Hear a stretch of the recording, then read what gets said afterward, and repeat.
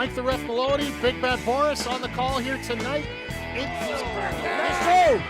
Let go! Third! Let go! Super Kick Party! Yeah, pay the money for that. No one. And of course, you gotta get the coffins.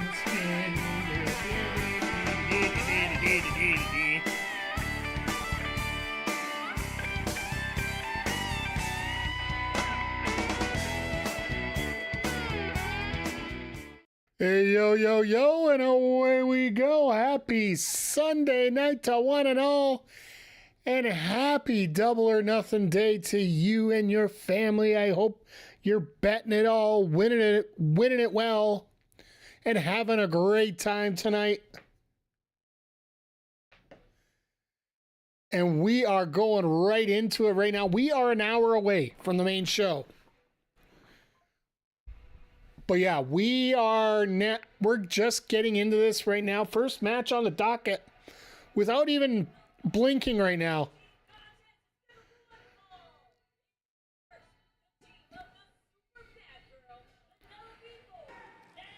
You left your house and walked into mine. Zodiac, thank you for the 38 months. Always appreciate having you here, and I will have to get these in right now. As we are already into our first match of the evening.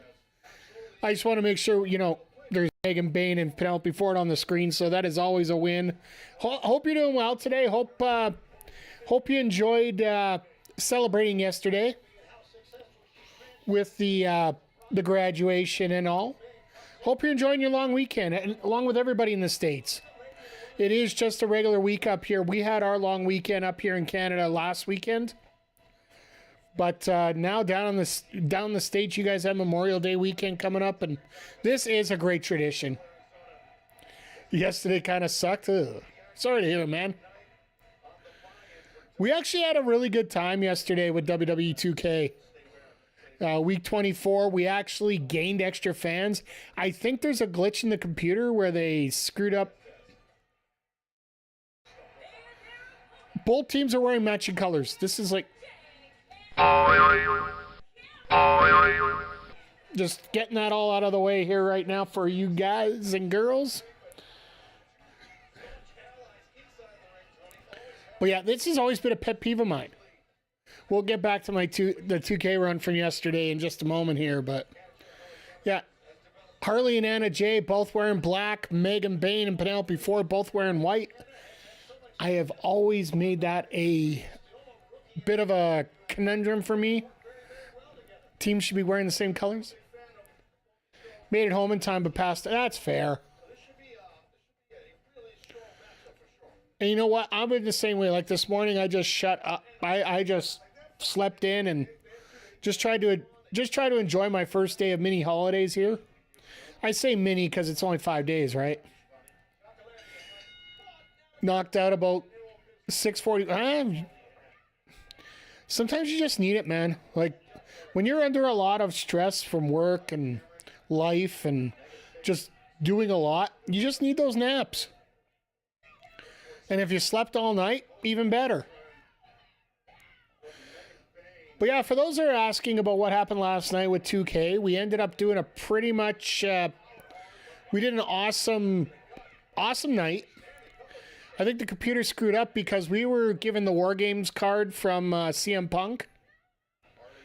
He was as well, so he didn't get any deficit from it either, but we ended up having 5 power cards thrown at us between Breeze, Ava, and Punk. We gave out as well as we gave, but we ended up having a phenomenal show. Like, biggest news coming out of it, Drew McIntyre regained his WCW World title over Randy Orton in a TLC match. Absolutely a lot of fun. In the main event, Solo Sikoa regained the U.S. title over Mike the Ref in an Extreme Rules match. We are still around with no injuries. The planned match that we have for next week for Mania will be Kiana James versus Rhea Ripley. We had a really limited card, so we couldn't really do a lot of stuff with a lot of stamina use. Because with that War Games card, it locks you out of everything but the basic 4 matches that you get to start the game with. And you have to go inside the high school gym instead of the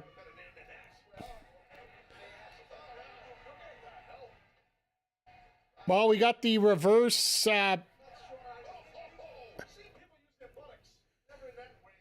that was the reverse stink face right there. Sorry, just throwing it right out of there, out of the blue here. Hey, Logan, I think so too. If you get a chance, go check out my prediction show. It's on the same YouTube channel here. I released it earlier this morning. I think Mariah May returns, but I don't think she comes alone. And yes, you can throw that whatever way you want. I still agree in both ways. Wednesday, the plan is for online GM, so I just haven't heard back from the other two, so it might just be the two of us. Mariah's throwing every hint you possibly can. Yeah, like, and here's the thing. I think I'll spoil it for... Just make sure you go click the video just so you can get some views on it. But I think she returns and Thekla joins her. The other tease that they've been doing for weeks now. And they basically just ruined the match, period. So tonight is a bunch of anarchy. I think it's going to be quite a bit of anarchy. I think it's going to be a lot tamer than a lot of people think. By the way, good to see you here, Jake. Good to see everybody here. Everybody just filing in. In the arena, even.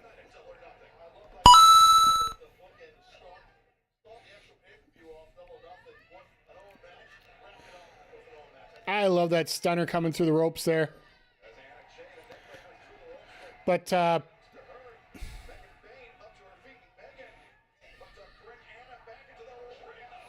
Megan just brings her over there. Wonder if Omega calls a part. I'd be interested... Like, in terms of his regular partner, Jay Quick, I think Kota Ibushi right now is waiting for his visa. Same with the Karushida. They're both in Japan right now, just waiting for their passports to be validated to come to the States, which honestly is a little bit tougher now than it was before. It's probably why you don't see... Well, on top of Pac's injury, I'm sure he's got issues with visas too, but... Seems like he has an issue with a visa every 3 months.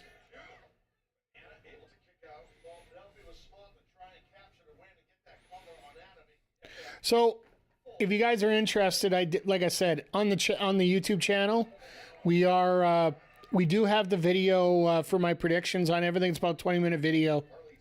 In each match, I mentioned something rather chaotic through the whole thing. Every match had to have something here, so... Hey, Nats, how you doing? Hope you're having fun. Hope you didn't have to listen to too much Travis Scott over on Rez's channel. Because let's face it, nobody wants to hear that more than humanly possible.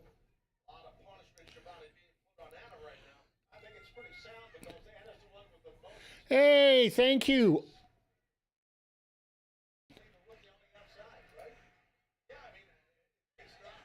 Really?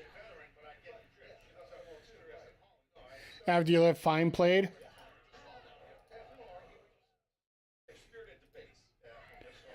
Well, thank you, AEW, for popping in and saying enjoy the show tonight. Appreciate you. That's cool. Maybe they just look for the subject. Yeah, that's the real AEW account. Like, somebody watching me. That's pretty cool. Even if, like... And I will say this. If you guys are watching Battleground and you want to talk about it, I'm not watching it, but I'll listen to everything that goes on and I can give sort of thoughts. Tony Khan has Twitch on in the background. I honestly think it's pretty cool that their social media team is on things. But the other thing, what they're doing, and I'll bet you this is part of it. Not looking to ruffle any feathers, but I'm just going to be straight with you guys. What they're probably doing is they're searching AEW or All Elite Wrestling, all the tags, and making sure that, you know, videos like mine don't have a video feed for the pay-per-view on it. It's called an illegal stream. Now, I'll tell you right now, I'm watching mine on payperview.com.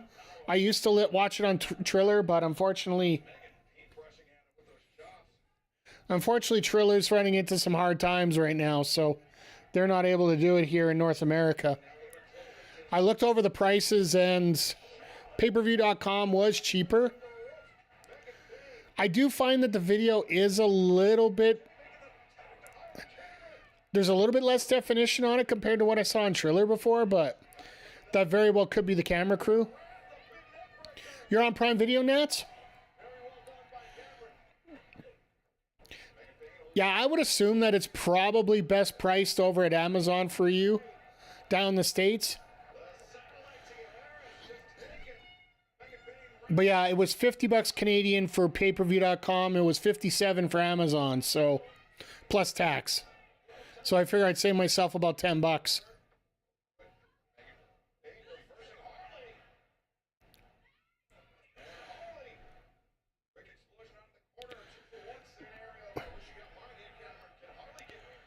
I was going to say, there is no way Harley... Oh, my God. All right, double DDT. I'll take that. No, I know, like, Zodiac's going to be streaming later tonight as well as part of the Retro Hangover. And Jay Quick, I'm going to once again reference my preview video that I did this morning. Oh, that's cool. Thank you, Nats. I appreciate that. Don't hint at Jinda and Sol 10. All right, we're doing great here tonight. We're enjoying it. Shane's playing tonight, so I'm trying to keep watching. Oh, fair enough. Yeah, that's going to be a cool moment. I'll go pull it out of the video later. But yeah, the fact that AEW actually stopped by to say enjoy the show. I also did quote tweet one of their obligatory let's book a multi-man match. Let's book a multi-man match on the buy-in just to fill out everything. Oh, Anna's dead.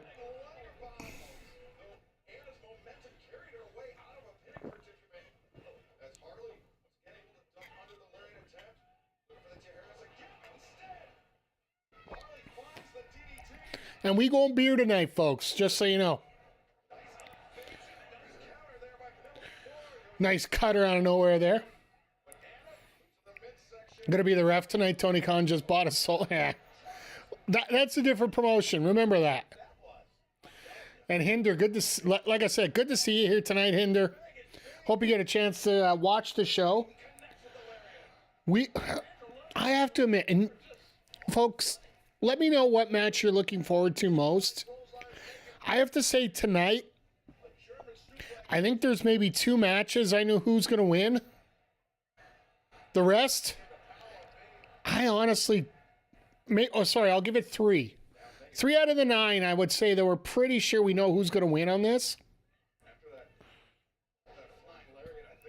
Ospreay Hangman. Yeah, that's going to be an insane match. Like, I'm looking forward to some of the surprises tonight. Probably going to watch Battlegrounds, and that's fair. And you know what? The fact that you have a choice is good. Looking at favorite Hangman, Ospreay, and Anarchy in the arena, that's fair too. I want to see what kind of craziness they do to set up for All In.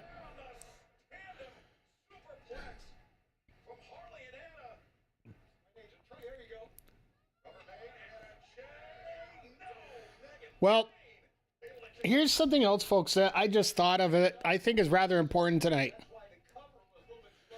Whose theme song plays during Anarchy? All of them.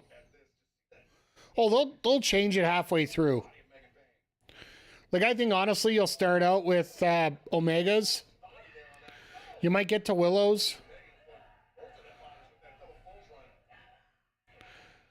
You might even get Moxley's old theme. Because I think there's one theme that's definitely, I feel, going to play tonight. And when it plays, that place is going to go absolutely bananas.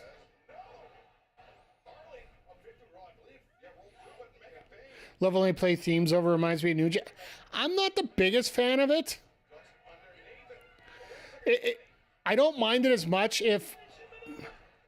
Why did they cut away from the finishing move? And for the record, that's what Harley calls it. It's once a year. Yeah, that's exactly it. I'm not totally upset about it. It's once a year.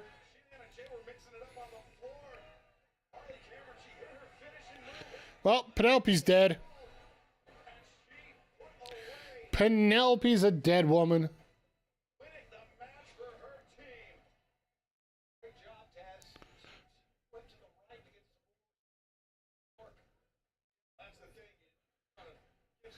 And they got about 15 minutes right there. Like, it's not just a 3-minute... Here lies Penelope, yeah. Like, do they fade out or does Megan absolutely destroy her?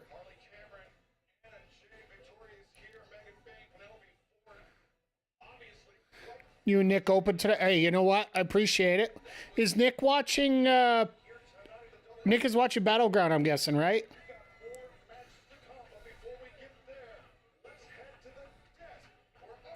Oh, he's watching both, yeah.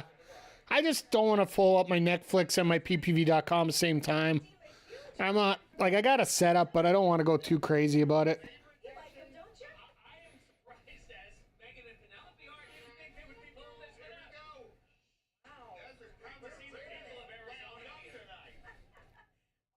Crazy fans interfering with the pre-show. I love it.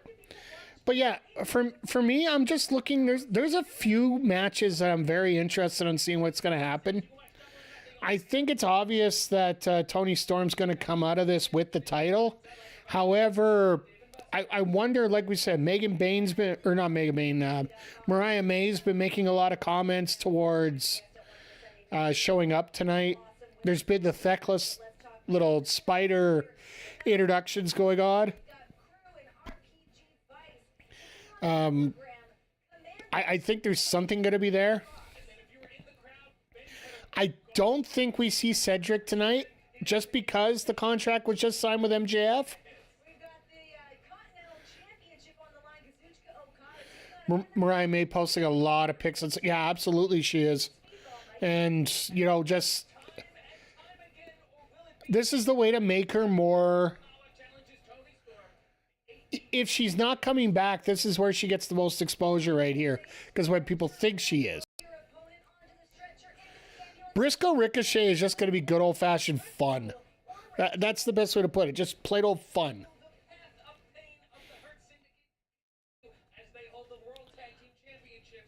Well, yeah, like... The HART Syndicate, I think MJF helps to interfere, but I don't think we're going to see anything else. I think the Callis family wins tonight, but probably to set up... I think 26. Does Tricka... I think FTR wins this just to set up a return of either Copeland or Danielson. I do have a funny feeling that Copeland's going to show up to work with Nigel. It's not going to be Danielson.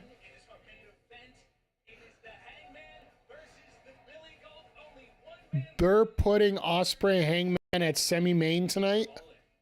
Or main, depending which way they book it. I don't think there's any way that you put... There's no way they do. Nah, there's something you got to realize, and Meltzer brought this up, and yes, I know it's Meltzer, but still, it's rather important to me here. Danielson's at a lot of shows. It's not necessarily, you know. I have a new t-shirt, but tonight everything changes because what's going to be new is the Sons of Texas are going to be new AEW World Tag Team Champions. And Ty put out a note saying she's at home watching with her kid watching this. So, no, Mike, he was working. This is one of the few times that he actually showed up in front of the camera. That's all. He's been backstage a lot of shows. Yes, Danielson's still on the payroll. He always has been. He's basically an advisor to Triple H, like, or not sorry, I earned this one.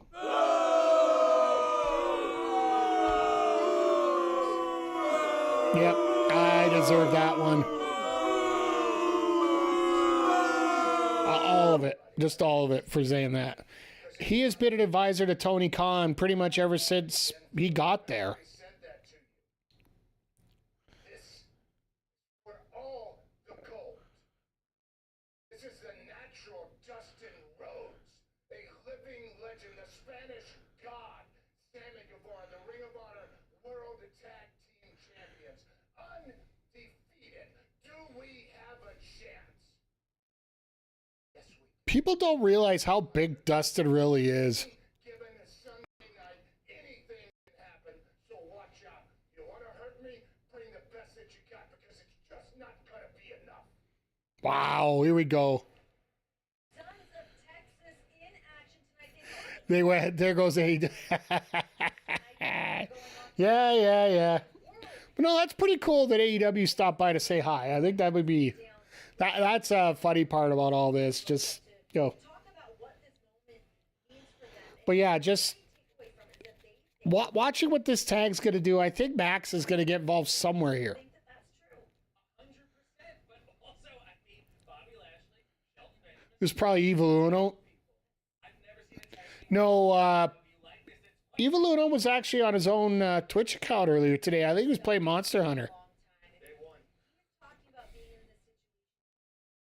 Also talking about kind of being on the tail end of his career. He's got some goals that he wants to check off before he rides off into the sunset.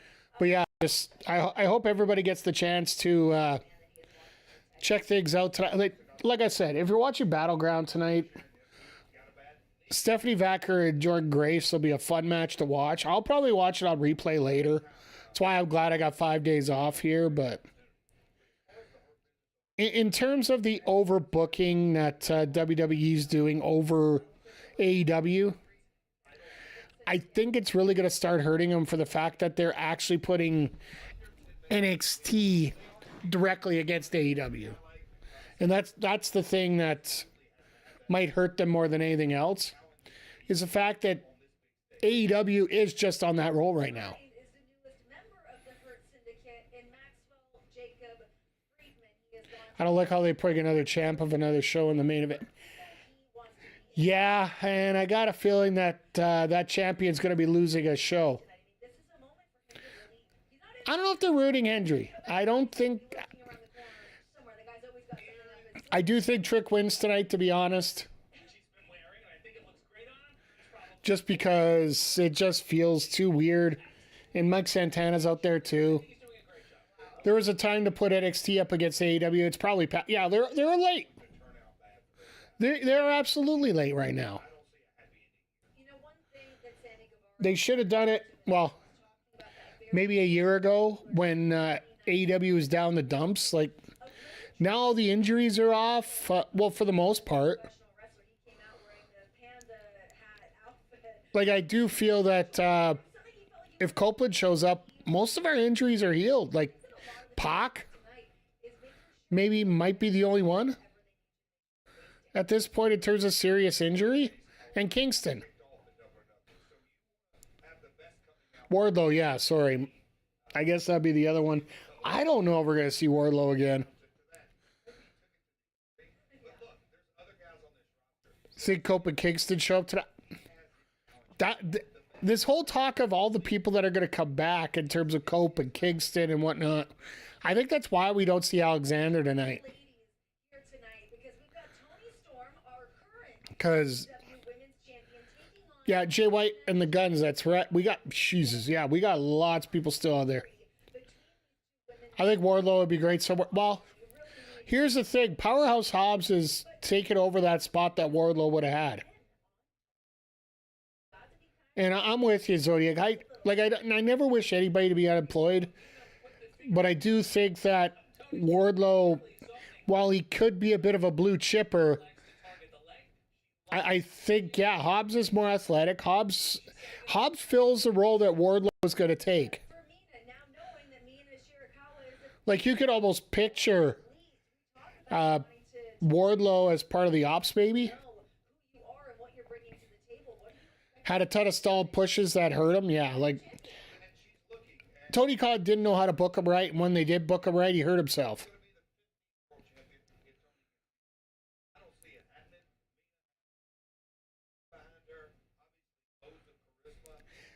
I love how Jarrett's like, yeah, there's no chance here Mina wins.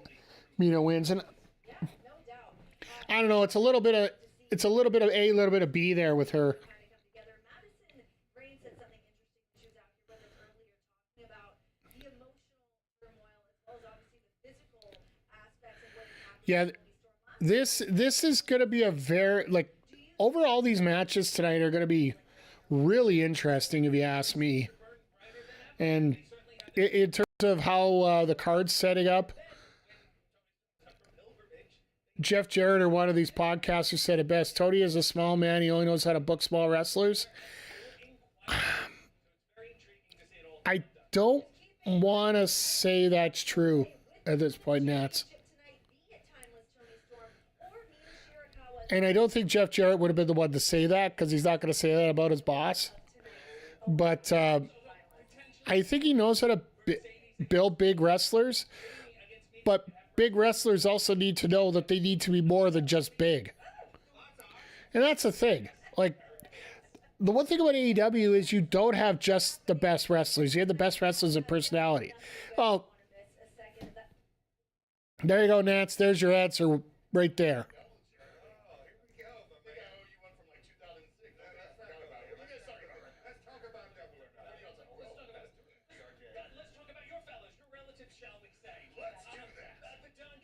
I love Lance Archer, and I really wish that he would get more time on the. I really wish he would get more time on the mic.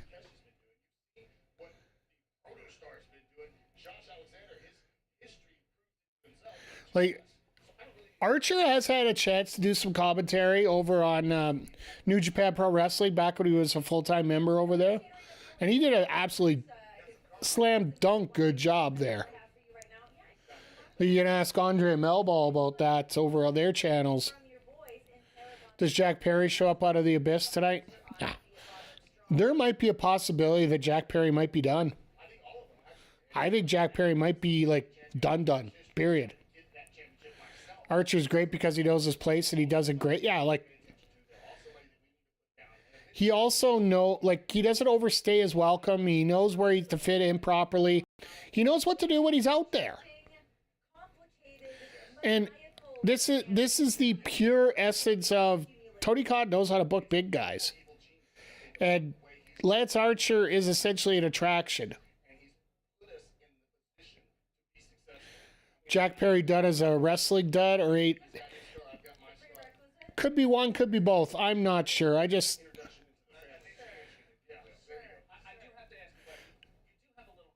think...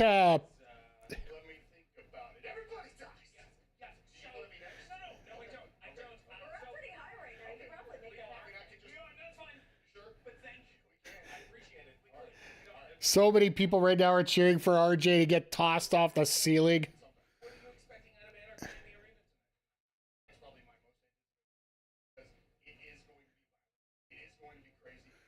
Okay, well, no, in terms of Jack Perry, I just think he needs a change of atmosphere. I think he needs... Could he go to WWE? I doubt it. Because let's face it, who's there? Between the stretcher match, between Anarchy and the arena, it's all going down here. RJ's one hell of a booker. Dallas family. We've been watching this insane ascent of Kyle. But yeah, like... Talk about what it's like kind of seeing Oh, and Action Andretti beating Jericho was a bad decision. I don't think so. I think the follow-up wasn't as good as it should have been. And yes, I do know we're in an ad break here, but for those watching on old YouTube, we have ads on Twitch right now. We don't have enough subscribers over here on the old YouTube channel to qualify for ads yet, so.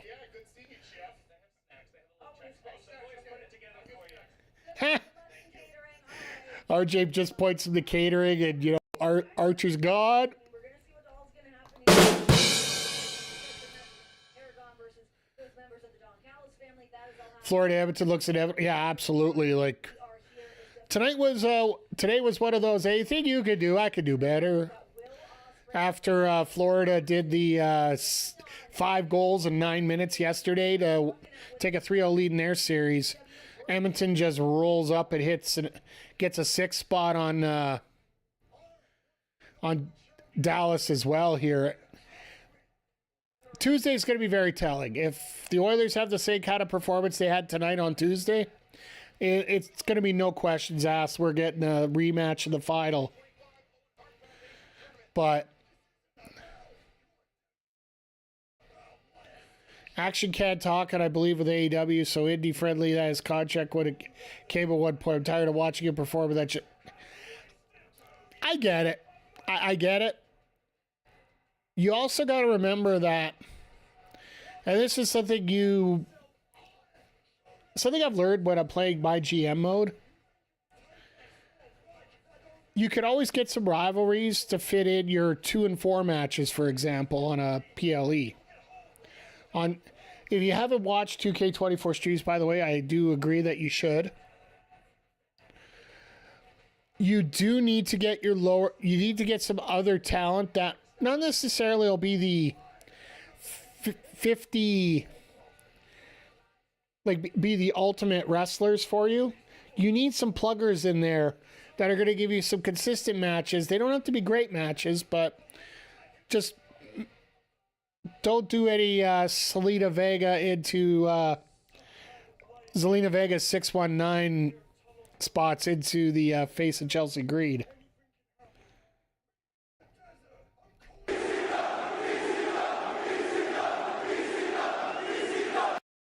I had another sound wrapped up here, but I think I'll save that one for later. But I think that that's the place that Andretti needs to be, and they just need to remember that is his role as he's going. So, is it just me, or are they going to give more time to the women on the pre-show than the men? What? You confused here?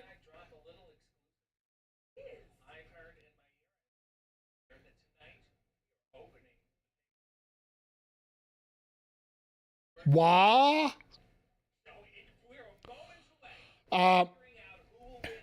Mercedes and JB are opening the show tonight, folks. Tell your friends, tell your enemies, tell everybody.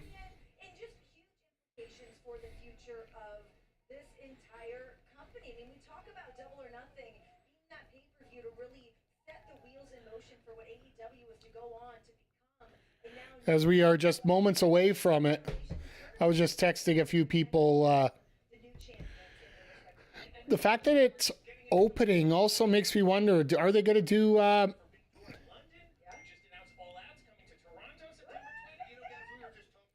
made salmon, broccoli, green beans, and rice for dinner. Oh, that's actually pretty cool. I fried up a burger an hour ago. It's funny. I got emergency snacks for tonight. I'm probably not going to eat any of this because, you know, diabetes. Cola bottles.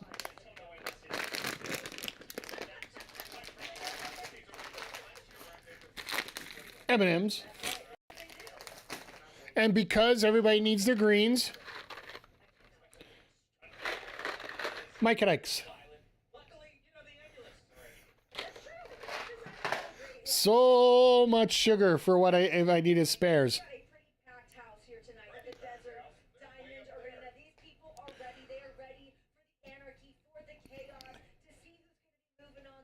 But yeah, just I hope you guys are stuck in here. Cause we got settled in. I don't want to say stuck. I want to say settled, because we got 4 hours of wrestling coming up here. Well, you're going to have to get ready, because right now we've got less than 25 minutes to be able to watch it. Sorry, how are people able to watch it? Let the people know. What a fantastic brand new question. If you're Sorry, I just had to get this fired off. on Amazon Prime, YouTube, PPV.com, But yeah, we providers, and like I said, first day of vacation, just trying to not go not too crazy tonight. Got a couple great videos up that I got put up this morning. 4 hours of commercial-free wrestling. Cue Scott Hansen. I'll call myself the Scott Hansen here, except the fact I'm not watching both shows.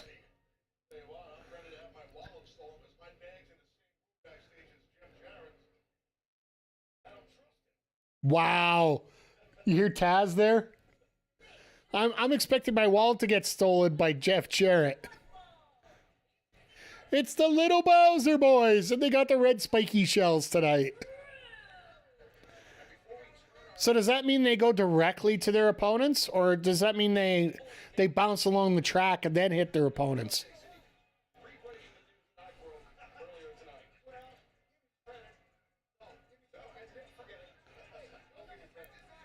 Speaking of action, yeah. And once again, this is a decent mid-card match. Like, this is where New Japan Pro Wrestling has those junior tag team titles. And that would be right where the Crew would be. Teams like Top Flight, teams like the Crew, teams like Private Party, who we haven't seen since they lost the titles.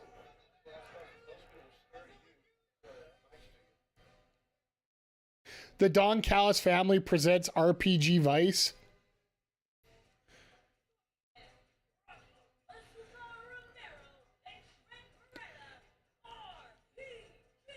Are they not allowed to say Roppongi anywhere?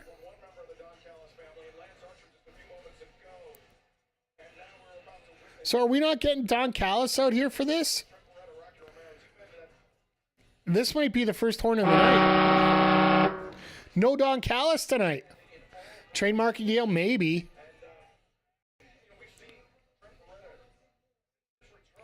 Maybe they wanted to change it up. The Roppongi might be a face term, not a heel term.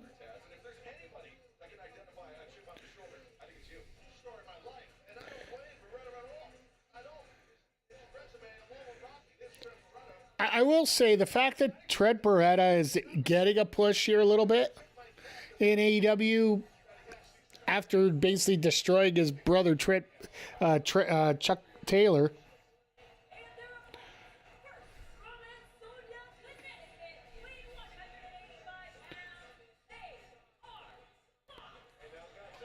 Getting a field, they're starting to consider pushing out. They could be. Well, you also got to remember, everybody in this match is either a higher up in Ring of Honor or very well could be at A point here. So this is a big statement for Ring of Honor as well. Love the stage. Yeah, like the extra, like the fact that the stage is different than normal.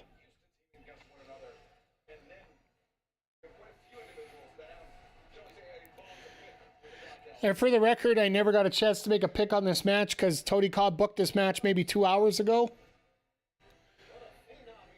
And let's face it, Hologram ain't losing.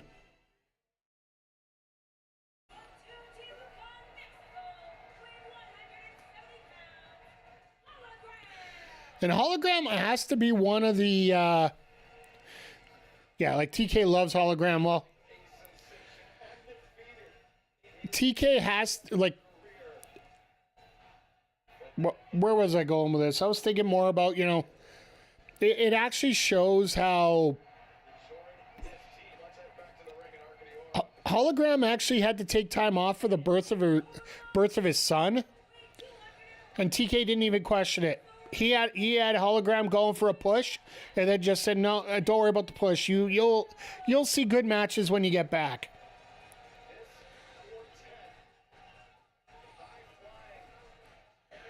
But yeah, look at this. Like, this is a Ring of Honor. This is currently what your upper division of Ring of Honor could look like. All 8 of these characters.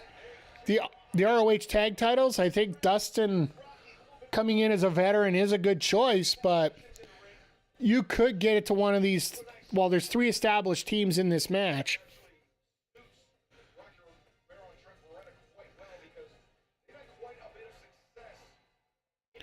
Once again, the faces do a nice move, and everybody, the camera decides to pan away from it. What the hell are we doing here?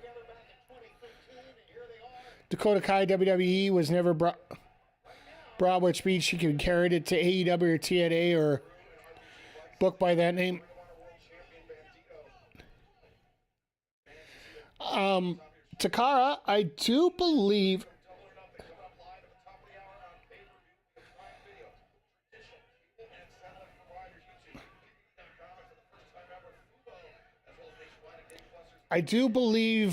No, WWE did not buy it, but she's probably going to go by Evie, to be honest, Takara. I could see her staying with it. I could see her changing it, but until somebody claims that name, I don't think they're going to use it. But we got time to figure it out, right? But unfortunately, Takara, she got that 90 days, right? So, yeah, we're going to have to wait till the end of July to find out anyway. It is interesting to see all the February ones are starting to click in right now. So, yeah, July 31st, yeah. Oh, no, I'm not disputing not despairing that, but I do feel that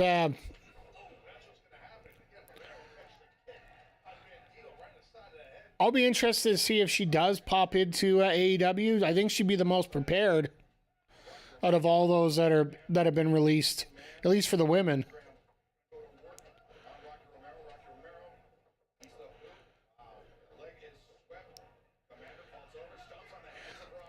Possibly have a world with Shayna Baszler and Marina Shafir as a team.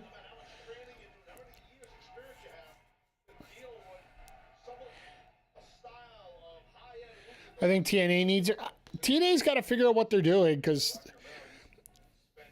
they just split up one of their favorite tag teams, Spitfire, on Friday. Like, I'm not a TNA expert. We have others here that are way more experienced than I am in it, but and yeah, I do feel that. Well, if you go online and you see Spitfire, I believe it was one of those, you have to win the titles or you're being split up.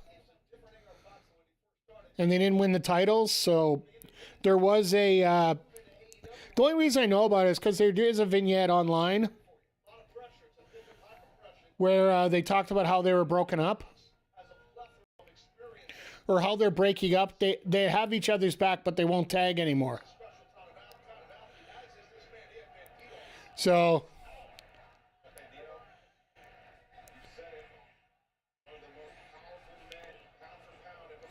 oh, look out. One more change here. But I love how these one-handed. But I love how matches like this sort of fire the crowd up to get them ready for what we're going to be seeing here with Double or Nothing tonight. That was probably one of the biggest mistakes I saw. I don't think it was I think it was Revolution. When they did the Jericho shot on Arrow Boy. Well, no more women's not got tag team. Well, you also got to remember there is a possibility they could do Steph DeLander and Indy Hartwell, right? They've been talking about teaming up, so they could be a next team involved there. But yeah, there's a lot of possibilities, and basically, this July is going to be a big refresh for a lot of brands. Oh, you need more? Absolutely you will. It's all about the commitment that each company has, right, to what they want to do. And yeah, and it's just like Jay Quick here saying, the opening match tonight, Hayter versus Mercedes. If Mercedes wins, I will call it right now. Mercedes Mone and Toni Storm will be the main event of All In. If that's the case. If it's Jamie Hayter, it's 50-50 for it. Because, you know, Ospreay, I'm thinking it's Ospreay, but... Well, Jay Quick, the reason I talk about being a refresh, and thank you for agreeing with me, but the reason I think it'll be a big refresh is the fact that we have MLW letting a lot of contracts expire. Because they're trying to let the February batch of kids into the promotion, right? Like, the first domino just fell with Janai Kai having her contract not renewed with MLW. But now you're getting Bishop Dyer moving in there. You had Dijak that was in there previously.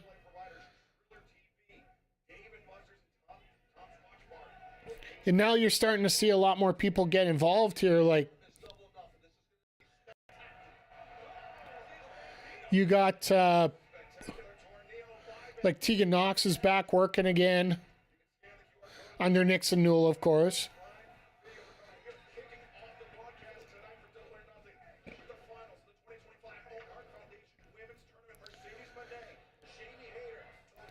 I love how the fact that, you know, some of these companies, do you think July will be a refresh to WWE too? Depends what you define by refresh, Jay Quick. I have a very bad feeling about something there. And my biggest fear right now when it comes to WWE is I think they might be releasing more people after Evolution. Because if you haven't heard, they announced Evolution to be the day after All In. And they're doing Saturday night's main event the day of All In. That's why the pay-per-view is being moved to a 1 o'clock start to avoid Saturday night's main event.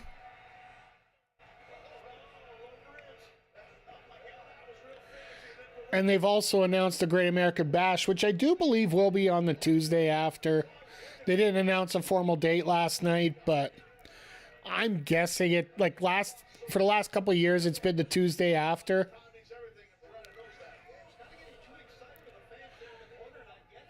To be perfectly honest, I think they'd be an absolute moron to try and put Great American Bash up against All In.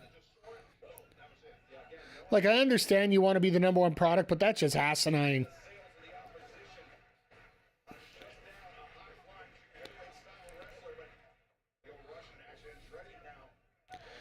It's great to see these referees know how to count, right?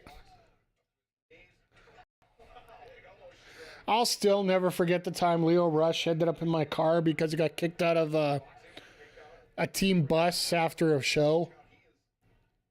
Nobody wanted him in their van to go to the after party for one of the indie shows here in town. And it started to rain, so I put him in my car and just until he figured it out. Got a chance to talk to him a little bit, and he is a decent guy. Like, I think he's matured a lot over the last few years, more for the fact that he had to.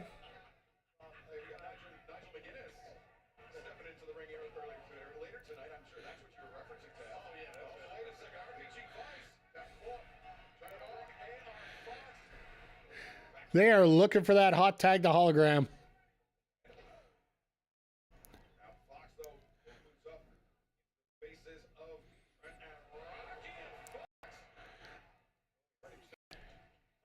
In 2019, AR Fox would have, in a promotion like All In, if it was legit 2019 started, I think AR Fox might have been one of the top wrestlers on it. But yeah, I'm with Zodiac. Like, there's a potential that this could be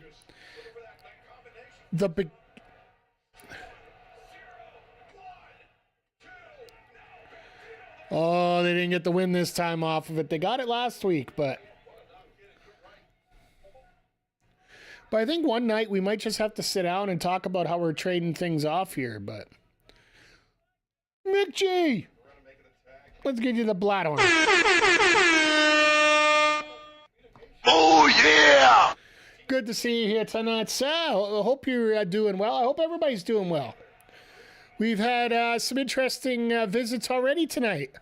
We actually had All Elite Wrestling pop into the chat on YouTube already tonight. So just to wish us well for the show tonight. And it's pretty awesome to know that everybody's watching. Play ball all day, you're tired. Yeah, like, well, I guess you don't have a long weekend either. So at least you're going to get a chance to relax tonight a little bit with a wrestling pay-per-view that I'm going to be hesitant to say this a little bit, but this could be the chance. This could be the best ever pay-per-view AEW's put on. Problem is, we could say that about every AEW pay-per-view at this point. And they're starting, if McGee, if you haven't heard yet, they are starting off with Hayter and Mercedes to start the night tonight. So, you know they're starting with fireworks right off the bat.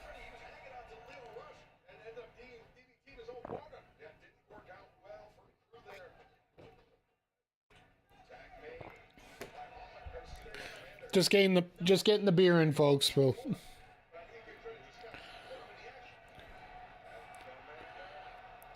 Well, here's the thing. Like, let me throw it at you, Jay. Quick, which matches can pretty much be decided already? Like, I'm gonna steal a Steven Larson thing in terms of confidence points. Where nine is your most confident, 1 is your least confident. Personally, I do Hurt Syndicate in an 8. I will do Toni Storm in a 7. But my 9 is Okada over Mike Bailey. There's no way in blue hell that they're gonna break up Omega versus Okada title for title at All In.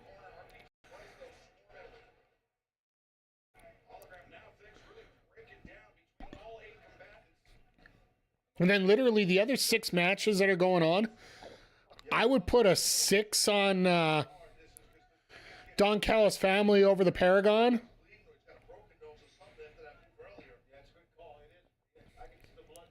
And then literally everything else is okay.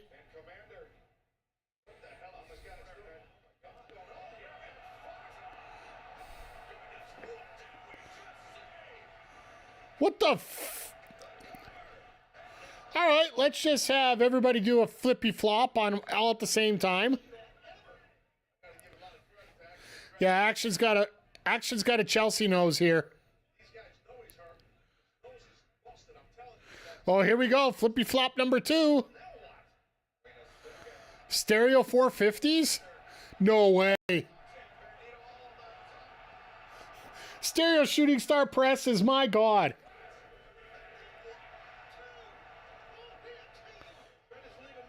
What was my opinion of Saturday night's main event?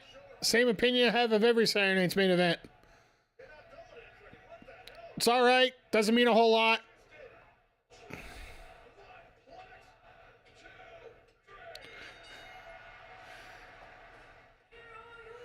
I think Action wasn't supposed to kick out on those stereos, so Bandito just threw up the 21 plex just because you don't kick out of a finisher, brother. No, cage match, pretty decent. Jesse Ventura is probably the best part about the cage match, though.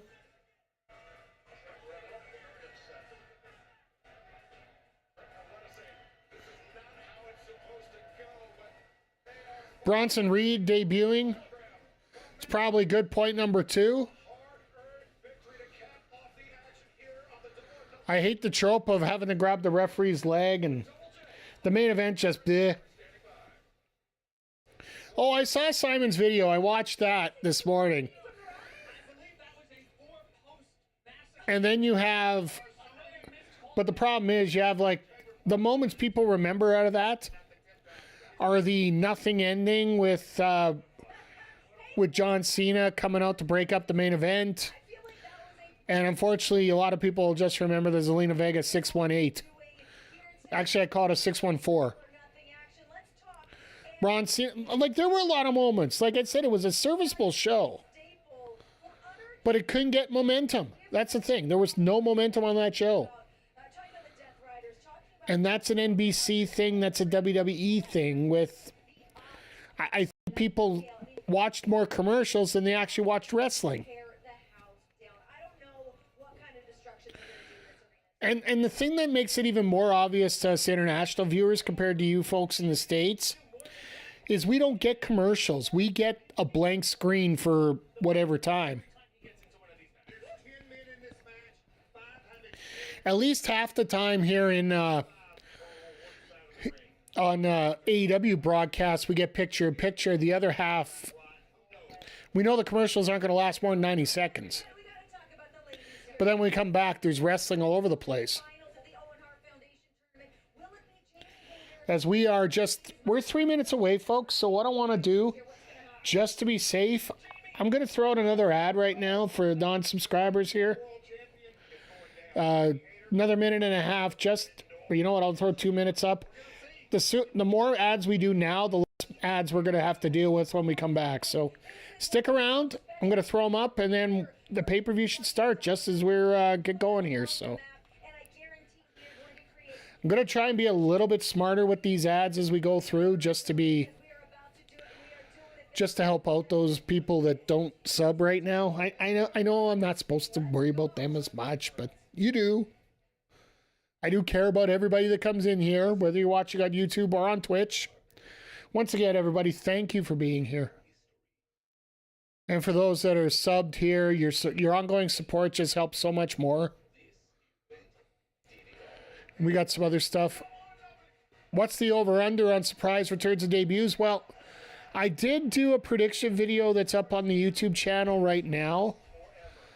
If I had to count based on what I thought, the first one didn't happen with Ty Mello. I think we get, if Athena counts, I think we get 4. I'm going 4 here. Athena, Mariah May, Thekla, and Eddie Kingston. Those are the 4 I'm picking tonight. And it only counts as 3 because, well, one's going to happen in the same match.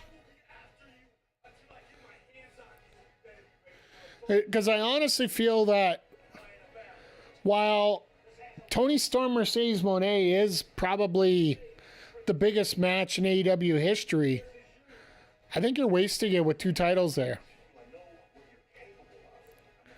I honestly feel that you're wasting it at that point.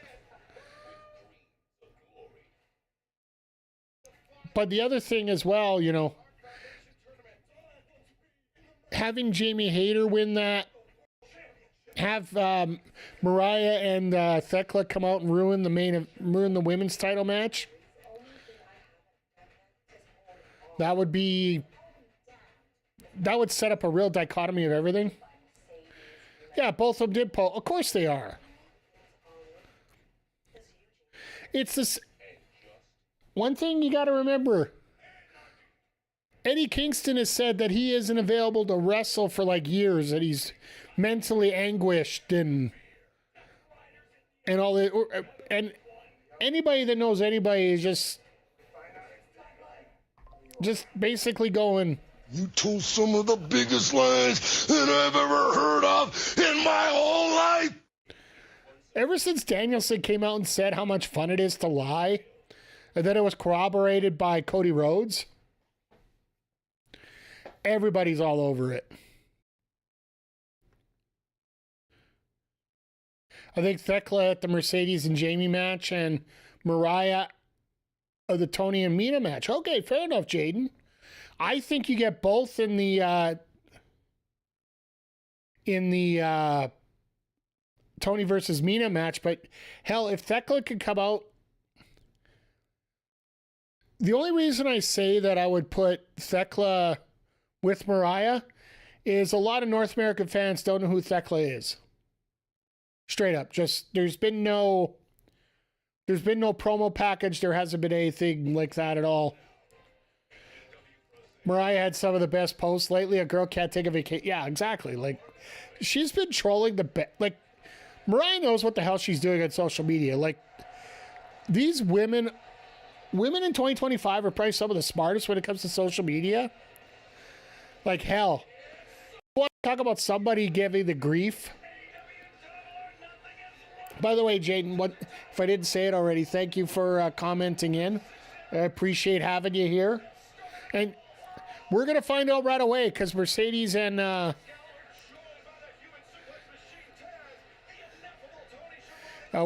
we are going to be getting a lot of things going on early here. But if Mariah comes back, there are so many accounts that'll be... Basically, they'll be trying to either do this, rewind back, or...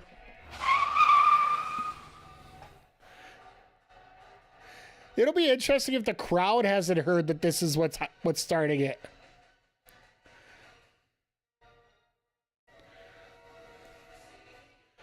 But as we're getting into this, folks, as we're getting into our opening of the card, just want to say thank you for being here. And it's always fun to have everybody here.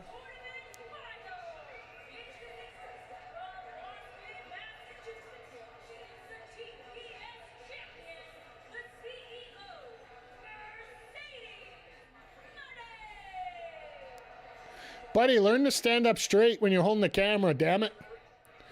Oh, this is going to be so much fun.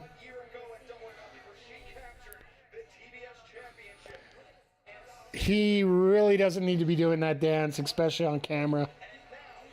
But yeah, I want to give a special thank you to AEW for popping in and saying hello while we're doing here. You're welcome, Big G. But yeah, I got to find that clip of AEW just popping in and saying, hey, hope you enjoyed the show tonight. And we're all just talking. We're like, wait, what? We click the link to the channel, and it's like, yeah, it's the legit one.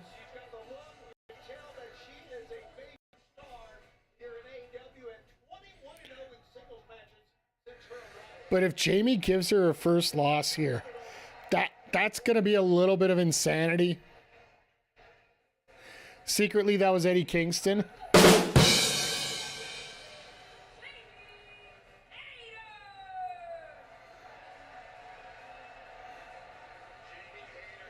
Jamie is so ready to go tonight. You can tell that glow in her face right now.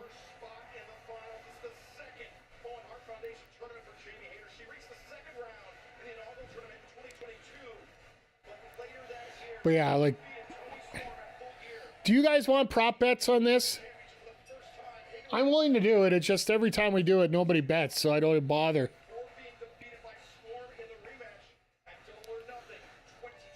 I am not going to recommend anybody go to DraftKings, but this is going to be one of those few matches that we are not going to get. You're not going to get good odds on either one of these ladies tonight. This match, like, this is once again, this is one of those early matches that is simply a pick'em. Like, you could pretty much go either way here. And there's another one. Does Athena show? I think she does. I think it might be right at the end. Could it be after the match? But Athena said she's looking at this match very carefully here. So...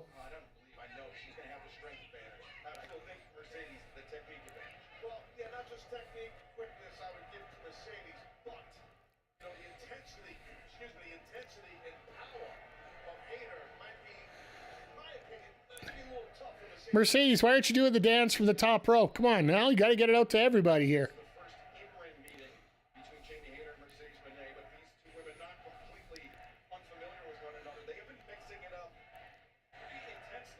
Really liking the gear on Mercedes tonight. It's changed up a bit for what she normally does.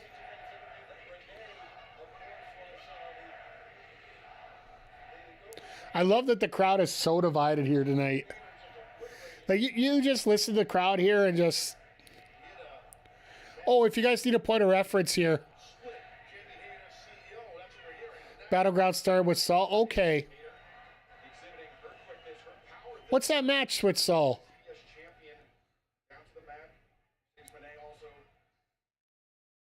I didn't realize they're having 2 women's matches on the card.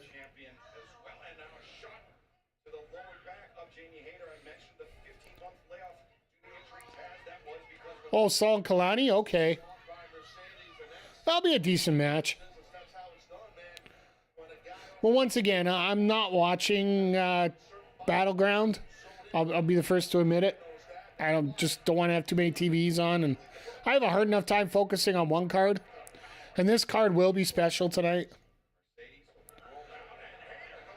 And I literally just had Hayter do the pump kick into Mercedes.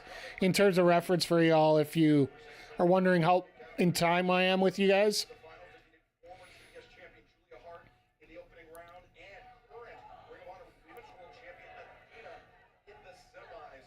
Oh yeah, I'm not doubting the Battleground's going to be a good card, David. By the way, good to see you again. I just like to focus on one, and then I'll focus on the other later. You got Mone winning? Yeah, I picked Jamie earlier today in the prediction show. Just because I don't feel like wasting the TBS title in a double title match at All In.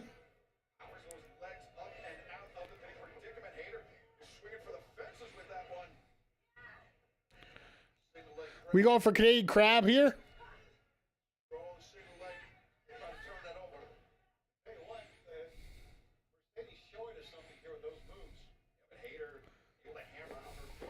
And Mercedes has been talking a lot lately about how she really respects the Hart family. And I'm going to tell you something point blank, folks. You got to be, when you're talking about the Hart family, you have to really figure out which part of the Hart family you're talking about. Because they do not get along. Like, they'll get along when it doesn't come to wrestling. When it comes to wrestling, it has a tendency to be very messy between all of them.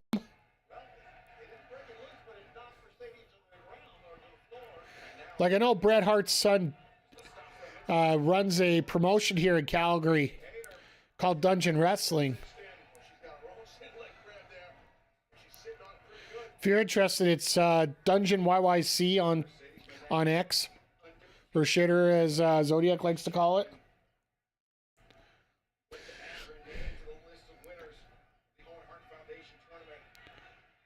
But yeah, I like the fact that most of these matches in the Hart tournament haven't been overly shenaniganized. Oh God, this is gonna suck.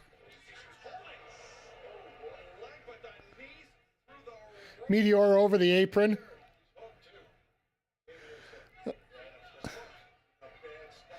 This is gonna suck.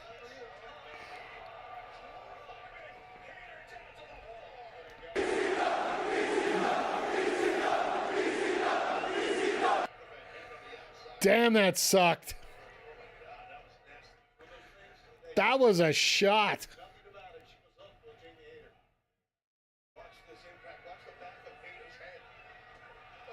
Like, that was literally just boom, boom.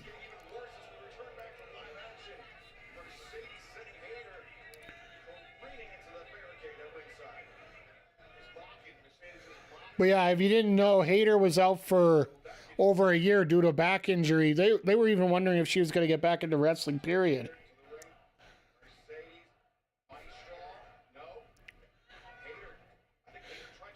Maestral into a side bow and arrow. And you know, with it being a legit injury, you know how Mercedes is actually helping her right now in this? Instead of putting her knee in the middle, in the small of her back, Mercedes got her knee right on her rear.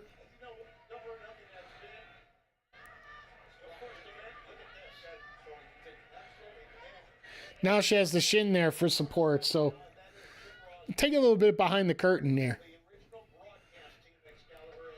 Still hurts like a mother, but especially if a back spasms at all.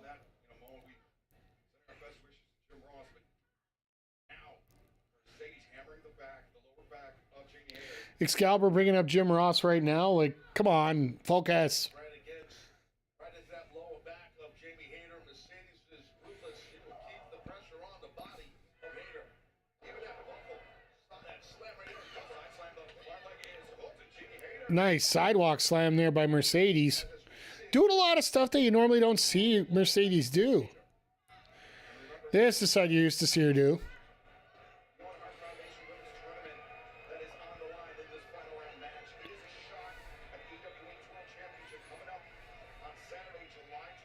I think Mercedes forgot where the hard cam was.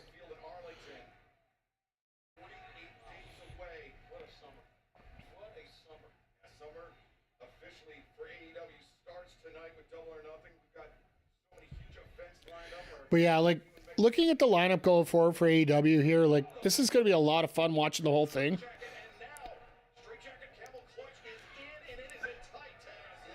See, the one thing about a straight jacket camel clutch, you can legally choke somebody.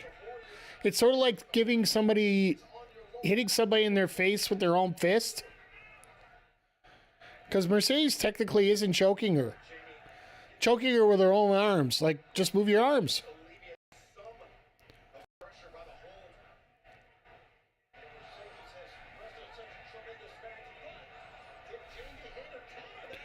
Oh, that's a hair mare if I ever seen one.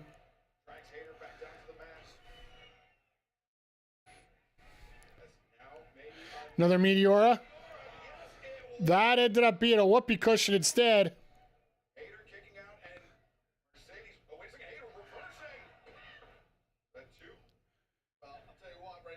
When you slip on the Meteora, you can actually turn that into a whoopee cushion rather easily.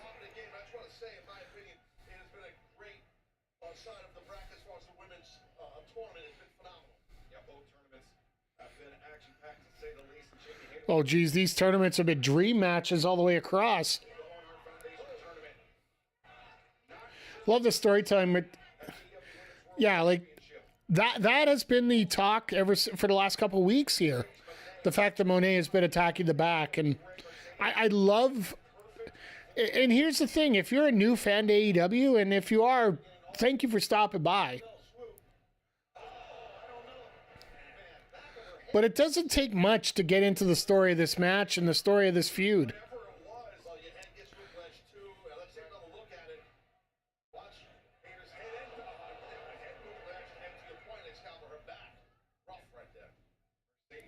Oh my. Apparently, if you turn on closed captioning, it says Peter, not Taz. Because Peter's the real name of...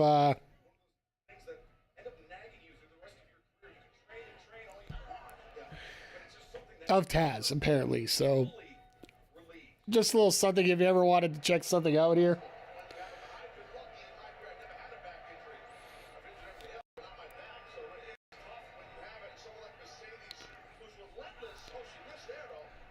Oh, God. And JB just said, nope, we are dumping you on the back of your head. And they're getting 15 minutes already.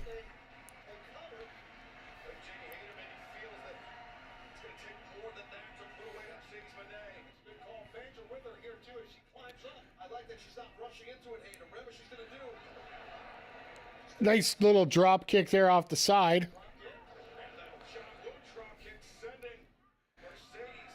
I call it a European drop kick. He calls it a John Woo drop kick. Hashtag steel maneuver. Steel move. And one shot to the back just changes the fortune so easily here. Oh, here we go. Uno. Dos. Tres. All you need is a back shot. I will leave that with you there.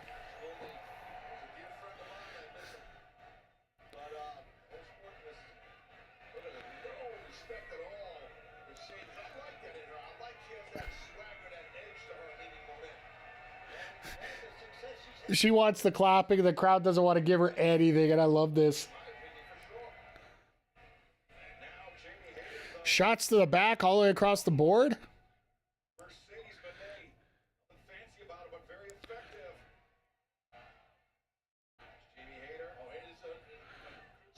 Oh my goodness. No way. Let's go.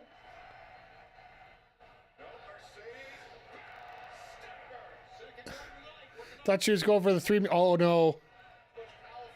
No. You don't do this crap maneuver to people bigger than you.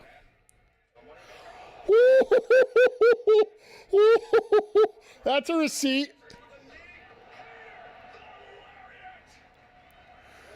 Oh my, that kick was Uso-esque. So much at stake here to win this final in the OWEN HART Foundation Women's Tournament. And what a kick. Watch this. Boom. And there's a receipt, and there's a receipt on top of the receipt. Oh my. He's about, I'd say about 75 or maybe 30 seconds ahead. Somebody catch her head. It's about 6 rows back.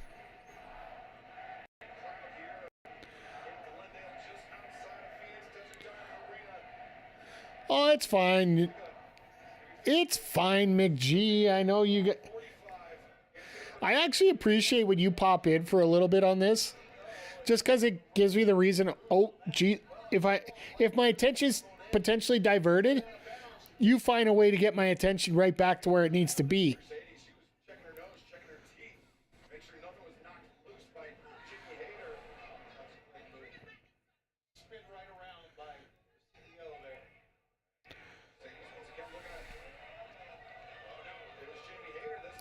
Cameraman, get the hell out of the way. She slipped and still got it. You know what's funny?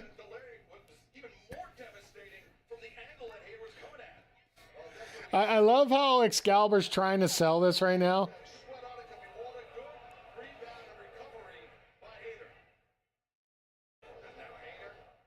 Without breaking someone's nose. So we got 2.5 from a speed. Yeah, that's cool. You understand, this is a physical game here. This business is a little joke. This is not like everything's not supposed to be smooth and pretty. And about whooping somebody's ass. I'm just trying to think. Is purple and green? Yeah, I guess that would be the color of the Coyotes. Well, when they were still there, right? Oh yeah, Green's nose was blown right. Oh, Diamondbacks. That's right, Zodiac. My bad. Oh yeah, Green's nose was like blown up.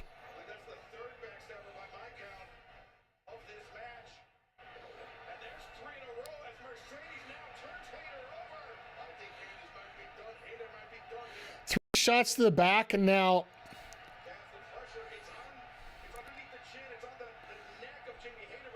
but Mercedes didn't get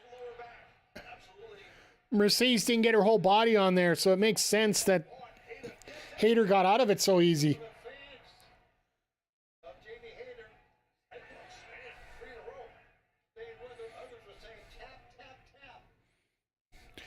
This crowd is legitimately split, and I love every second of it.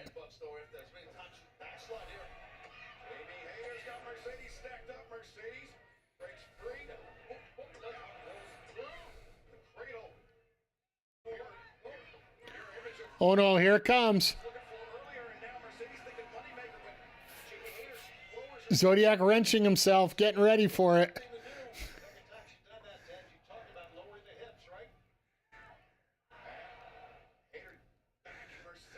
Well, that'll kill somebody if you do it the wrong way there. There's a little bit of nuts here. Into the buckle.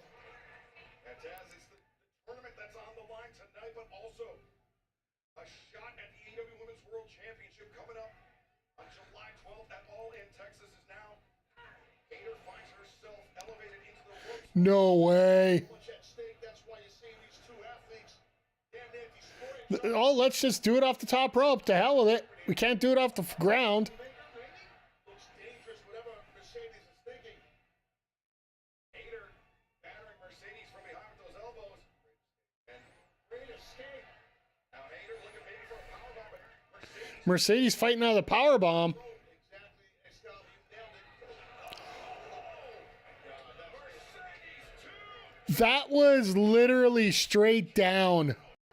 That was literally straight down. There was like, do not pass go, do not collect $200 there.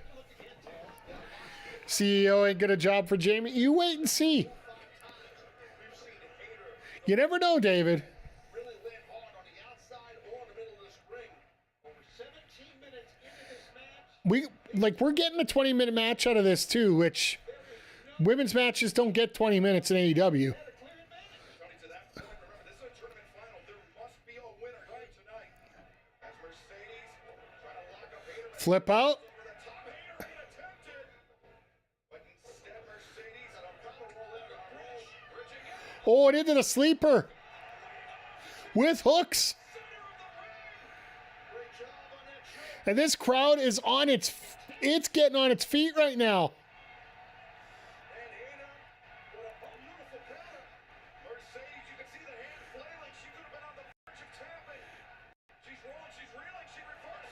One, to two, and whoa, Hayter abandoned ship. Mercedes wrecked it over. Oh, missed it. Avoiding delay now, Mercedes Oh no. rolling through. Hayter, no, Mercedes Overrolled two, and now statement maker. into the crossface, not a statement maker. The statement maker. And this crowd does not want to see it happen. Punishment, Jamie Hayter's endured one. There's more crowd that's asking for it. Attack the grip, Jamie. Grab that S grip. Break her grip. I mean, it's easy to say sitting here when you're in the middle of it and you're freaking out, you're panicking, but she wants to give her a rope. Here comes the kick out. She freed the hand. She's making that desperate arm to the bottom rope, but Mercedes. There's the flip through and she can't get. It's a grounded dragon sleeper. She lost it. Oh boy. It's unbelievable out of that. But Mercedes hammering down on the jaw. The crucifix. No. Oh no. Oh, Jamie just said nope. We ain't fooling here. Ushikaroshi.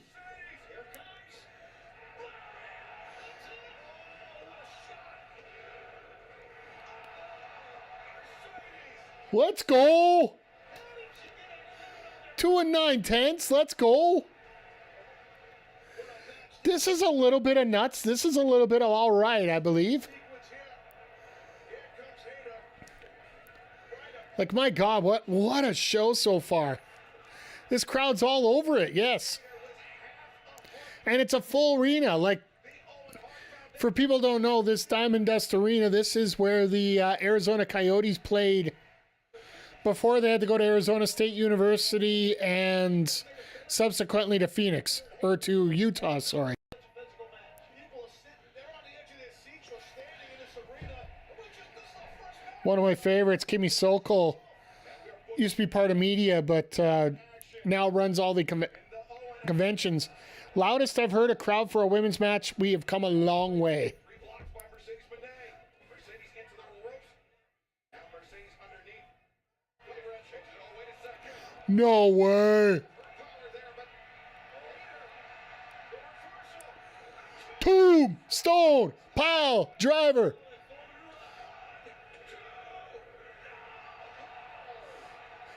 Oh, it absolutely was a smart move to move it, not only because of Mania, but the fact that the crowd just... I'm sorry, but Vegas is not very cost efficient for real wrestling fans. And that's something we can bring up another time here, but like, that's the biggest complaint we've heard right now since the announcement that WWE's moving WrestleMania and the rumor that it's going to back to Vegas. Just the cost and everything of all that trip. Like, we can get into it, but we're missing a good match here. Like, But now Jamie Hayter bringing Mercedes up to her feet, poised. nope. Deliver the Hayter. Missed. Oh my God.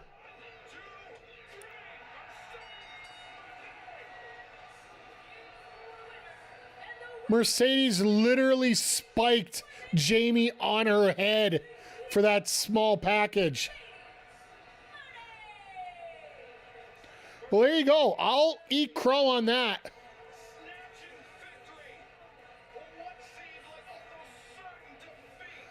Mercedes winning that. They're putting their chips all in. There is a lot to go with this.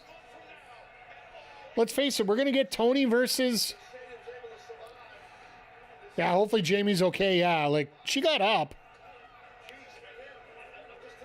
What a fantastic finish there. But this actually hurts my prediction for... Oh, my God.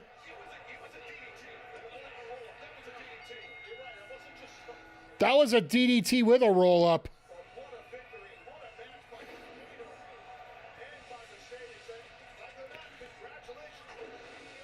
Let's face it, Tony Khan, pro move? 25-minute match. That's the biggest part about this right now. But Tony Khan is putting all his chips in right now. Like, the biggest women's match that you can do at All In would be Mercedes and Toni Storm. There is a potential that Mercedes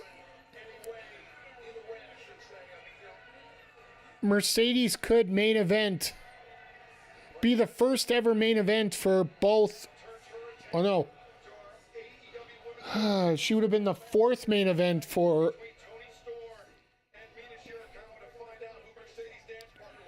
She would have been the second main event for WWE, but the first person to main event both a WWE and an AEW pay-per-view. Great match. Mone can put up the best matches when she's with someone with equal talent. Absolutely. She is a product of who she works with.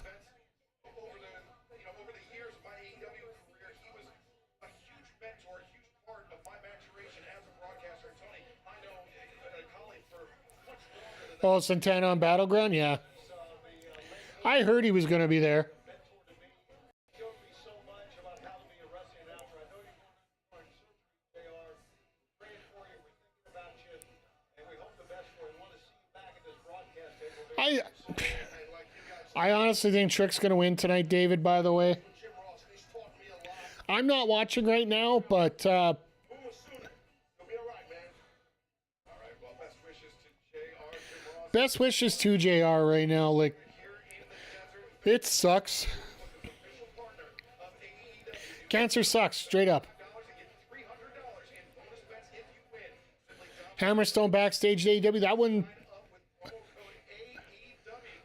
Frankly, when it comes to AEW, unless I see somebody come through the curtain, I won't care if anybody's backstage.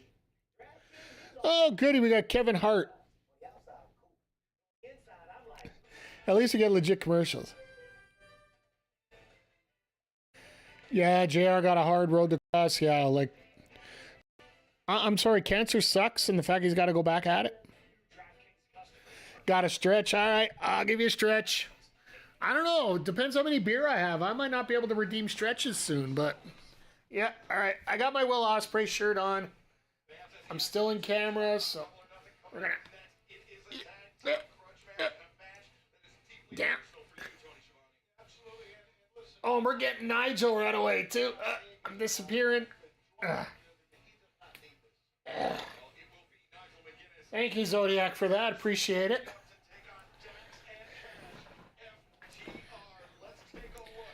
But yeah, we're getting... So we got that high point of this match, and now we're turning it into something very tough there. I think Hangman's going to show us cowboy shit tonight. You know what? I don't care. I want a good match. Going to be a long night. Gotta get those limbs moved. Yeah, well, I'm actually so used to being here for like 5-6 hours going straight. I don't feel bad about it. And don't worry, I'll have to go a couple times here to go refill the beers, so. But yeah, this is... You know what? I don't care if Hangman wins or Ospreay wins. I just know that we're going to get such an amazing match.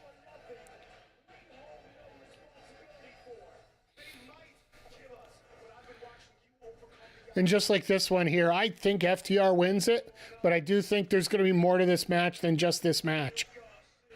I think we get a possibility of a Copeland back. We could see a Danielson sighting. I think there's going to be something here. But in many ways, this is a dream match for many people.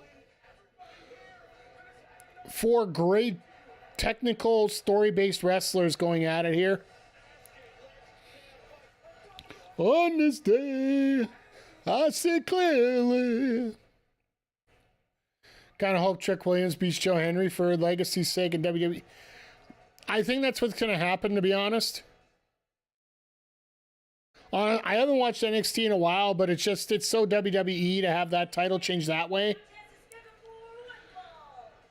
And not have it show up the other way. Why? This might be the first time that Stoke actually looks better than FTR come down to the ring. In terms of their gear.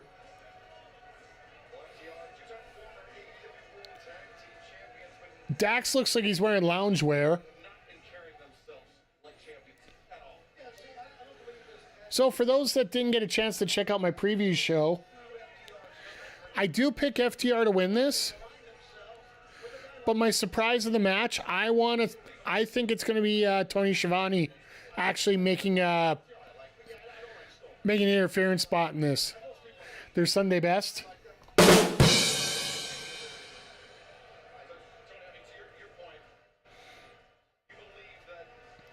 Yeah, these tracksuits just aren't working for them.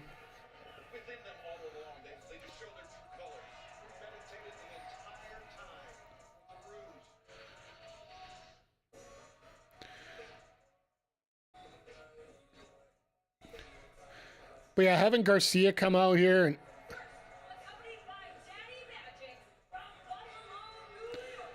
I still don't like the fact that I do not like the fact that Garcia comes out in the red and the yellow. That don't work for me, brother.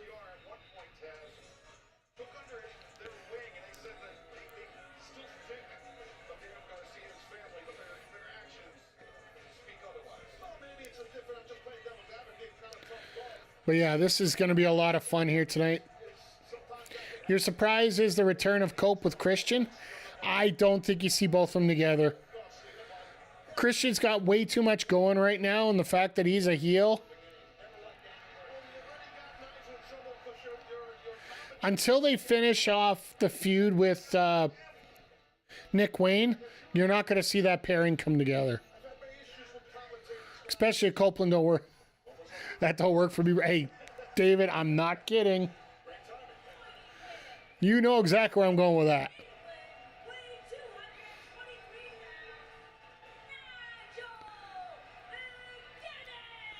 Nigel looks in such great shape. Cope just got a Cope. Fair enough. I'll give you a rib shot for that. Hearing that. I think it was a cards a while back, but circumstances ended. Yeah. I think it's over at this point. We could get Cope and get Cope and Nigel together.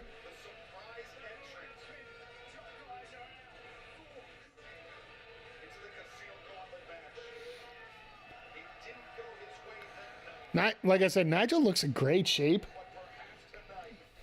But yeah, and Zodiac, your comment actually makes a lot of sense about why they booked the first match the way they did. 1 year from now, Mercedes might be like,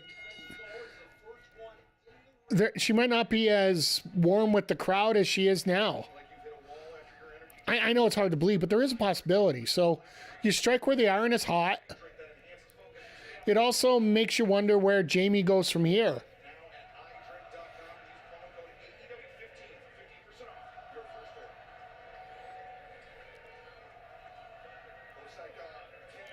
I will say I do like the red pop on FTR's tights.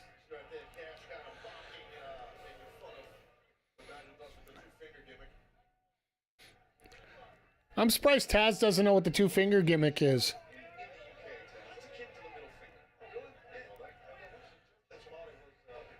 I'm glad Excalibur explained it to him. Now Taz is going to start using it more. Strong lockup by both men. Cash exploiting the power advantage on Garcia, backing him in the corner. Cash was saying that Garcia had a handful of hair, and that Oh, the big hug.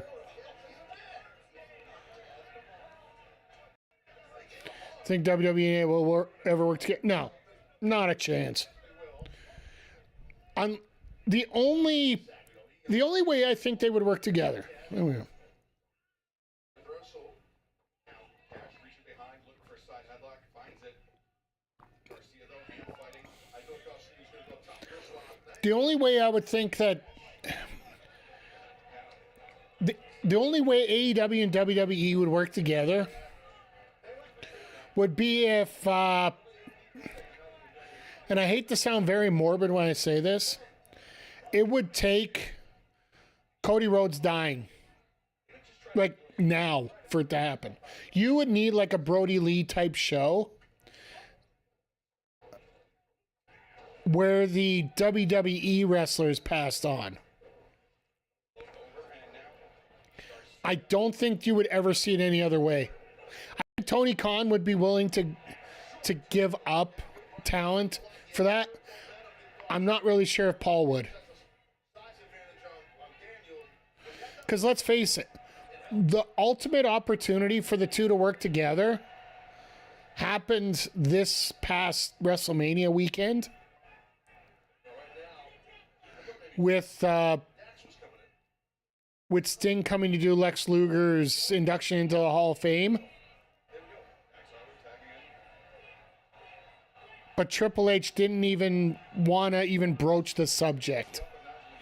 He just went straight over to DDP. When all of us made it was like one of those most obvious things in the world, right? Like the guy that was most synonymous with the career of... No, Zodiac, it was simple. It wasn't that he bailed because of the Sting induction. And Lex has said it more than once. It's because they paid more. WrestleCon paid more money to have Lex Luger there and the potential of having enough money lined up in signings than WWE was offering to give Lex to come on WrestleMania for the thank you salute.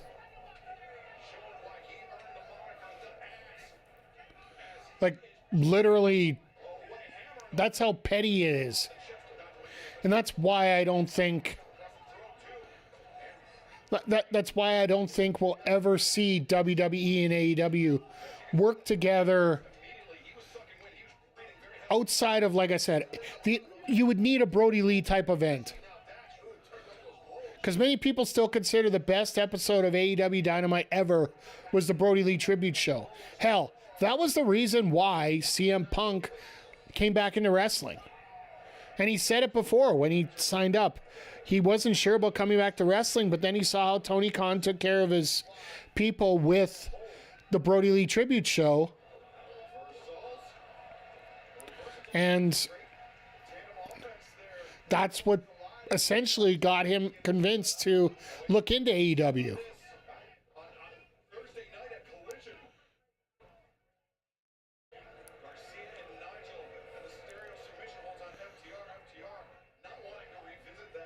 It is and it isn't. Like, it isn't. It may be wild, but it's not surprising. And it basically comes down to the mentality of carnies, right? When it comes to carnies going to carny, and carnies are gonna. They're gonna tell you what they want to. They want to find a way to maximize the amount of money they get.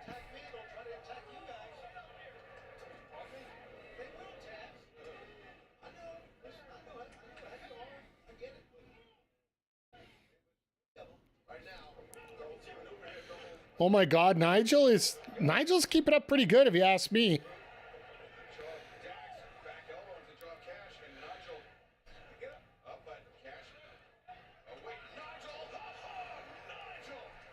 Nigel with that nice lariat off the ropes there.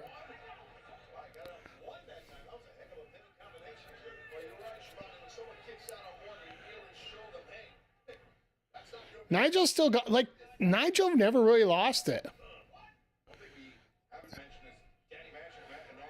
Well, FTR, like Chad, I do have to ask you, I know there's some people here that haven't been here before. Does FTR make better heels or faces? And I think we almost came up to a unanimous decision that we all said they were better heels.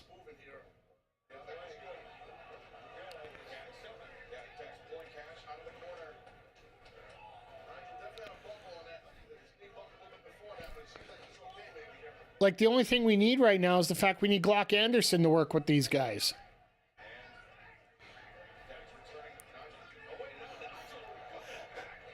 Nigel with the reversal. I love it. But yeah, Nigel's made no bones about it. Like, there was a hepatitis scare with him, but also at the same time, like, he had to take a second job to work Ring of Honor. They're great faces too, though. Yeah, it's fair. And I don't blame you, David. Like, they are good on both ends. I just think they're so much better as heels. Because one other thing about being heels, if you go back to the most traditional of wrestling matches, and I think a lot of people have seen it, the more traditional the wrestling match, the heel is usually, and I say this in relative terms, in terms of technical wrestling, they're typically the better wrestler of the two.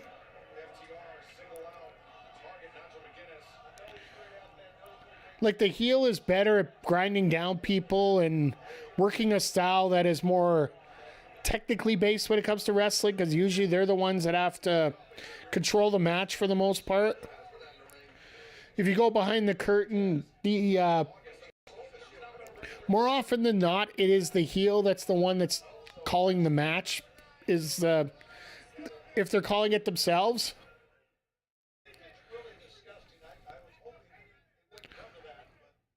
In terms of telling the other guy what spots need to be done and which spots they're going to come up with. If they're naturally doing it on the fly, you typically have your heel as the one that's doing it. Kind of mud punk is involved Money in the Bank ladder.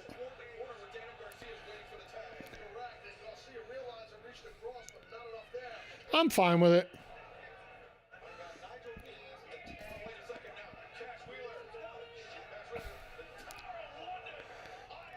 Steal a finisher. Steal a finisher.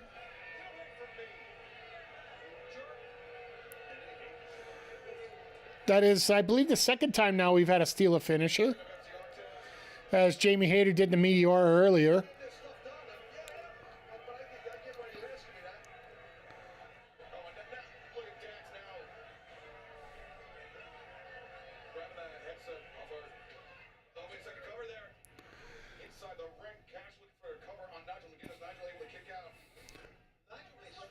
Sorry, just seeing a few notes that are popping up all over the place here.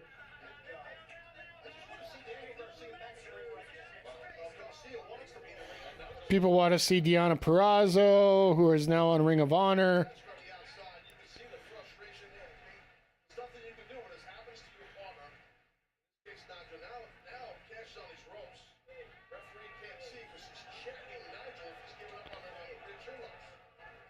No, I'm just really happy that things are going well right now with everybody here.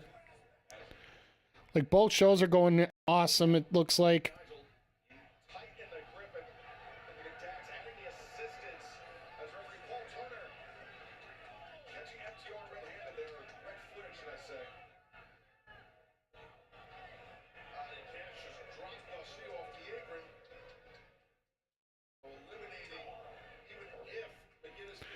Michael's holding the TNA championship tonight. Jesus.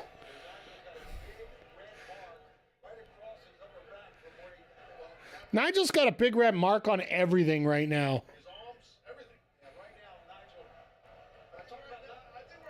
Nigel's not used to the beat up that he's getting right now, so. No. Yes. TNA will be a show of itself within a year. I think it's already is. Northern Lariat. There you go. If you guys don't know what a Northern Lariat is, the regular Lariat's the right hand. The Northern Lariat's the left.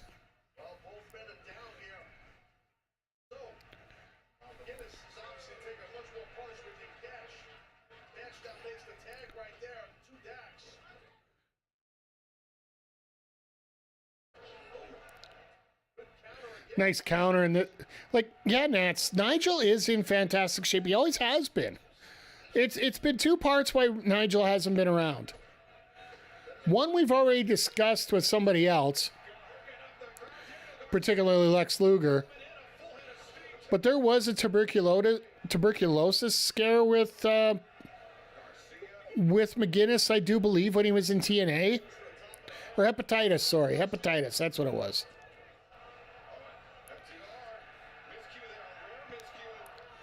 But then the other part was when he was in Ring of Honor, he had to have a full-time job on top of his regular job in order to cover his bills. Ring of Honor was not paying him shizen. And if you're not going to pay, then he can't really stay. A lot of people forget about that. This is a job.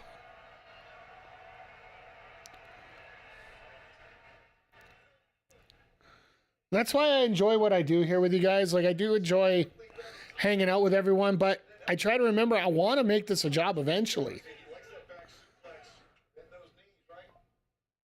So that's why the ads still play. I didn't drop them, but... Oh, God. I don't want to get too much into it because it's a long-term goal. It's not a short-term goal. Let's put it that way, so...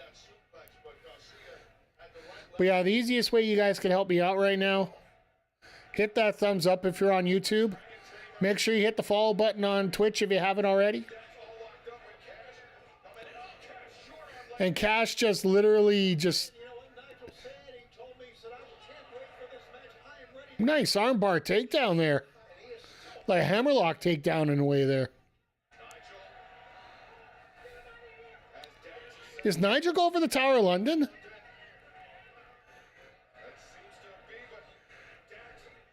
Dax counters. No way. He already ate it once.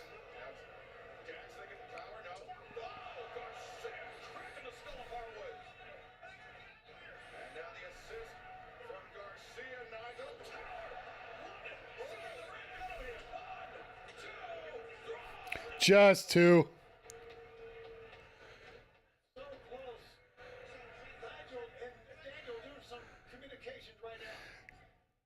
Yeah, I think that might be the case. Well, Nigel's also got to be gassed, too. You're not going to expect Nigel to do a 25-minute match, right?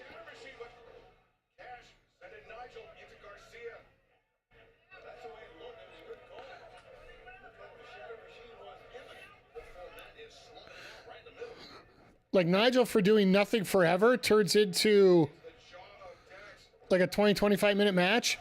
See, he didn't even get out of the way of the double spot.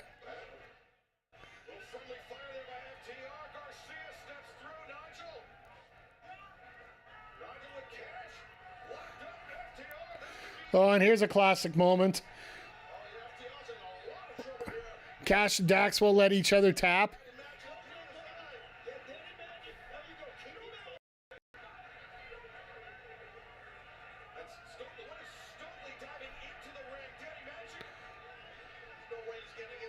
Stokely's interfering one way. Something's coming up.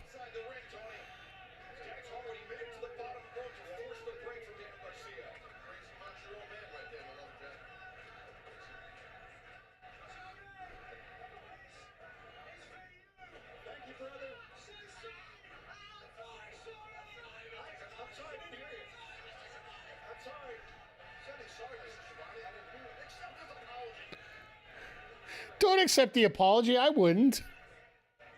I don't see Daddy Magic turning, by the way. Battling on the opposite side of the ring from Nigel. And Cash the high five. This is awesome. I'm assuming you're talking about the NXT card.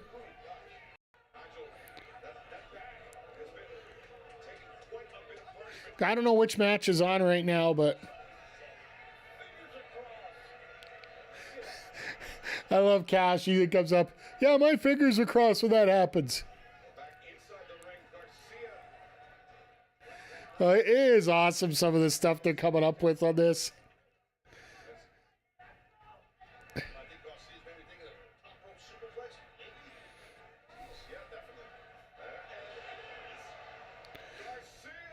Garcia's still up? Okay. No way. Garcia gonna go for the three amigos on superplexes?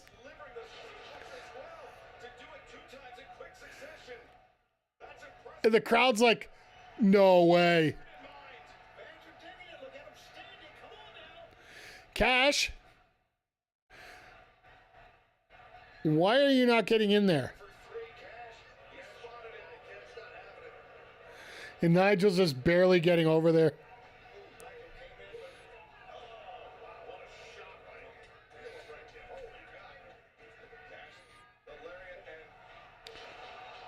Oh, God.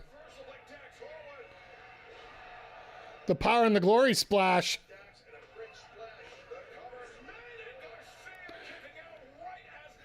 Nigel comes in for the last second save, literally the last second.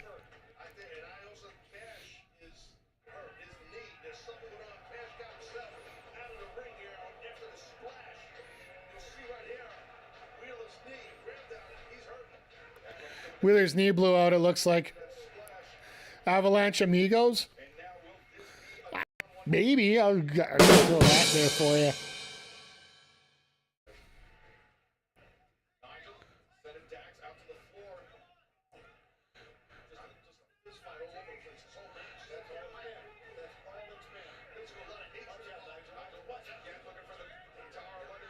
Oh my God. Shatter Machine on the outside. Yeah, he's done.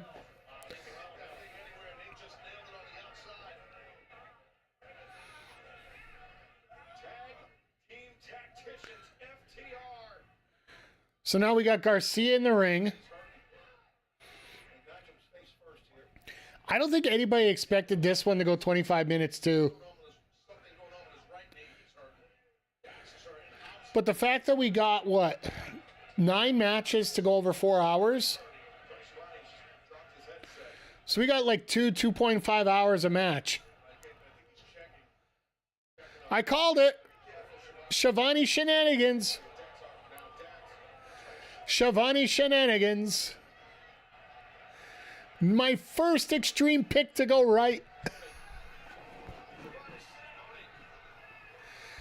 My first extreme pick to go right tonight.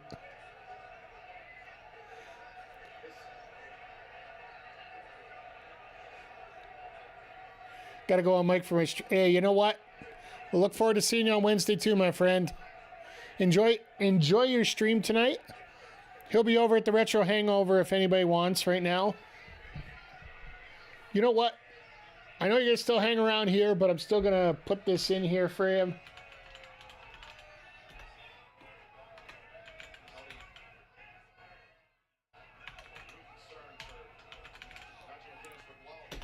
Go give the guys over at Retro Hangover a follow right now. I know they're streaming right. They're going to be streaming right now. You guys are going to be here, but at the same time, it's still going to be a ton of fun here. But just give them a follow. Next time they're up, you can go check them out, or have 2 screens.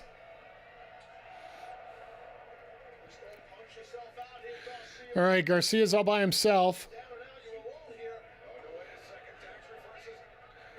And this is where things end.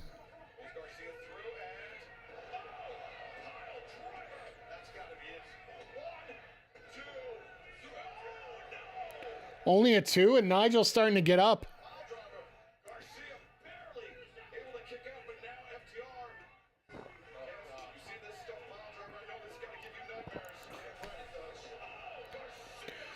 All right, that's done.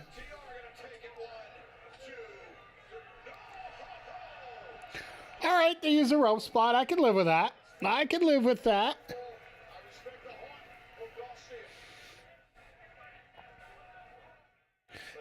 And I love Cass's reaction. What the fuck was that?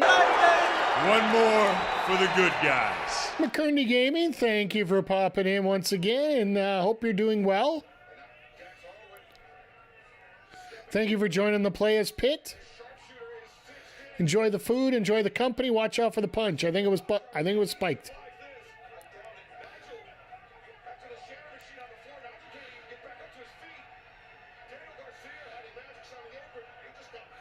Oh, Shivani. What is Shivani doing?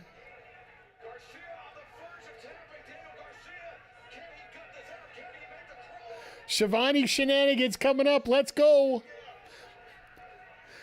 For those that we're watching right now, FTR versus Daniel Garcia and Nigel McGuinness.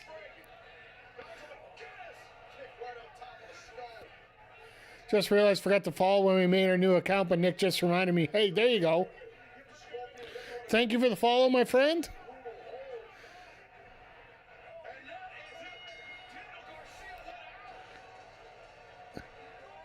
Garcia passed out. That makes sense. But no, thank you for the follow. I appreciate it. You know what? People make new accounts all the time.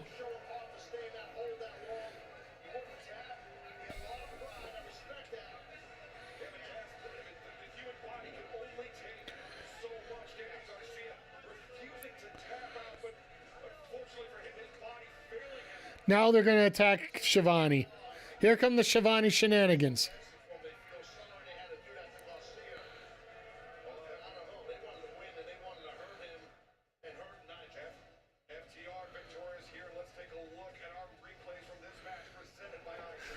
Oh, we're gonna get the I Drink replays here. I'm gonna have to see. Like, I want to see when the currency is more even, so we can maybe order a case of that and see what it's like. Maybe it's made out of 16 different mushrooms, like Flair's drink.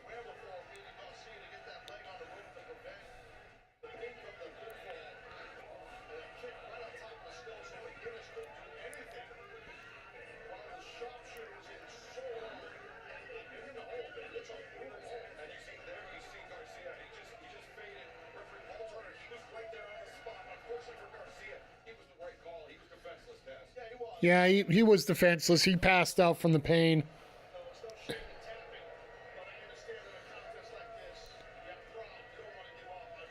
Now just go after Shivani. Oh, you got Toni and Stacks right now?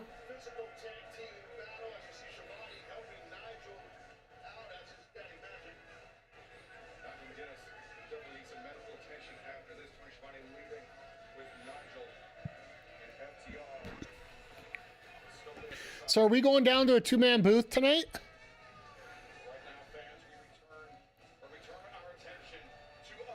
So now, oh, there's nothing. They're not doing anything there.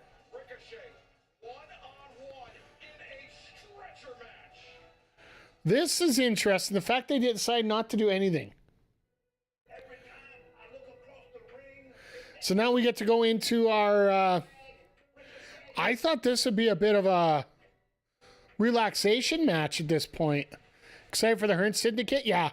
It's going to be interesting how that goes, because let's face it, I don't think the HART Syndicate's losing anytime soon, especially to a champion from another company. Only a fool makes, champions from multiple companies that work under the same banner,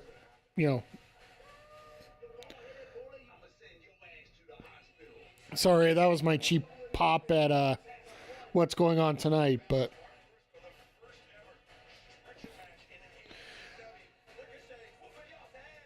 yeah, it's also going to be interesting to see, just rotating back into what I was thinking there.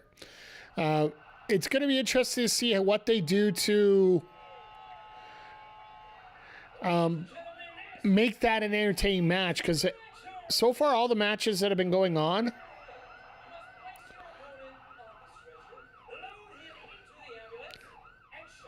Turn off the damn siren already, Matt. That was the voice of the Dapper Yapper, Justin Roberts. There you see the ambulance placed next to the stage. Who won the FTR? Dax passed out Garcia and the sharpshooter. And there were no real shenanigans after. Nigel was up, but... I gotta tell you, man, I don't know if this is the match here, and this is the opponent you want to deal with. If you're Ricochet, deal with Briscoe in this type of a match, a stretch match. And this is probably going to be our most WWE-esque match of the night. And this is what a lot of people have been wondering. Yes, there have been stretcher matches in other companies. But this is... This to me is a gimmicky WWE type match. If you get, like, I'm not trying to insult it, but at the same time, so far on the main show, it's the heels, right? Yeah, I think so. Mone, FTR.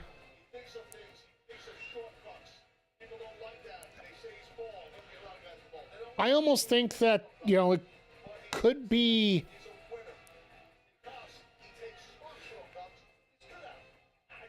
I say gimmicky. It's not giggity, it's gimmicky. This will be a good match. Don't get me wrong. Like, the two guys that are in there are absolutely great for it.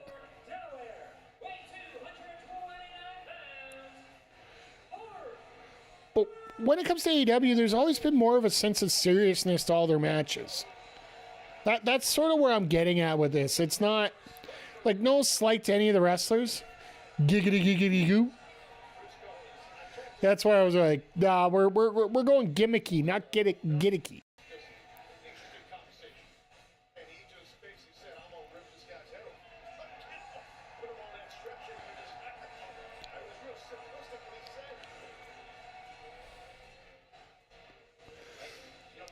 But, like, there's always been an extra level of seriousness to all AEW matches. And this one almost feels like this would be a long-term feud kind of thing, but...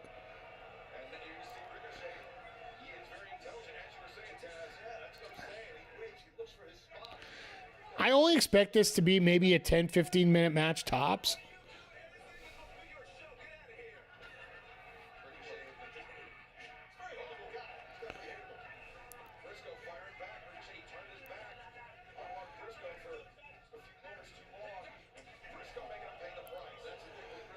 But I am glad that they're doing this early because we have our Anarchy in the Arena match to happen tonight, which is going to have similar circumstances to this.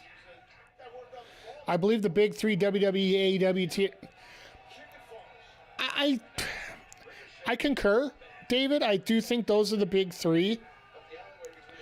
I know a bunch of people will put in New Japan in part of that. I know some people will include... some people include MLW as part of that.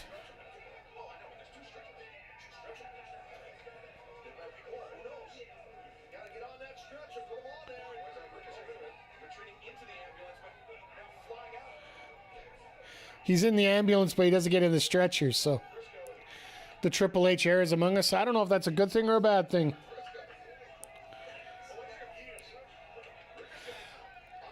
I don't think anybody can say Ring of Honor anymore. He's on the way to Tucson. Get him his way from that ambulance as fast as possible. That's awesome. I don't know if you can really say Ring of Honor anymore. And I will not agree with you on that, David.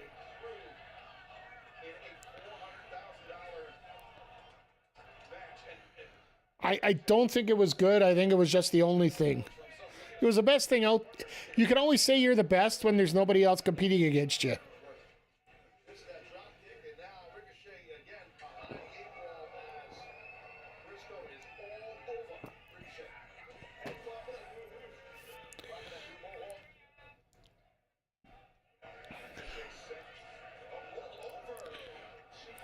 Triple H got the power, but so does the flipping final boss. Yes and no. Yes, Rocky's got the power, but I think he won't openly admit it because nobody ever should. But I think Rocky sort of figured out that, you know, he really is a negative to this outside of the quick pop that they can get once in a while.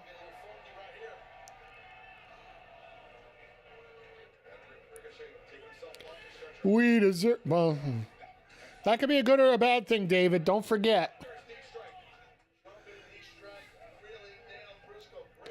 Reminds me of that Simpsons episode where Mayor Quimby turns around and he's flip-flopping on all the campaign deals and everybody's just agreeing with him. And then he's like, well, you people just always agree to anything I have to say. You guys are hypocrites. You're right, Quimby. Give us hell, Quimby. Yay!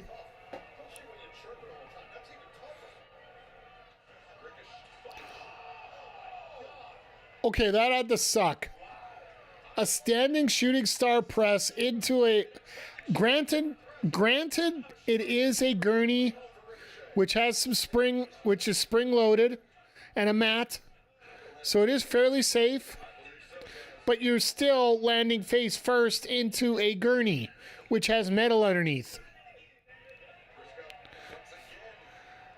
We're going to do it again. Bang, bang.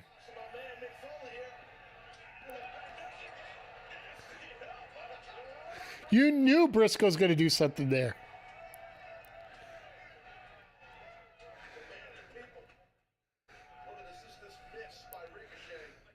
See, my original pick in the ECW picks on the, in my video, I said they were going to do some crazy thing off the ambulance. I knew they were going to do some crazy stuff on the gurney. Like, it's just too easy to have here right now. I want to see them do something crazy off the ambulance. Granted, the insurance probably wouldn't let them do it, but... Deserve the old big three as WWF, WCW, ECW. Absolutely. In the 90s, the only problem is number 3 was so far behind number 1 and 2. Like Mark Small. Well, he had to grow something out because we can only have one bald person in the match.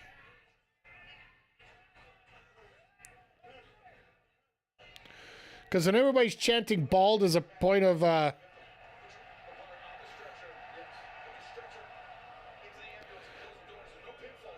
You notice they're starting to bring out the weapons. They really shouldn't be doing a whole lot of this right now. Attaboy, Ricochet. That's how heels do it. You got a chair. You got to... It's more the fact that, you know, you don't want to repeat spots throughout the night. And if you start bringing out tables, if you start bringing out all the crazy stuff... What do they have left for the main?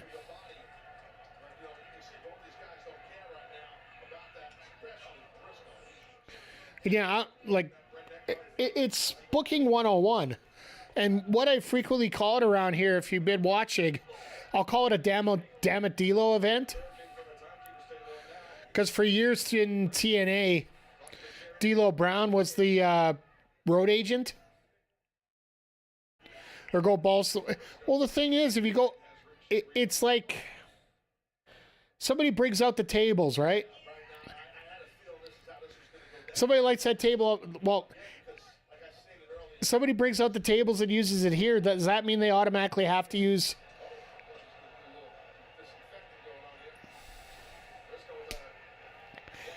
And they decide to get the cleaning.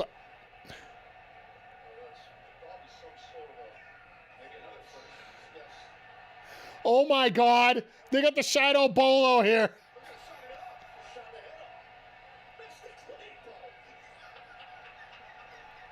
They got the Shadow Bolo.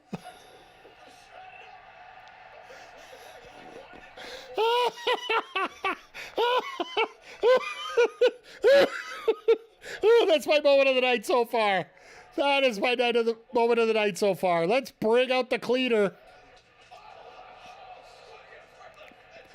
Shine that thing up.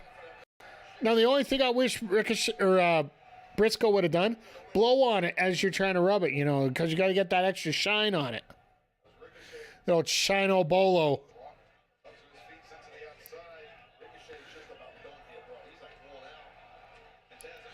Well, I don't know if he's worn out. The cleaner. Omega isn't here. Oh, Sabu-chan. Well, that ain't no triple jump. That is a... Is that what we call interference at the 25-yard line? A flying chair?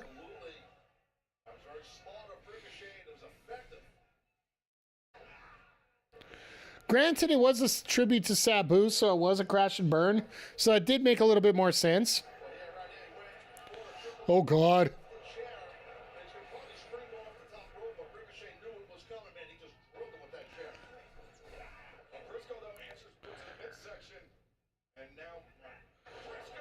Little exploder going into the corner.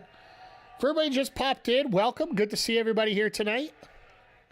Just had a whole bunch of people pop in here in the last few moments here, but...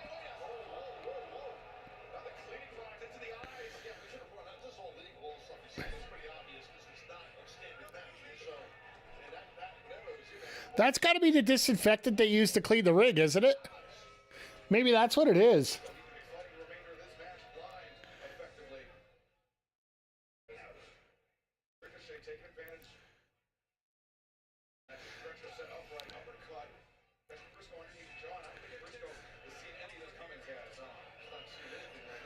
He's like, we don't need no stinking pads. Oh, my God. Well, we got our first blood of the night.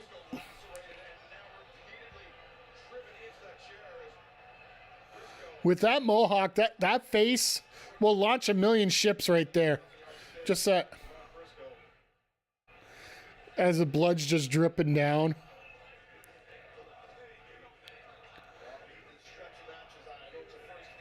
I think this crowd summed it up perfectly right now. You sick.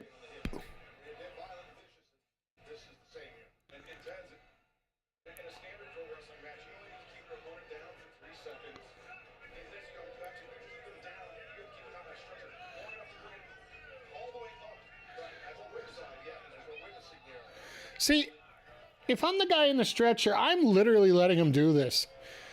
Because Ricochet's got to expend some extra energy just to pull me around. Then I'm resting up for a good 30 seconds to a minute here right now.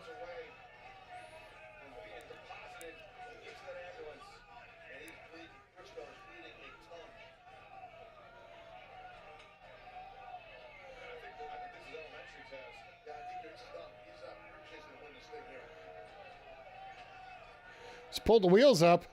But now he's got to shut the door.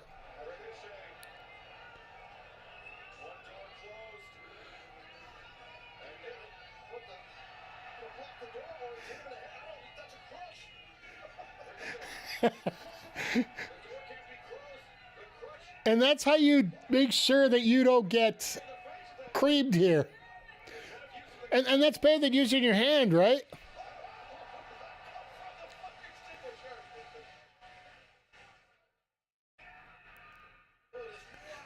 Oh, my God. He looks like old grandpa on the range. You know, you're just randomly walking up and just waving around a fire extinguisher.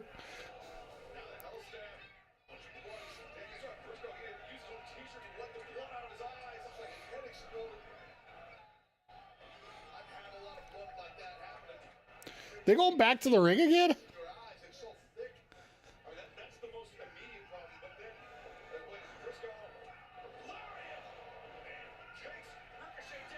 I almost feel that defeats the purpose of putting him in the ambulance.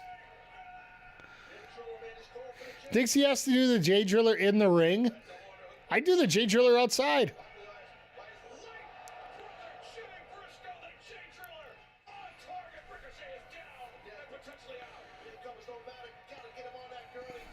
Now he's got to drag his lifeless corpse all the way out there. No one ever said Briscoe was the lightest. Yep. Which reminds me, I got to order some bulbs today.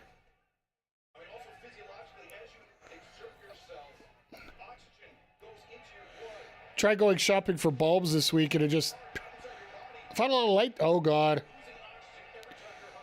Why are you bringing out the damn table? All right, well, we can see fire later, which probably means that Briscoe is not done yet. Ricochet wants to make sure he's down and completely out before he puts him on that stretcher. Briscoe hammering Ricochet with those right hands. We talked about the this is going to suck. By the way, McGee's about 30 seconds ahead of me right now, so I know to watch for something. Jesus. All right, that sucked.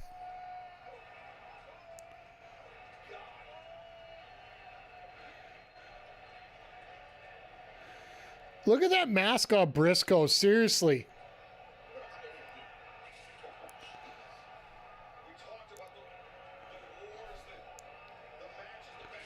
I'm figuring after this, we're probably going to have to do Paragon against the Callis family just to get a palate cleanser. I know his history, him and his brother for sure. And they were wicked nasty, man. No. You know that doesn't work out well, ever. Just reverse. That was a great counter reversal by Ricochet there. You hear the agonizing groan, this thing is going to be vicious, and you can see what's going on here. On Briscoe. This crowd is loving it tonight. Of blood as he's in pursuit of Ricochet. Ricochet answers the up kick. Briscoe back towards the ramp. Oh, the scissors. Dexter's back. Oh, God. And I'm not talking about Dexter Loomis.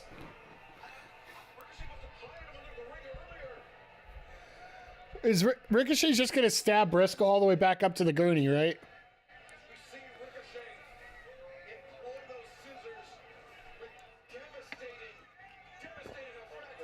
effect. Briscoe blocks the second attempted jab. And now Briscoe's got the scissors. He's going to stab a man. Briscoe looks like he would stab a man. Oh my God, the throat slashing gesture. He would be so thrown out of TNA right now. If you haven't heard, they actually... Ricochet's got scissors everywhere.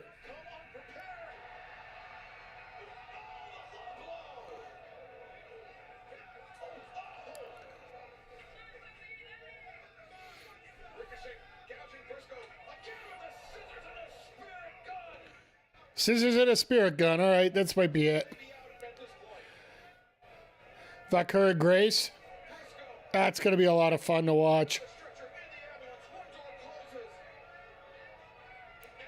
Ricochet wins. This is absolutely the best version of Ricochet.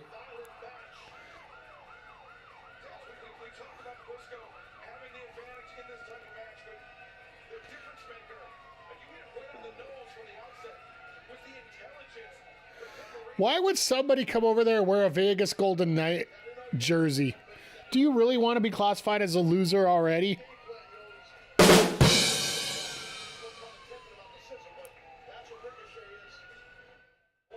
All right, you can leave now.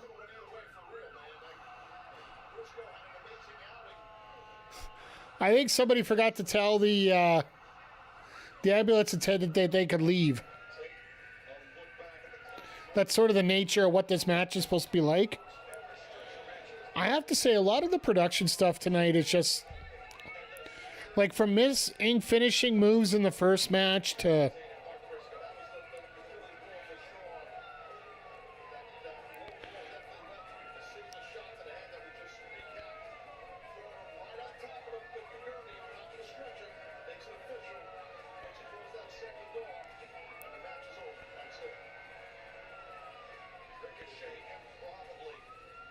Sorry, just checking a couple quick things here.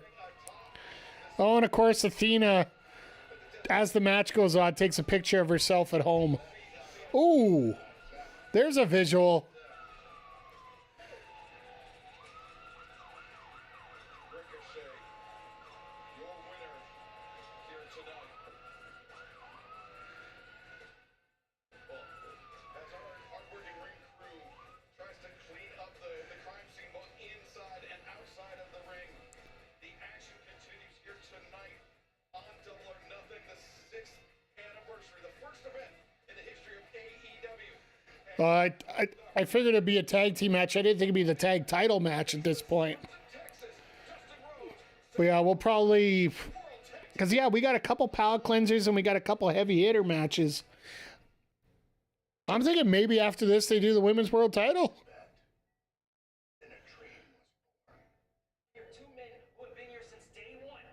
But what, have we had all heels win so far? Like literally all heels all night. Ricochet, FTR, Mercedes. I honestly don't think Sons of Texas win this unless there is like 16 level of shenanigans from MJF, which I don't think is smart to do, but I digress.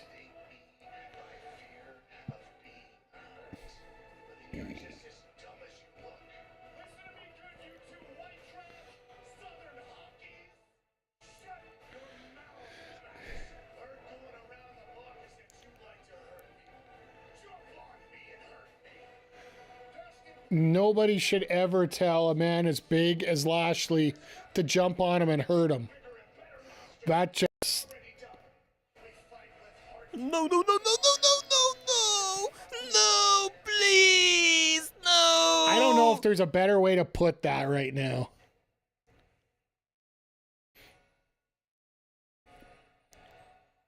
I do like the logo for the team, though. For the Sons of Texas.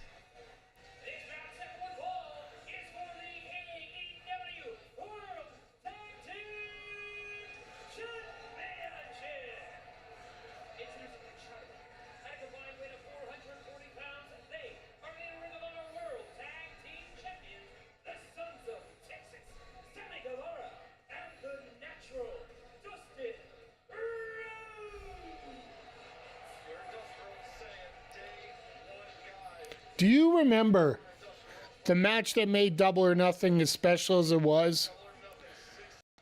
And they were just talking about it right now. Nigel was breathing, labored breathing, bleeding in the mouth. The effects maybe got some fragments, broken ribs. He's undergoing observation right now, but he's in pretty good spirits. Yeah, Cody versus his brother, like Cody and Dustin, that was... I think in many ways that was the match that established AEW to what it is. Because as great as that, there were two spots on that first show that made Double or Nothing as memorable as it was. That match with Cody and Dustin is one of them. The other one would have been Moxley coming out through the crowd and basically hitting the paradigm shift on Kenny Omega on top of the poker chips.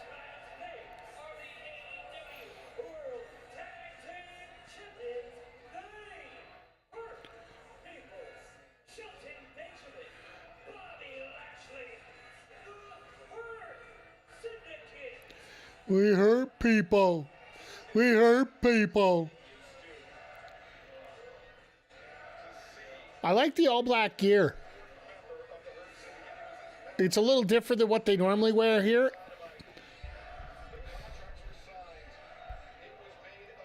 But the black on black actually works really well, if you ask me.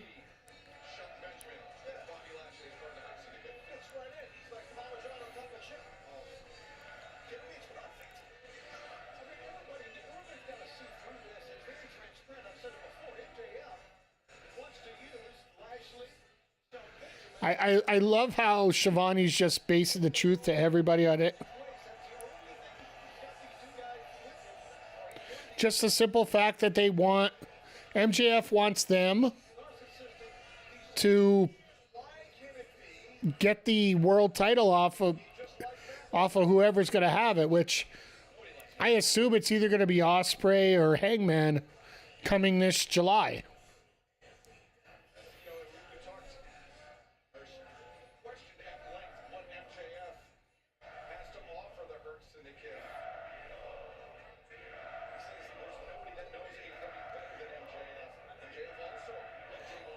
I love how MVP's like, yeah, I'm going to go do commentary. You take care of this.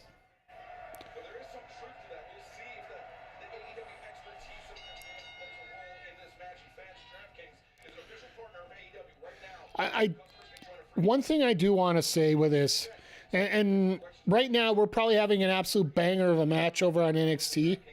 I'm really happy that AEW, for the most part, there is some ways they can't get away from it, but AEW is just chugging along the best way they can to provide the best matches. They did move all into the afternoon show because of Saturday night's main event.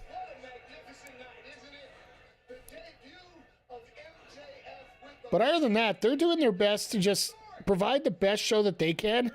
And the fans are starting to make their choice a little bit more, I think.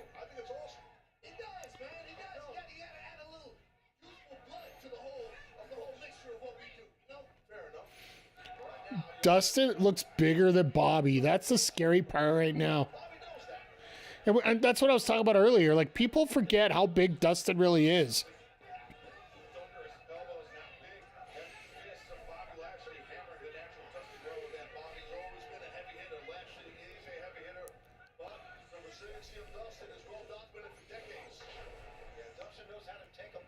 But this is about as big in terms of size that we have gotten for an opponent for Dustin here. Like, this is a guy that it can actually... Lashley's a guy that can actually put Dustin in peril and make it look reasonable without having to just go after the knees the whole time. And actually, Shelton is pretty much like that as well.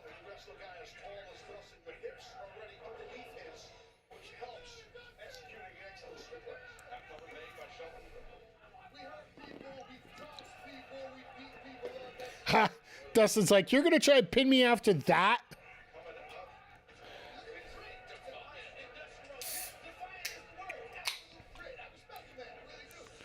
Like what? We got... I'm just looking at this. We're at 7:30. We only got, what, half the... This is the halfway point of the show.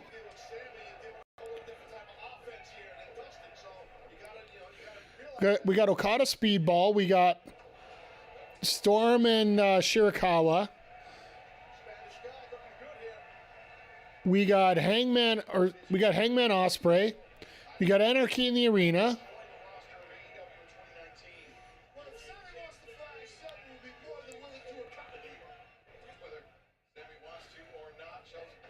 And then, yeah, Paragon and Don Callis. So we still got 5 to go. We're still rolling here.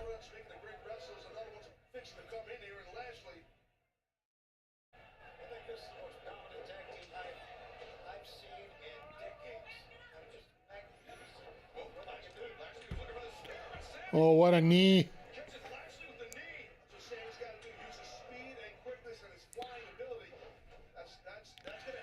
And yeah, Sammy was the first ever, for people that aren't familiar, Sammy Guevara, the man who was in the first ever match on Dynamite. It was Sammy Guevara and Cody Rhodes in the opening matchup in the history of Dynamite. And there's been a lot of ups and downs when it comes to Guevara. Like, he was considered a pillar. He was a multiple-time TNT champion. But eventually, you know, things started to catch up to him a little bit.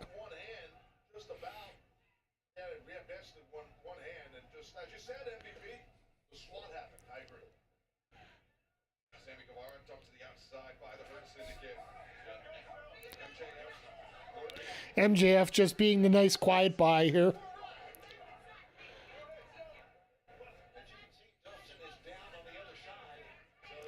Is Guevara hurt? 'Cause that was a little bit awkward. I'm sorry, MJF, I should say, knows Sammy so well and Dustin, especially Sammy. They both day one guys out, and MJF said they want to look at MJF. What I'm getting at, VP, is can he give some insight, if you don't mind sharing? Gee, I do mind sharing. I respect you greatly, but I do mind sharing. I'm not giving any cases out in Cleveland. I don't blame you, dude. That's my job, though. But you know, we are very good at what we do. We take this very I love how MVP turns around. Yeah, I have no comment about what you're asking for right now. Dustin Rhodes. As Shelton Benjamin returning Sammy Guevara to the ring. The Hurt Syndicate. 16th overall AEW. What in the world was MJF going on about there? Not that I totally mind, but Thus far, Shelton Benjamin hammering down Sammy Guevara. Well, right now, Lashley and Benjamin are obviously in the driver's seat. Dustin Rhodes can do nothing on the apron. It's a tough thing. but Dustin, when Dustin gets that hot tag, it's going to be fun with. Toughness is Guevara. Yeah, good forearm shots, reeling Bobby back towards the corner. Look at Bobby, just strong, holding his own. Lashley, something else. My God. Yeah, Lashley up. First the hammer throw catches Sammy out of it. Oh God, that's a dominator in many different ways. You notice Lashley there, he had his legs spread as he was putting the pin down instead of straight up. It's actually a very smart move when you're trying to pin somebody, just because it takes more energy to when you have basically when you're spread out like that. It's the little details I love on guys like Lashley. And it comes down to a comment that Kenny Omega made, or not Kenny Omega, Will Ospreay made. Oh, nice cutter there. But Will Ospreay made in a recent article. He wanted to make it clear, and he doesn't. He feels like he speaks on behalf of the company. In many ways, he does. That all these WWE releases do not have an open pass to get to AEW. They basically need to be at the point where they are elite.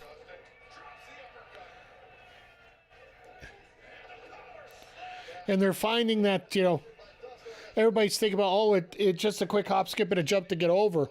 There are some people that just aren't ready for that switch yet. Shelton Benjamin versus the hammer throw. Dustin Rhodes into the corner to the midsection again,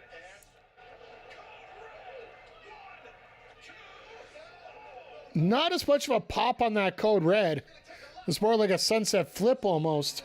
shoulders on the mat for a counting point. And I think Dustin Rhodes realized that, MVP. He knows. Like you said, he's got experience and he knows exactly what he's got to do. He's way more than that. Dustin Rhodes. Pay attention to the guy on the floor, Dustin. Go back to the attack. Dustin, he uses this unnatural kick. It's, you know what this is. Yeah, not legal, but I believe what we call this is Yambag City.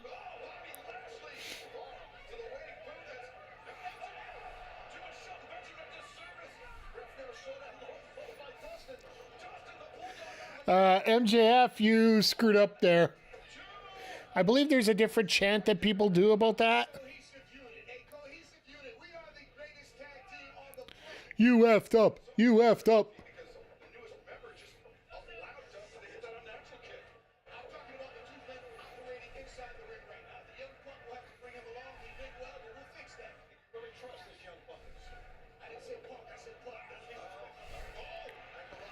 Oh, there we go.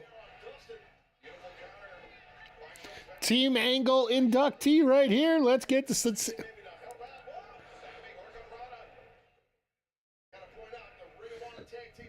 Aubrey got in the wrong way there.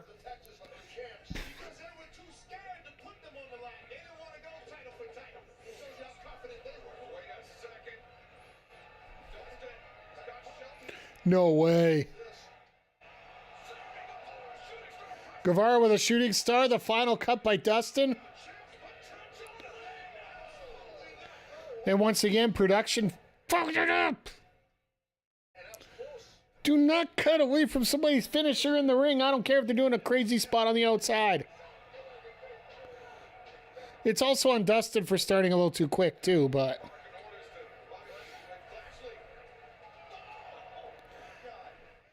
I love how MVP just turns around. This is enough, Lashley.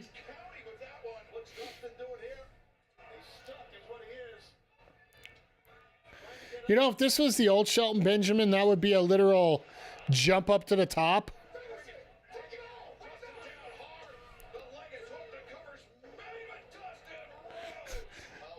Dustin didn't want to kick out there, it looked like.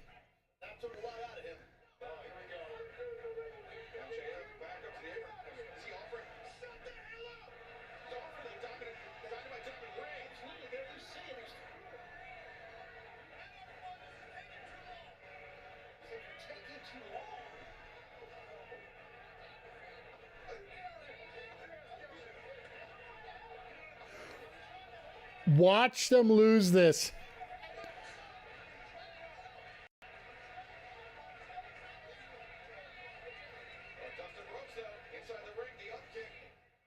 Could this actually be a title change?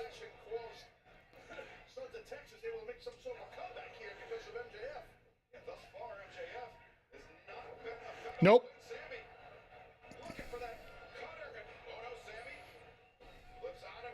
Nope. That's it.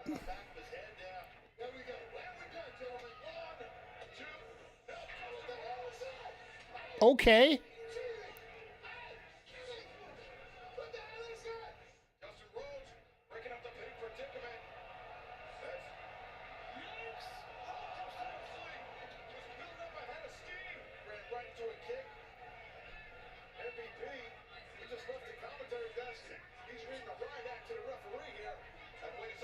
And here's the distraction.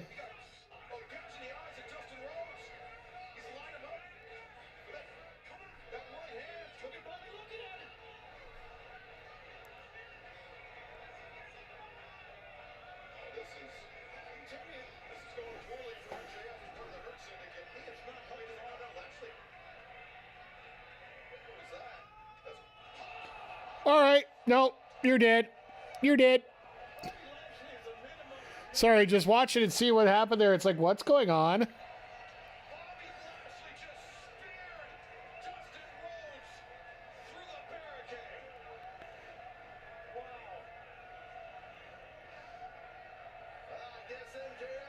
They didn't win anything yet.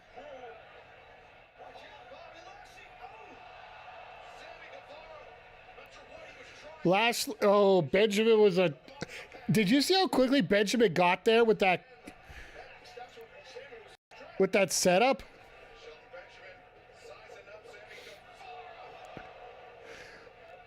Benjamin had to change it on the fly there. Sammy couldn't get up properly. That's it. Yep. MJF shenanigans. It was a little bit harder than they expected.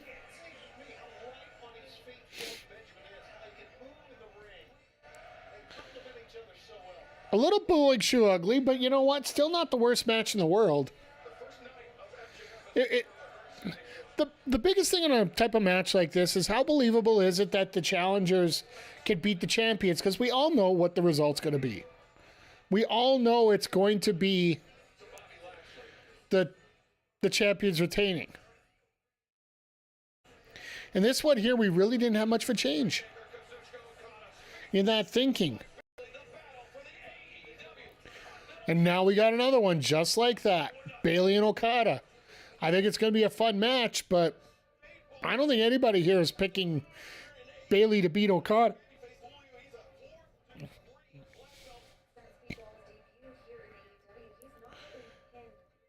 But Bayley's been absolutely spectacular, but he's taking on a generational wrestler, Okada.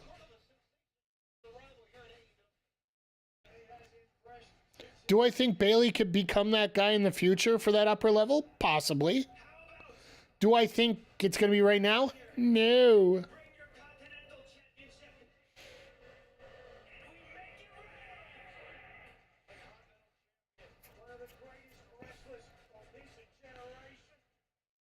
And Nigel's bang on there. One of the best wrestlers of their generation.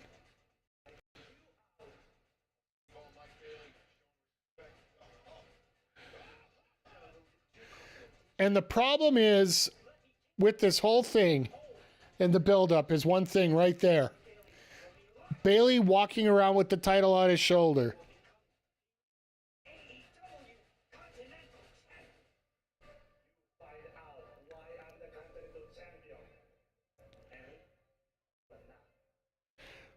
I was good. This match should be a lot of fun. I don't expect it to be tremendously long.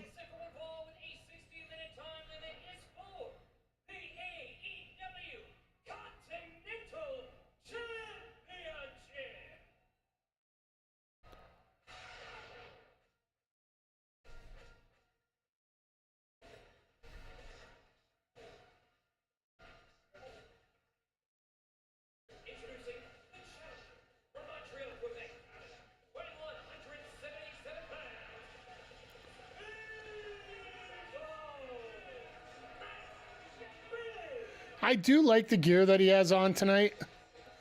Little red, little blue. Few poker cards. It is Double or Nothing night. For those that didn't see before the show, Ricochet was wearing Attack on Titan gear in his opening promo with Alicia too. Or no, he was with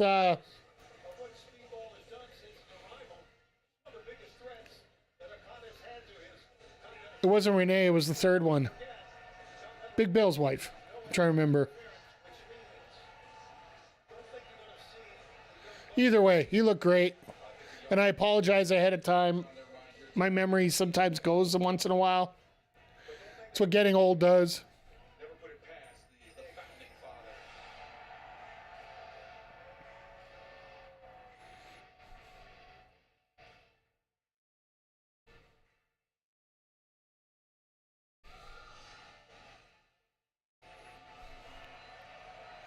What an entrance for the Rainmaker.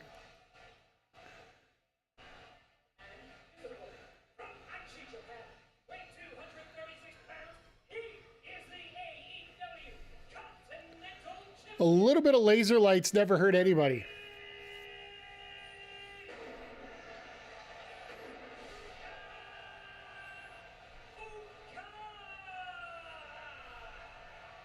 Nothing like making somebody feel special with a little extra pyro, right?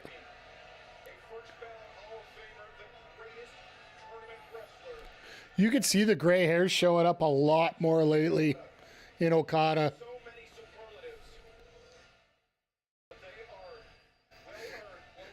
Bitch. Couldn't even finish the paint job on the bee, seriously.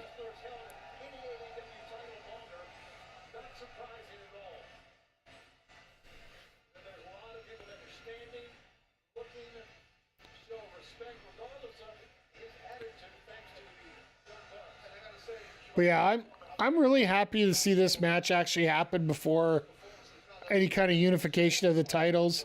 I do know that, like, Okada is working on a limited schedule. Let's not even kid ourselves.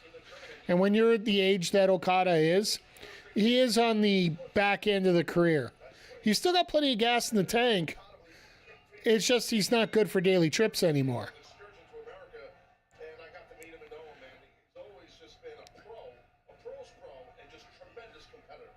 And of course, they're going to take their time to get this match started. Just nice and...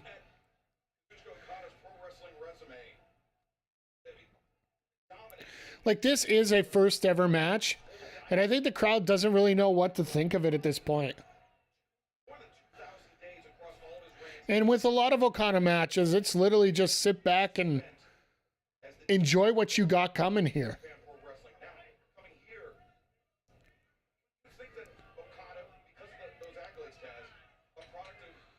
And also, this is about as close to a dead spot as you're going to get in the show.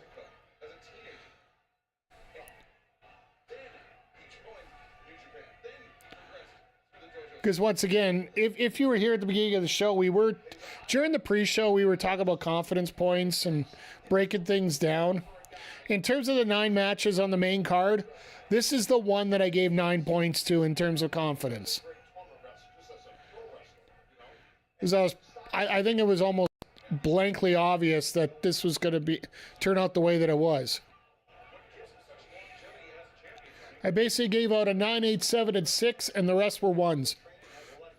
Because there's no chance in hell I'm going to rank the other ones.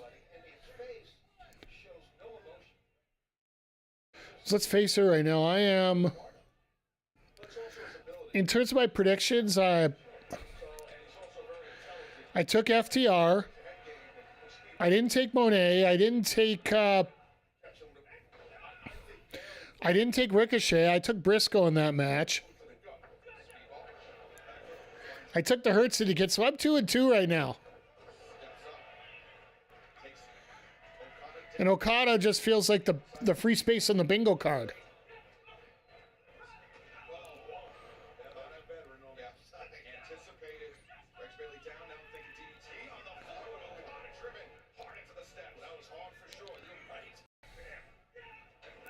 And somebody that doesn't wear shoes, he just crammed his foot into a steel steps.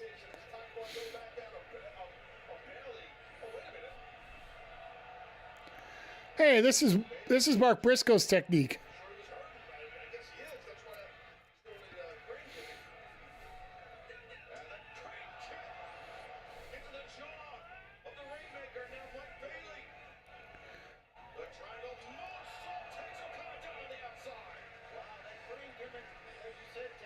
I guess that foot ain't hurting that much after that hit. He is trying to sell at every 10th or 12th step.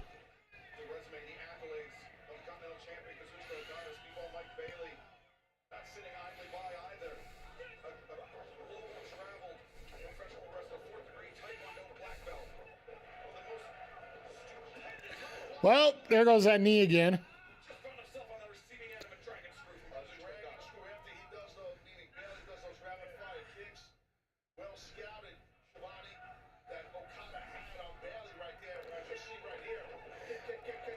Yeah, that if you could time it right, that is a great counter to get in there.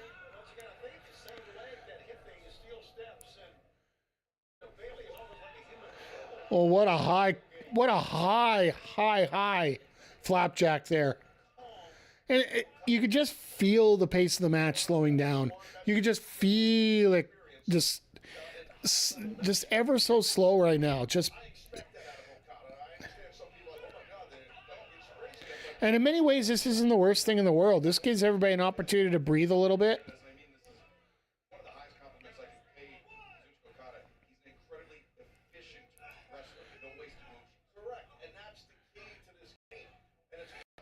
Love living in America where you don't know if it's fire or gunshots.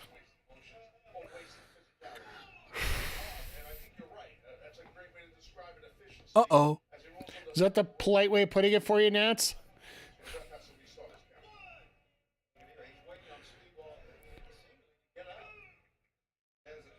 I hope everything's okay for you, Nats. It is Memorial Day weekend, so it could be fireworks too. Heard Poppy behind your apartment? Yeah. That's why I stay inside most of the time. But yeah, it is Memorial Day weekend, so it could be fireworks as well, not just fire. Either way, I wouldn't be going outside for a few minutes.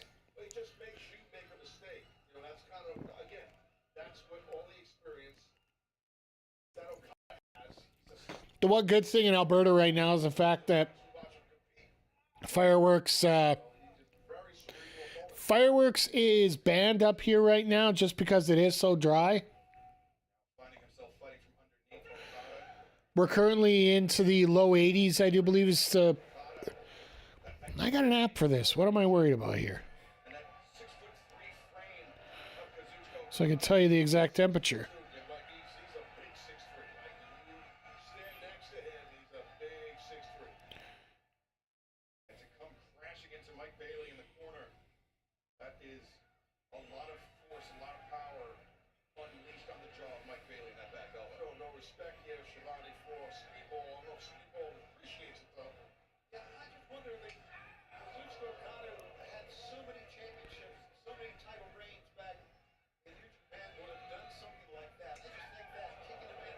81 degrees is where we're at right now in terms of temperature down here. So, just watching wrestling, just chilling. Yeah, it's usually the best thing to do on a Sunday night. And I do have to admit, there is a bit of a lack of sharpness on the video from PPV.com compared to what I saw on Triller. But there's been no problems with the signal. There's been no problems getting in. We've been able to watch both programs flawlessly between each other, so I didn't have to flip around, dick around trying to get on here. I'm really happy with the purchase so far. We're going to have to see what happens when it's over, but...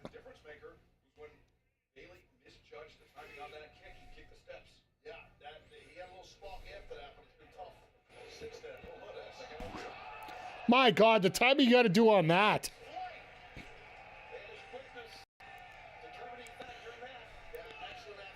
That Okada just slides into the ring perfectly just as Bayley's going up. The way you just had to work that just worked out absolutely perfectly. Just an awesome counter there.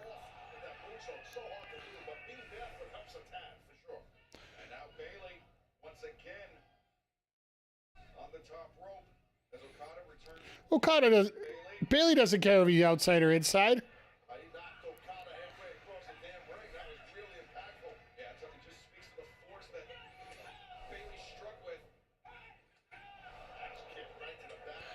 Nice set of kicks here. Like, Bayley's trying to make you a believer.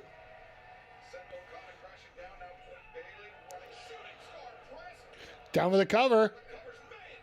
Beautiful. Beautiful way that's set up there.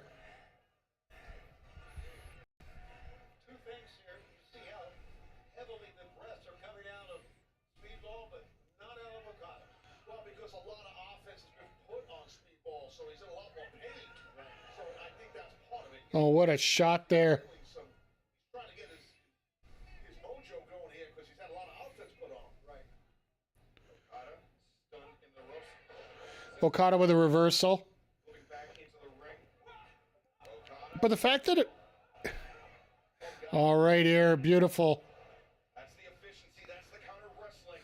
Before Sabu's passing, Mick Foley heard that he needed help with paying medical bills. Foley auctioned off his own WWE Championship, the exact one he wore for The Rock and Stone Cold Austin.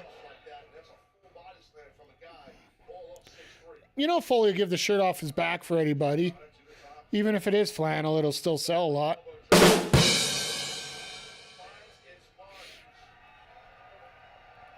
But no, Foley's always been a stand-up guy. And he always will be. Like,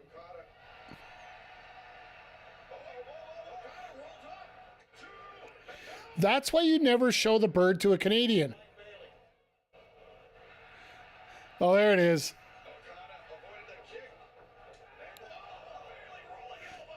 Bayley said, "The hell with that, I'll hit with a fist then." Is he finally going to hit it? This is the move I called. If he hits this...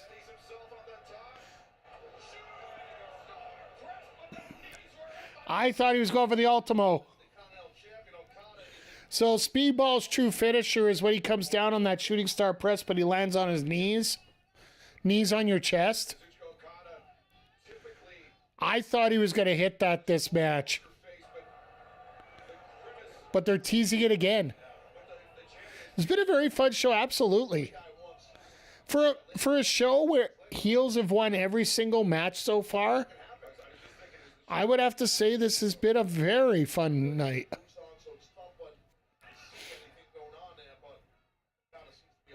Like, for a night where we're guaranteed to have two faces win. Well, faces coming into matches. Because you got to remember, I'm 2-2 right now, Nats. I'm 2-2.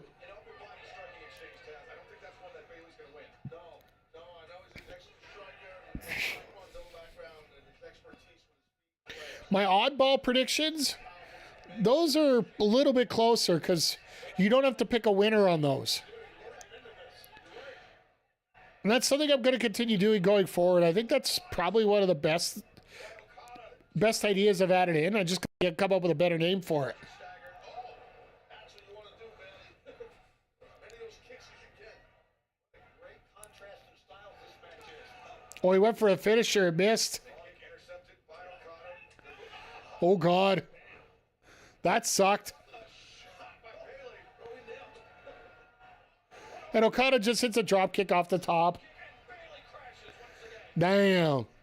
If you guys are interested at all in the predictions that we're talking about here, you can check out our YouTube channel, Backbreaker Video, if you're watching on Twitch. Or just check the last video on the channel if you're watching on YouTube right now. I did come up with a prediction show for this. The extension, the leap on the dropkick, then the extension. That's Bayley to the outside. For Okada, he's had the most success on the outside against Speedball Mike Bayley thus far tonight.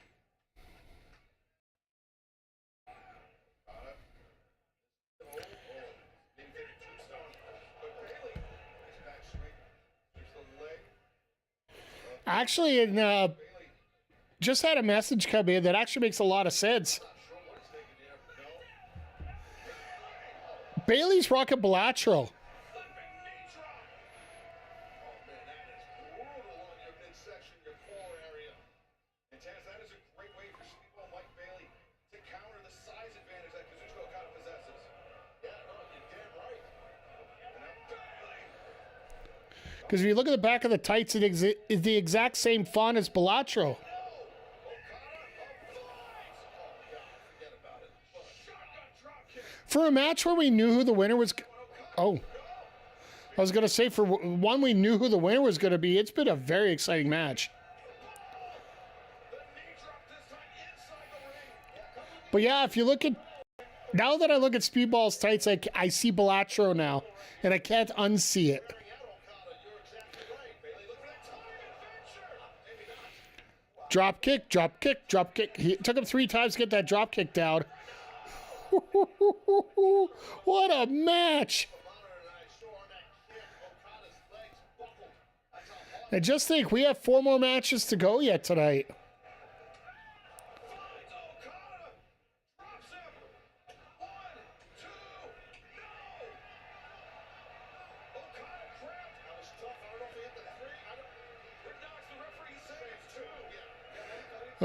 Of course, it's Rick Knox saying that it was 3 and it was 2. The whole crowd knows it's Rick Knox, so they're going to get on him extra bit here. Rick's been known to have a blunder or 2 in his matches, in terms of his ability as a referee.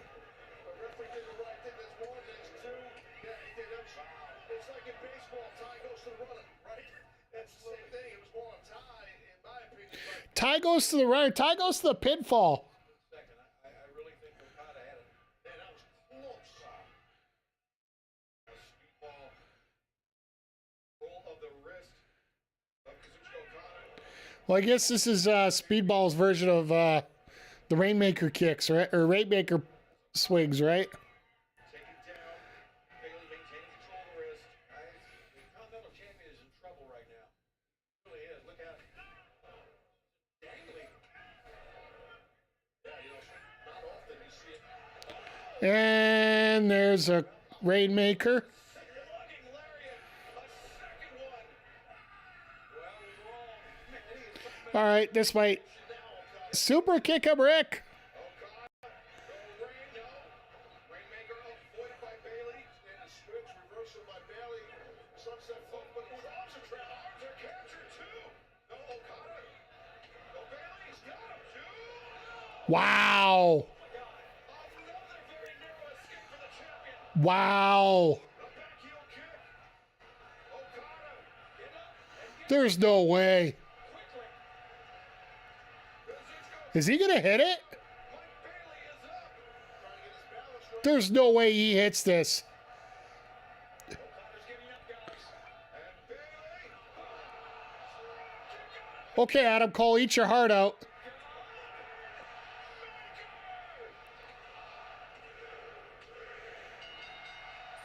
Damn. What a finish. It gave me the odds of See, this is the thing in this match that the last match didn't have. Bailey actually looked like he might actually hit that. If he would have hit it, he would have won. What a match. And the best thing, that is the... some people are calling that the best match of the night already. I'm seeing it online.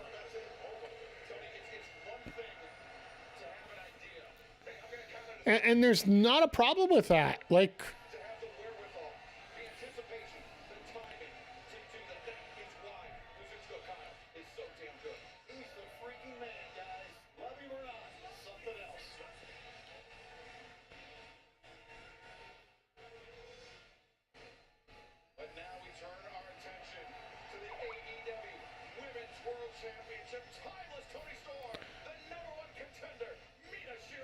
We're doing women's world title right now? So many women have died when they are young, only for their bodies to be buried much later. But you, Mina Shirikawa, have only ever made me feel very much alive. My goodness. So we're going to do this match now. I would assume we're going to do Paragon. A lot of Mariah in this well, Mariah was such a key piece to that whole feud, right? Like, the creation of Toni Storm was based out of Mariah, right? So...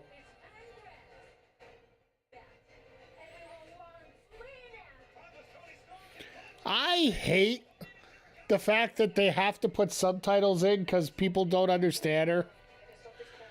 Instead of trying to learn how to understand the language a little better.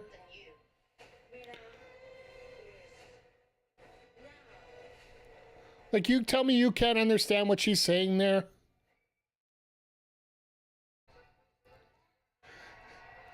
And, of course, Mina with her old theme.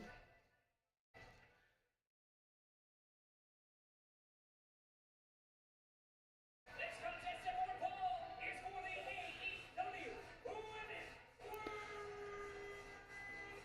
Championship.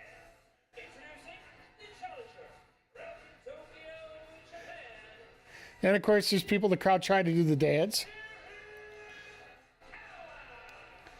So I think from here we go to the six-man tag. That'll be a bit of a breather. And then either Anarchy in the arena or else the Owen men's. I think you do the Owen men's first and then the Anarchy ends the night, but they have to end in Anarchy. Here's the weird thing, McGee, and they were talking about this during the pre-show. They were talking about the men's... They were talking about Hangman Ospreay being the main event. I think it'd be a little bit nuts. I think it's going to be a little bit nuts trying to follow Ospreay, period, but... Ospreay Hangman, sorry. You can count one, you can count both, either way.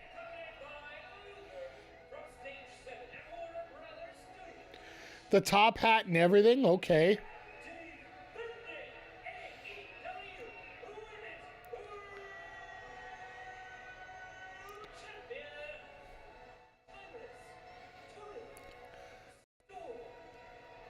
Is Luther supposed to be dressed up as a gambler? Like, it almost feels like that way. He's got the prospecting boots on.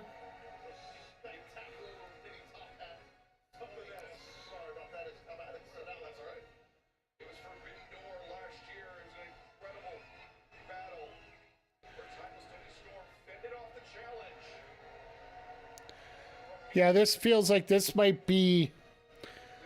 This might steal a little bit of the show here. We're going to have to see how this works, but...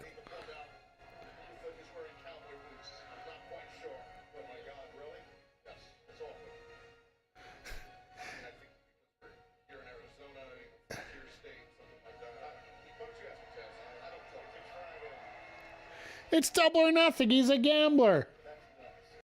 Even I know that. And Toni's dressed up as a cabaret girl. Even though she really doesn't need to, but...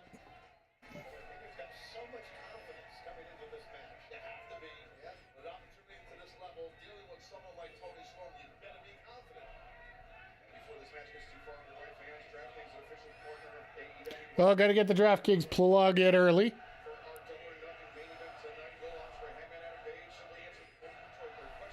All right, we are 50-50 with this crowd right now.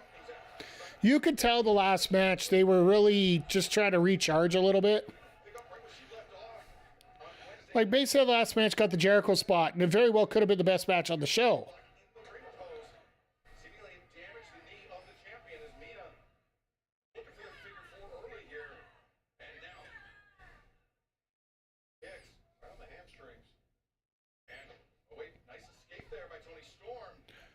These two have such a familiarity with each other, not just in the U.S., but also in Japan.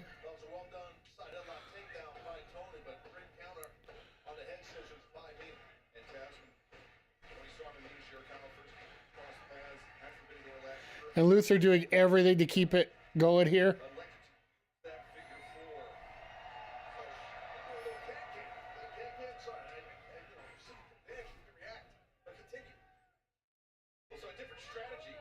Oh, you dastardly heel. Offered to shake the head. You went for a headlock.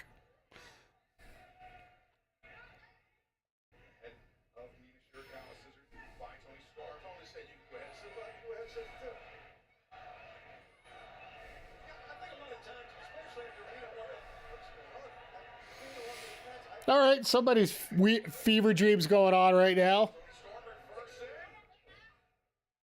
That's why I had to turn away for a second there.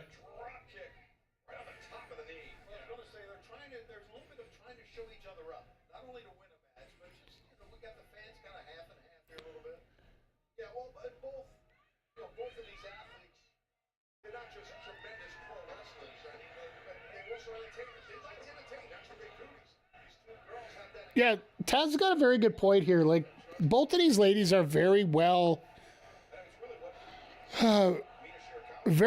put together entertainers in terms of their character, in terms of their personality, in terms of everything, right? And yes, I had to be very careful I said that because I meant...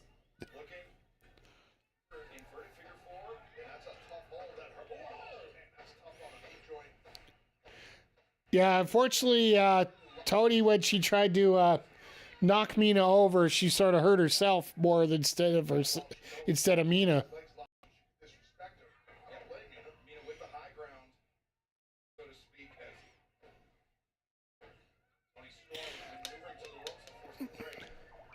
And Remsburg's just like, yeah, let's break this up and start over.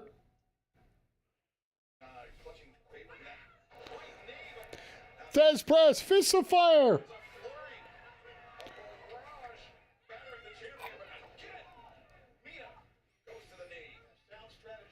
And this is how you slow down that pace of a match. You go after one person's knee, and that'll...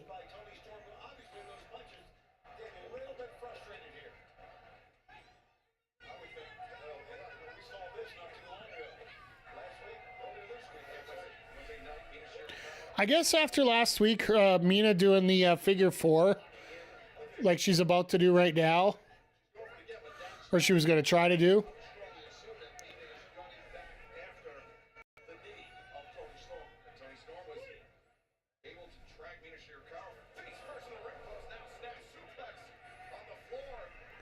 You would think that Mina would be set up as the heel here, but it's like a lot of people just don't want to boo Mina. Just like they don't want to boo Toni no matter what they try to do right now. I'm sure Toni could get them turned around, but...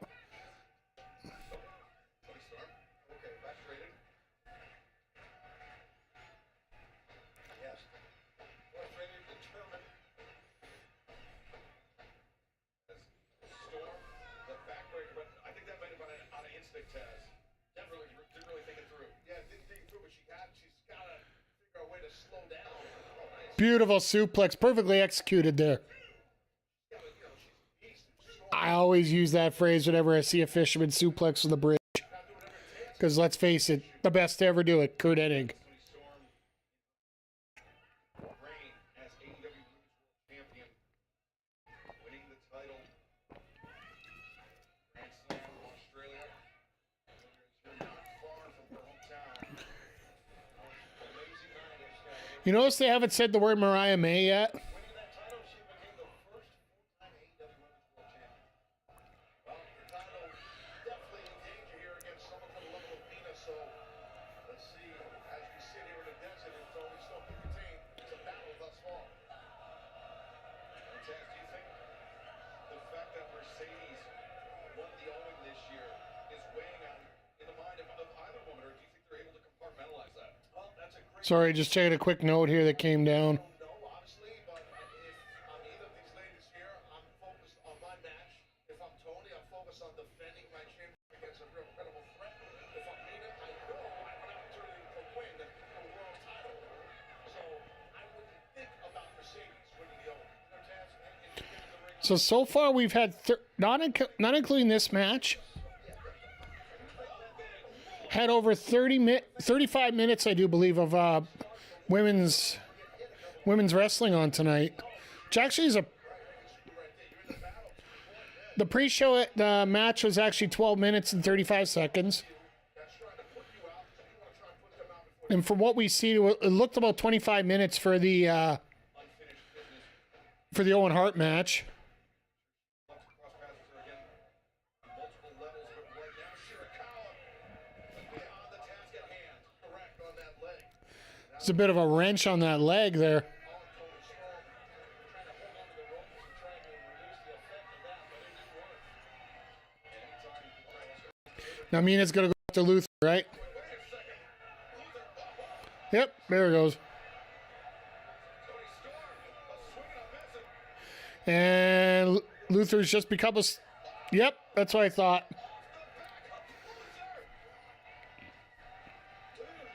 Luther becomes a nice post right there. That's actually a pretty ingenious spot right there. Quit bumbling himself as Mina Shirikawa to the top and once again, but Toni Storm, most importantly for the champion. Tony's smart. Get Luther in the way. Let him deal with all that crap. On the other side of the ring. Find out loud. A roll under it. Let's go, Toni. Fit. The big man. We see another look at that. Mina just vaulting off the back. But then, yeah, Luther just absorbed it. Oh.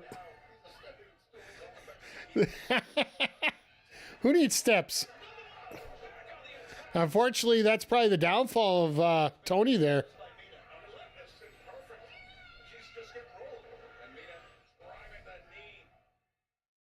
Toni Storm into the mat now, turns the corner. There it is. That Storm locked up figure four, and immediately Toni Storm rolling to the ropes. And you said the key words, Excalibur, immediately. And that's what you want to do. You don't I mean, it's like, oh yeah, I know the rules. It's okay, you know. I'll play fair. Fun fact: deals with what every anarchy in the arena. That doesn't surprise me. And as we go through this tonight, every heel has won every match tonight. Pedro. And I think didn't the Elite win it the one year they were faces?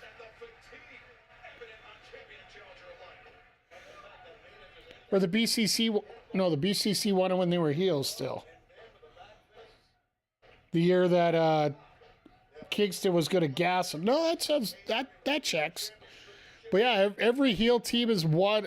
Every heel has won every match so far. This one it doesn't apply because essentially there are two faces here.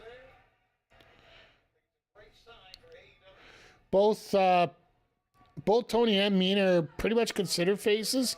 I think Mina was trying to do a little bit more heel work in this, but.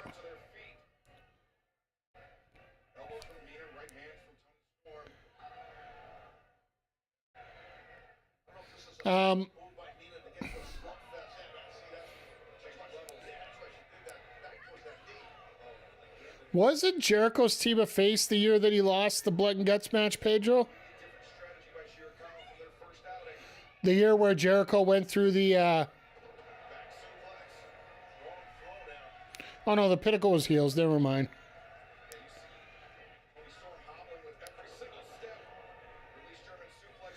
All I can say is there's only one way to fix that, right?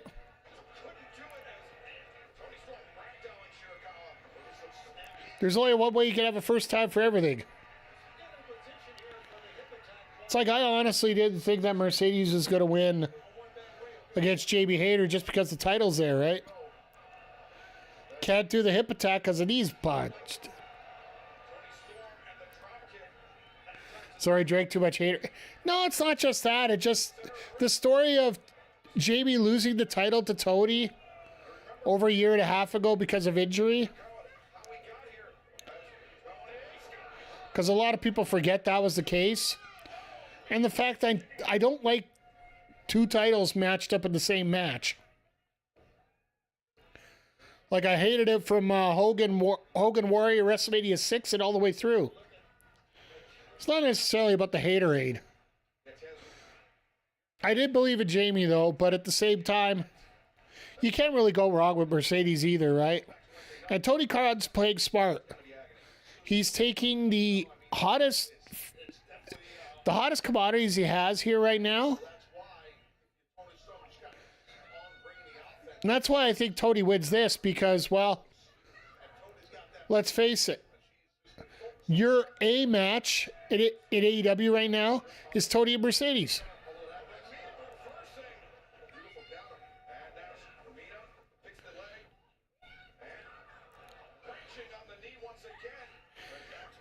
And Mina's doing a hell of a job here. Like, this is a strong style type match that is set up, and they're doing a great job of just telling a great story, giving it time, letting it work.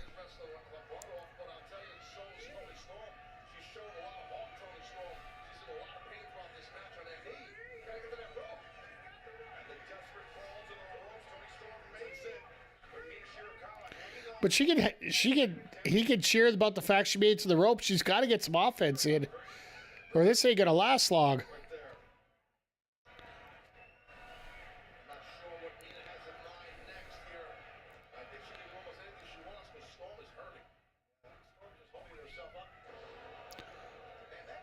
Nice sling blade off the top.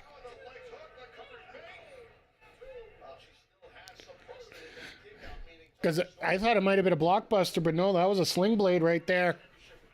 Just the way things are going there. Once again, everybody, I know we're 3.5 hours into stream here, but I didn't get a chance to mention it earlier. Thank you for being here. Appreciate all of you.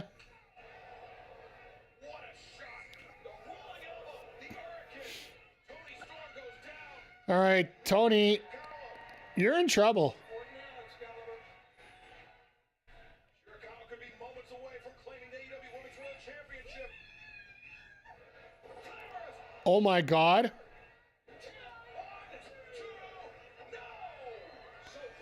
Mina hit her finisher. All right. You know that thing I said about, trying to make it believable that titles can change hands? I think this has worked really well.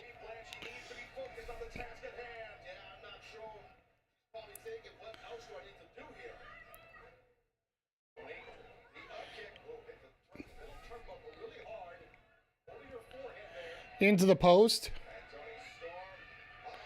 Fighting through the paid.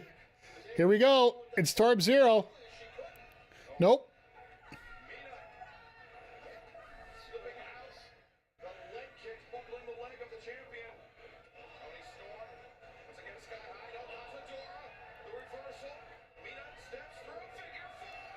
Into the figure 4 again. Shoulders are down.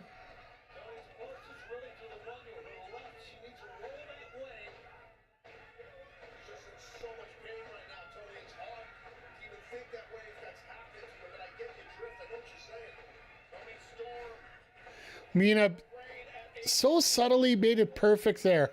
The fact to get the get Toni moved over so it's easier to move her off. It's a really good smart. Absolutely. Like, Mina's got a perfect game plan. They're working a lot of time on this match. I'd like to know what the actual match times are. I'll have to find out after.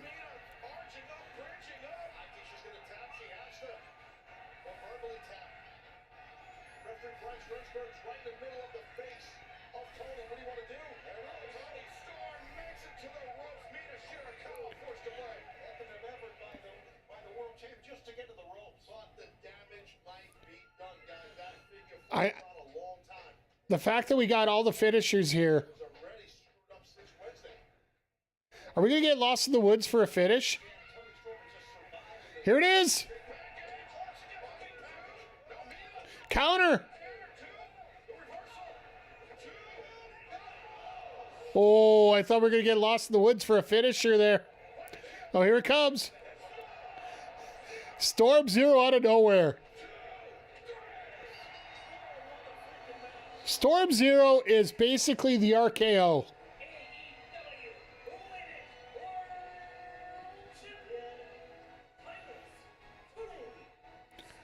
That pile driver literally just up, boom, down.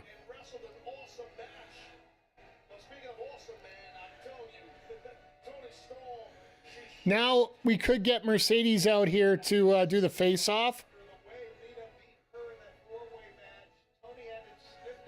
More women's wrestling. I'll support that poster 1,000,000%. This is a great match. And I do hope they finish it the right way here. Everybody's looking around. Everybody's trying to find something.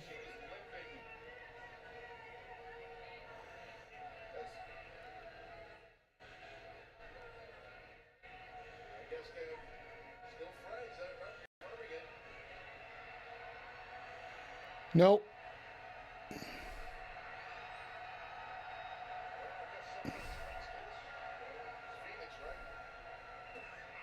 Kissing the knee. All right, well, that's a moment.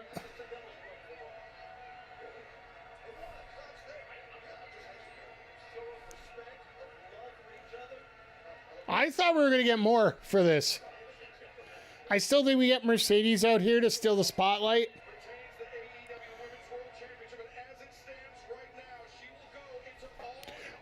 I'm loving these graphics. What do you think, chat? This just came up. Our first match is booked for All In Texas.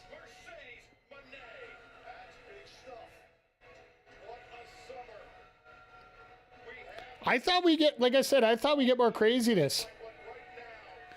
Absolutely, David. Like, Toni had a hell of a match.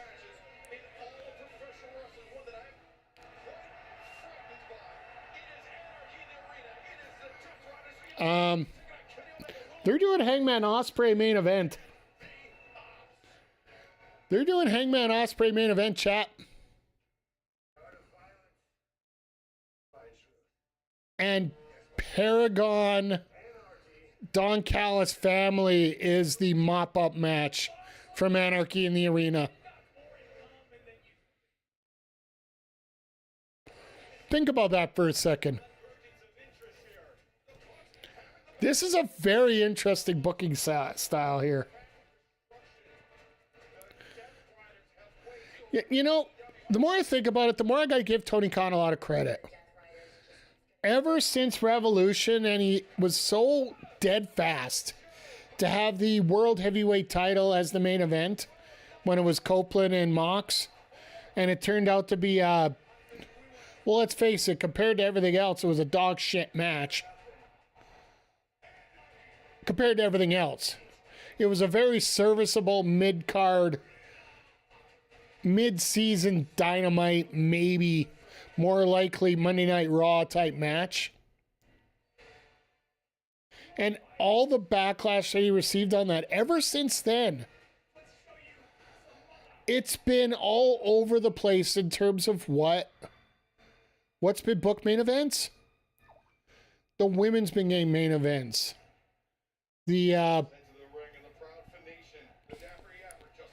Tonight, it's the Owen Hart.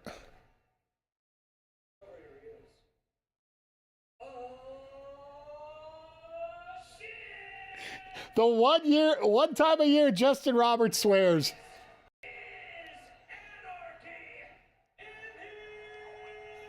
Justin's just grinning from ear to ear of that.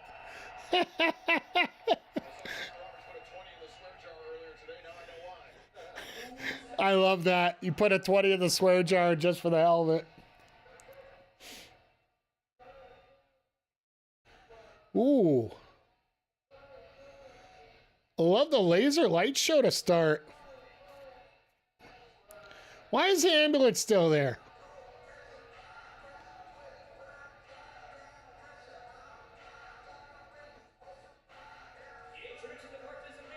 What in the world?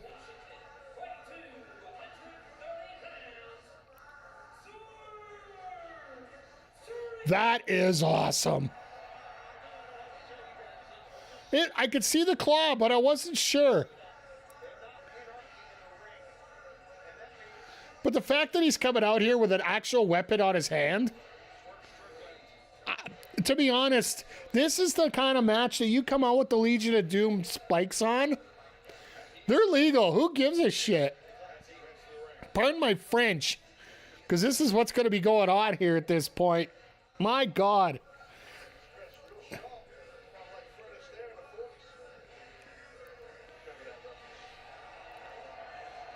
I do have to give a lot of credit to AEW on this, and now that I think about it and got a second here to think, it's actually very smart to put Hangman and Ospreay as the main event tonight.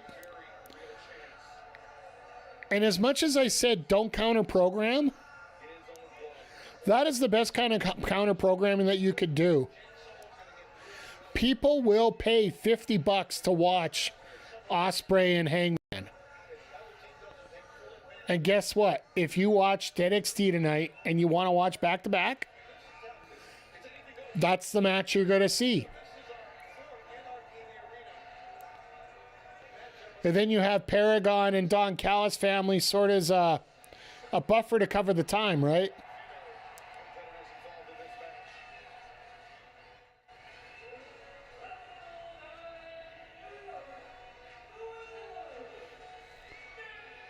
Willow with the beat-em-up overalls here.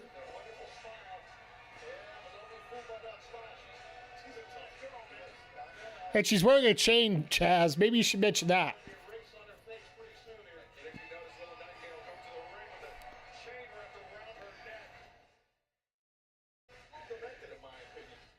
A little demented? A little demented? That's like saying I'm a little overweight.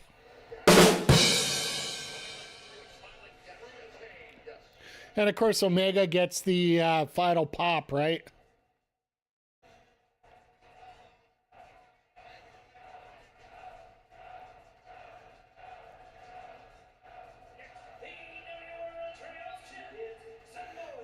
Big, black, and jacked. I love that shirt.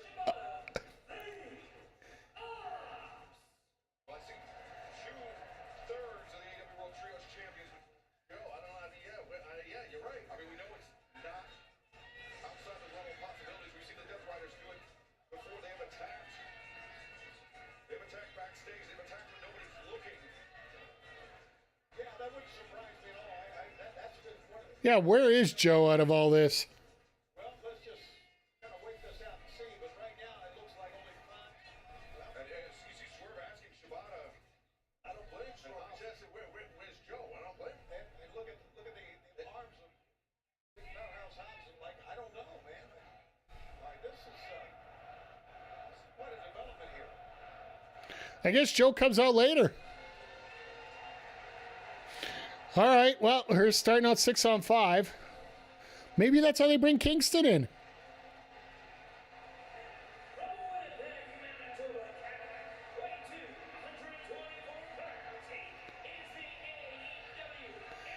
His own Omega Shield.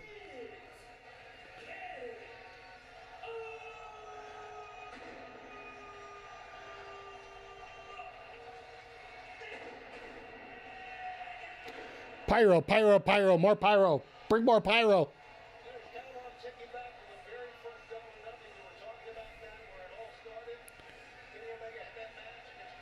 Is tonight going to hit before midnight for once? There's a chance. I'm not going to put Big money on it.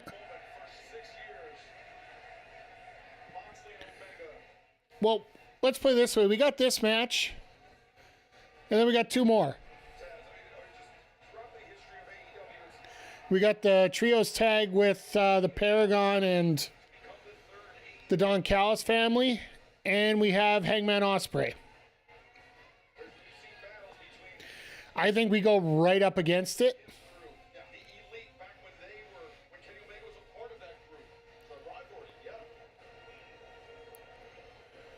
Why is the trios not on now?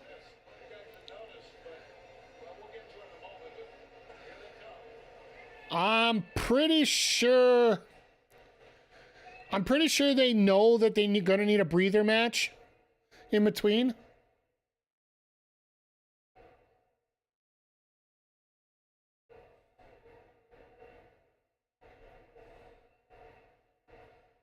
Interesting. Claudio, you peeling off in one direction and Moxley and Shafir into another.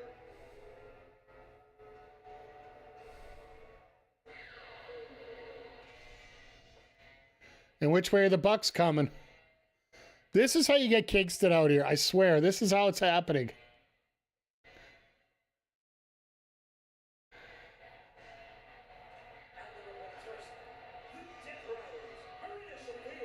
Someone, okay.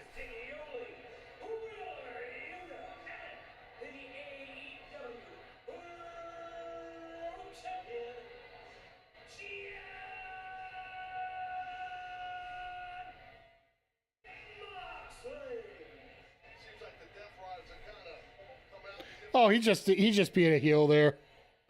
It's not really too much more than anything else.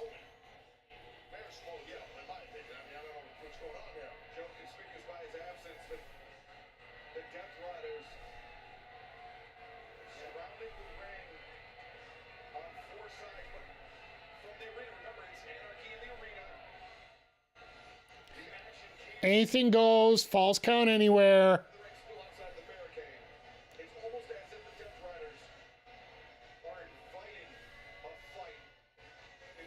They're trying to spread everybody out, and then the Bucks come in the middle of the ring and take on one guy, 2-on-1. It's probably gonna be Omega in the ring.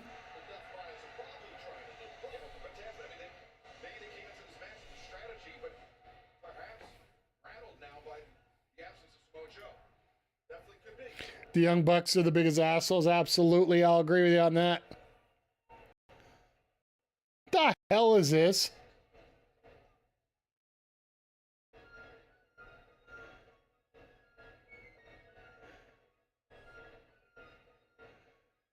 And Justin Roberts has a piece of paper. This is great.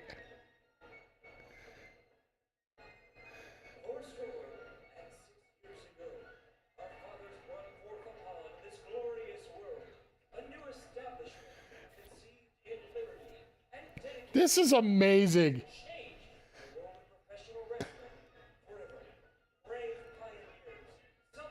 Amazingly horrible, but amazing nonetheless. It's no different than what Omega did, though. That's the thing. If you guys remember, North Carolina.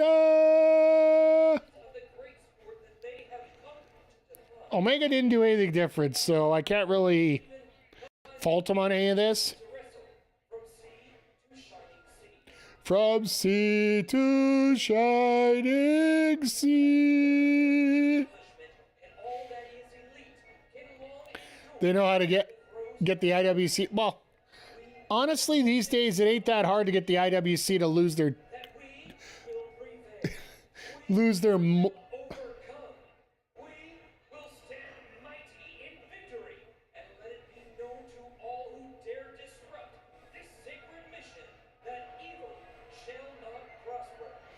Oh my God.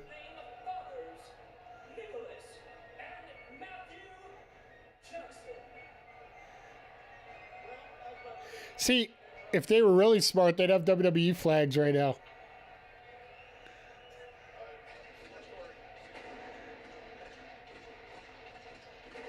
One pyro.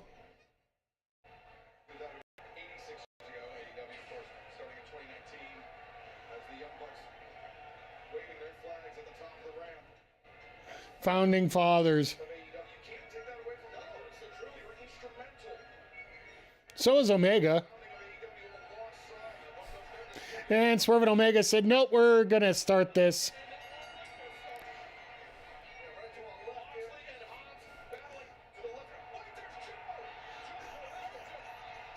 Joe is in the skybox. Atta boy.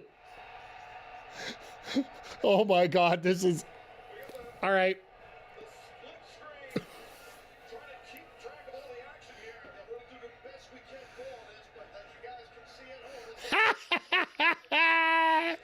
Oh, good old Omega. See, this is why I can't do split screen on this. Or picture-in-picture on this with NXT tonight.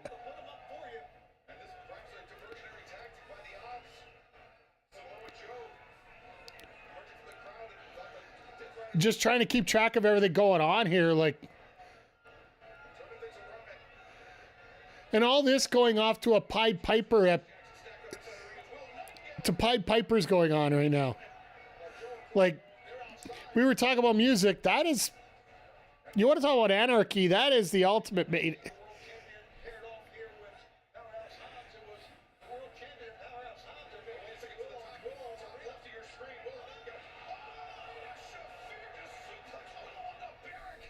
Jesus.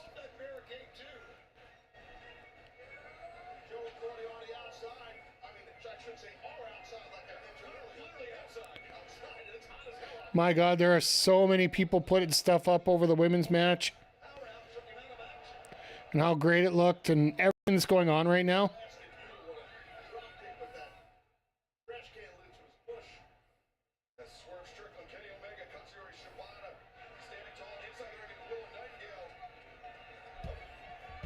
Wish you were at this match.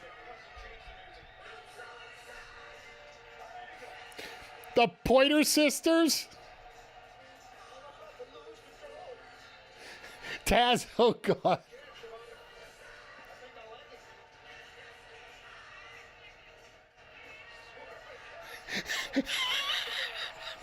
Oh, this is insane. And I love every second of it.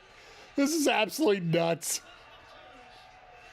This does sound like a Willow Nightingale type thing. How much money is... you know what we should do right now? We should... One thing I should have figured out. We needed to get a counter on the screen. How much is Tony Khan paying for music for this match?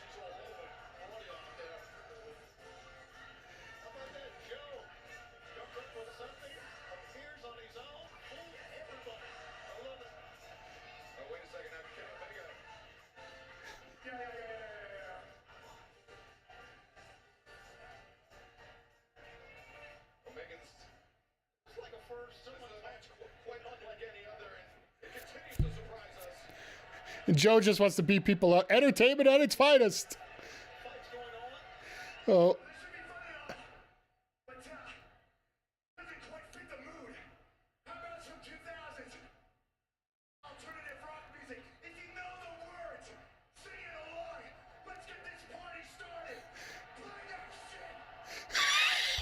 Oh my God, we got the language.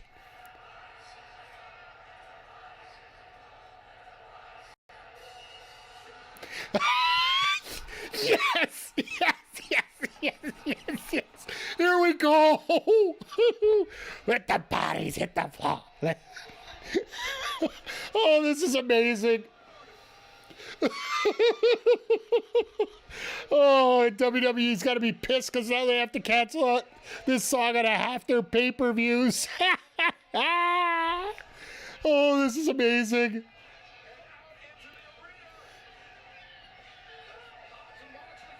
I count some more. 3, 4, 5, 6, I can count to 10. 7, I can count to 10. 8, I can count more. My crowd, my God, this crowd is amazing here. Could you imagine the atmosphere? Like, Nats, like you said, you'd love to be there. Think of the atmosphere right now in that building, just with this going off. John Moxley, he's found a fourth, and he's introduced it to the Fletcher powerhouse. Where do you find a fourth? But Joe's got a stanchion in his hand. Moxley. How do you get them? I guess this is a state, so you can actually get forks. In Canada, they're all plastic. I love professional wrestling. Good to see you back, Zodiac. Oh, this is awesome. Oh. Like, yeah, we had the Pointer Sisters in terms of music. We had a Pied Piper starting the match off. And now, the ultimate fighting music. Not the UFC music. Turns to that guy, he's like, can you please move for me?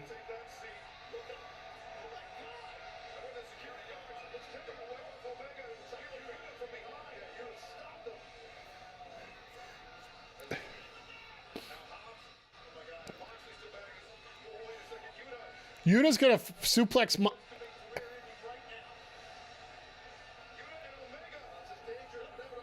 No, this is where you hit a Spanish fly from up there into everybody. How many security are there? 12? How many of them actually catch him?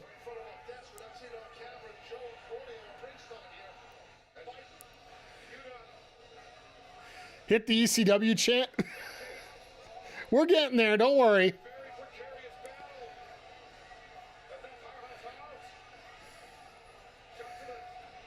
Oh no, there's a whole...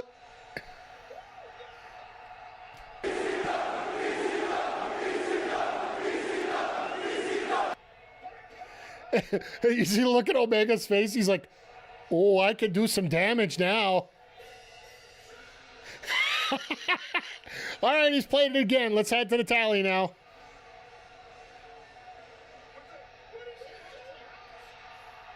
Oh, God, here we go.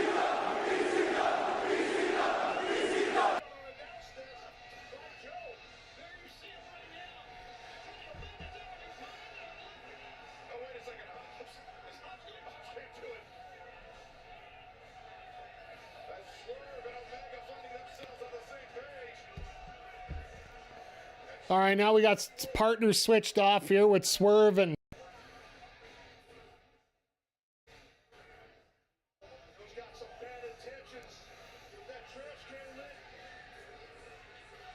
And we're not going to see it again.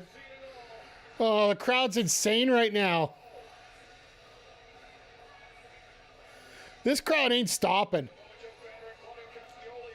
Just wait. Just wait. The best is yet to come. We know what's coming. We've already talked about it. We've said this has been a million steps away.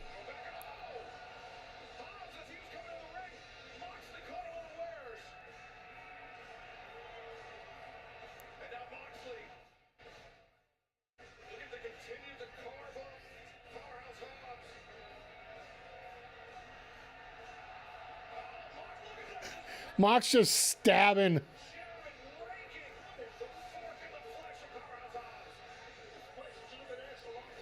Boys being boys, yes. Boys being boys. But the fact that Hobbs is bleeding doesn't work as well. Yes, I understand that sounds bad, but still, it's a fact. The visual effect just isn't there as easily, unless he's bleeding a lot.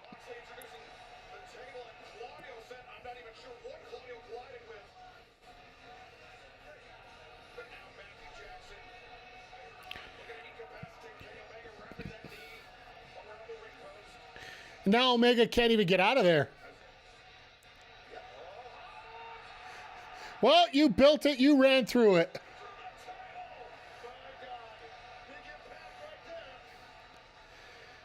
Moxley's like half just relaxed in there because he knows he can't get pinned over there.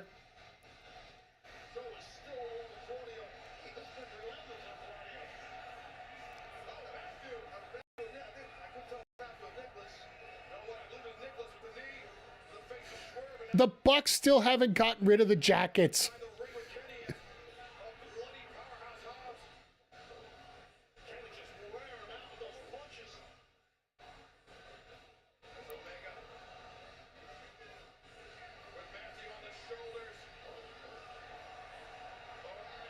Vintage Omega.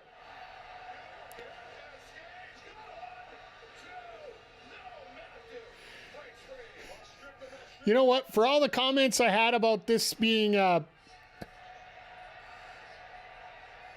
well, let's just throw it up one more time. Tony Khan's paying the bill. Oh, the women are outside. Could this match be won on the outside of the building?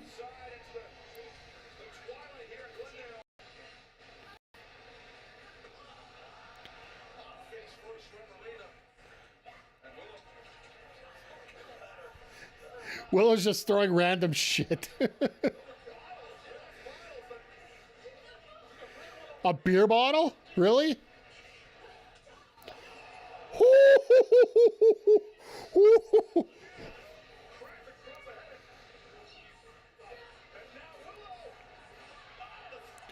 And I am the table.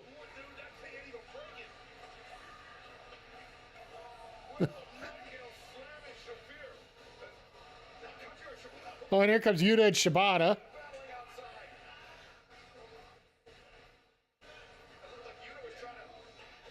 And we're like, oh no, the women are out here. Never mind. Clean up, all three.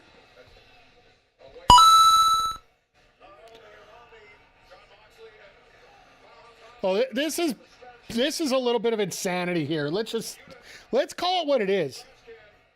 This has been an insane night. Like, you knew something was going to be special tonight. We literally had AEW pop in the chat and say hi. I love this song, but turn it off. You know what? Sometimes when it comes to Anarchy in the Arena, you run things until... It's like most things when you play a good song. You burn it until it's dead.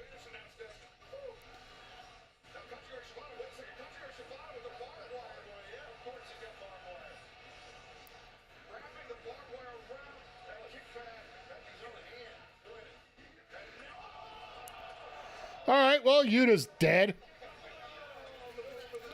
But yeah, we started off the night, if anybody's new here. All Elite Wrestling's literal YouTube account stopped by and said, enjoy the show tonight.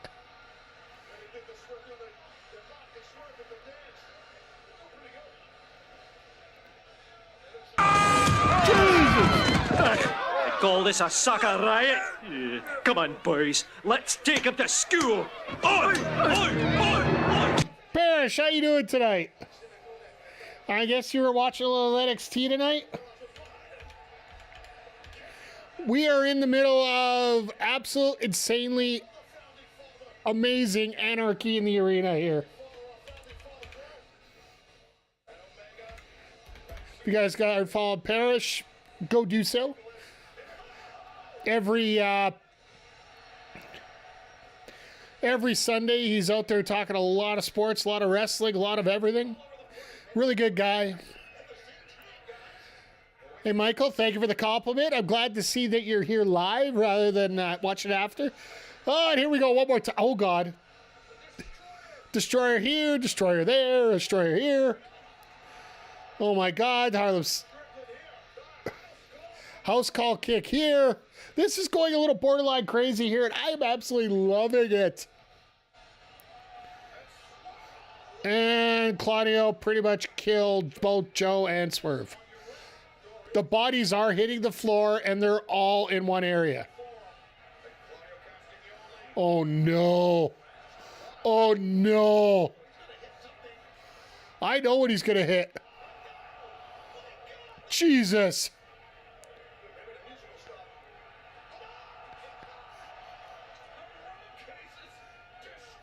Well, it looks like they're buying some new road cases before they leave the venue.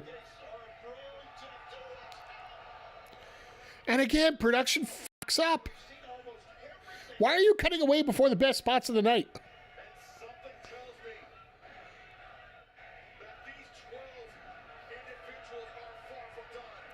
It looks like somebody told the production to shut the music off. Everybody's on that staging area. Not everyone. A lot of competitors are on that staging area. That doesn't surprise me. That really doesn't surprise me. By the way, good to see you here, Carl. And yeah, that Trick Williams winning the title.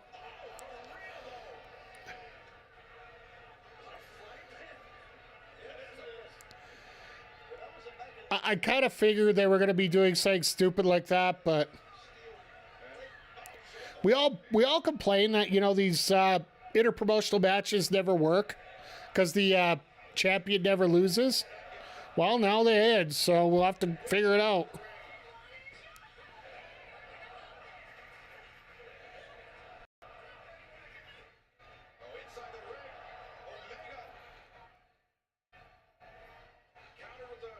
What the hell is she doing? And Omega may be thinking about terminating the Young Bucks here. It looks like Marina's doing a free piercing there. Look in his eyes as he builds up momentum. And, Nicholas caught Omega midstream. Yeah, Kenny's in. That's twice now that's happened. Oh, wait a second. What? Oh! Oh! Well, Willow's done.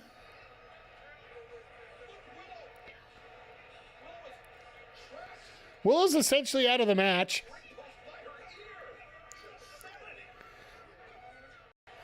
That's a way that you can have the women not be involved, which sucks. Yeah, they were figuring out that TNA would be part of Worlds Collide. Oh God.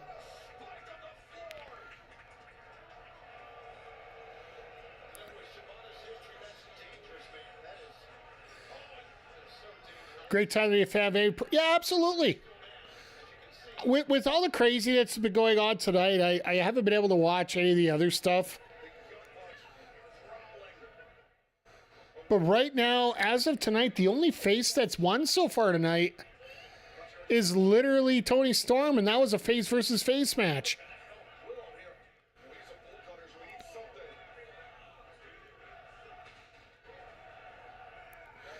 I'm a little disappointed they haven't come up with new music right now, but that might be a reason for that. I really have a strong feeling about that.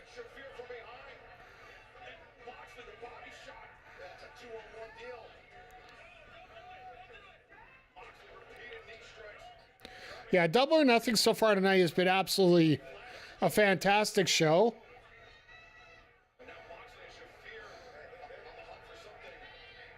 I think right now I'm 4-2 in terms of my predictions. I was going with Jamie Hayter, and I was also going with Mark Briscoe, but that Ricochet Briscoe match was basically a pick 'em anyway, either way.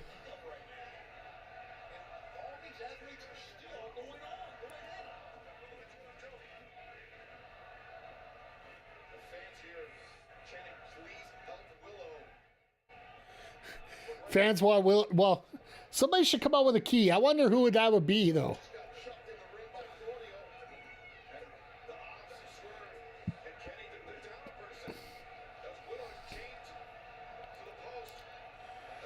Yeah, the bolt. Well, somebody needs bolt cutters. I wonder who.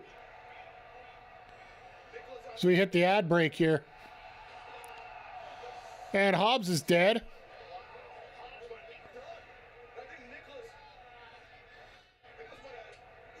Joe's almost done.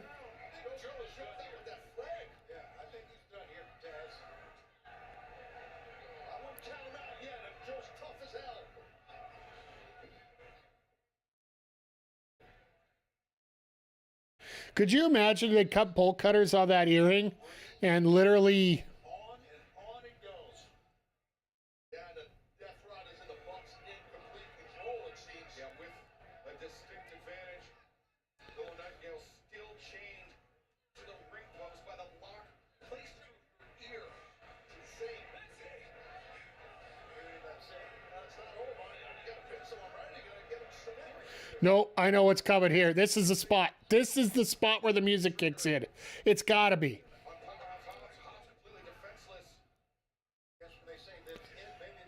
It's so quiet. They're going to try to end it. I don't think there's any question. Moxley gets turned around. Puts on the brakes. He and Hobbs battling it. Yeah, Hobbs not rubbing dome. Look at the big guy. Hobbs don't care. Moxley again putting on the brakes. And, he's still standing. Is Hobbs. Still standing, but just barely. And now down to a knee. Oh no. He's taking a lot of punishment, Hobbs. See this. Here we go. Multiple times. That fort for Moxley, and now potentially on the verge of an EVP. What the flying fudge is this?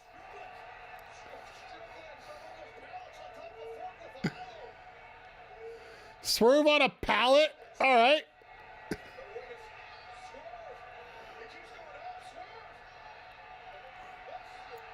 Swerve stomp on the box off a forklift. What would you call that from?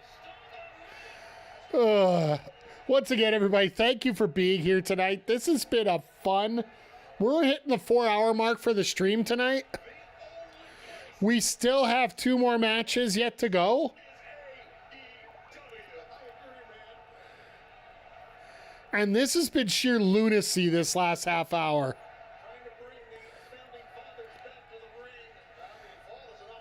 But yeah, it sucks the fact the Paragon and Don Callis family are getting the dead spot tonight.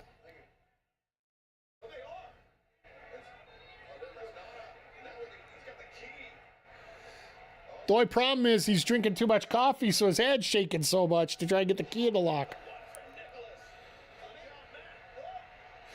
My God, Hobbs.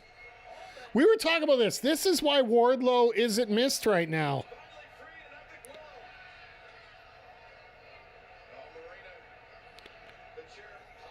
Marina.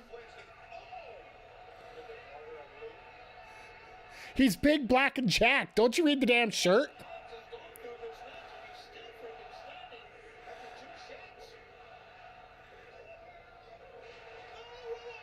And Willow's loose. Big black and jack shirt for Willow as well. That is awesome.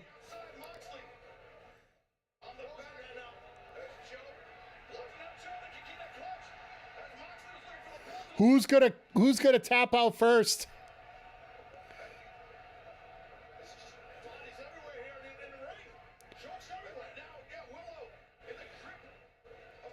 We got 4 tap outs coming.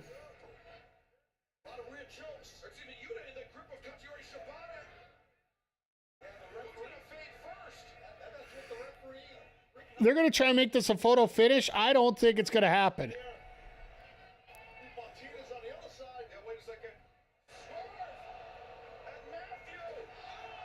Well, that's how you break up a couple.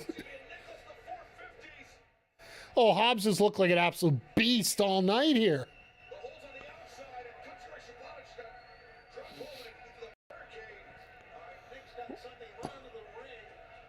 Staple gun. My God, now we got to bring out the staple gun.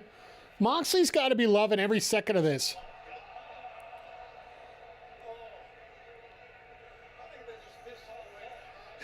Hobbs is smiling. This is like when anybody punches me in WWE 2K25.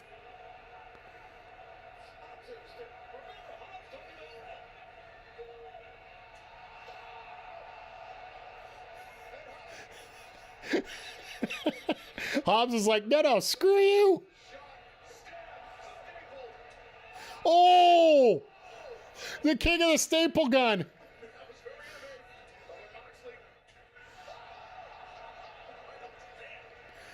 Don't ever walk around. Swerve literally does a drive-by with a staple gun. Claudio's like, no, that don't work for me, brother.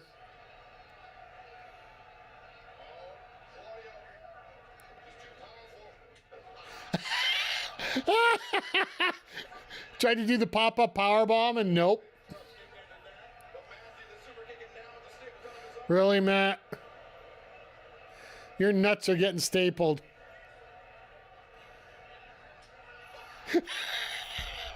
Oh, I called that about 5 miles away right there. That was amazing. This is 65 stars, 70 stars, 85 stars.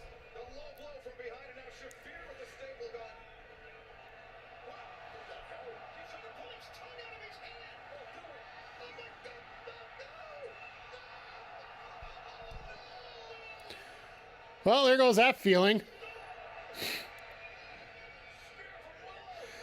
Spear! Spear! Spear! Where's Rhino when you need him? Mox fears Willow. Never mind. Nope, no cutter there. Hey, you get a dragon. And you get a snapdragon. Take off that damn jacket and you'll be fine.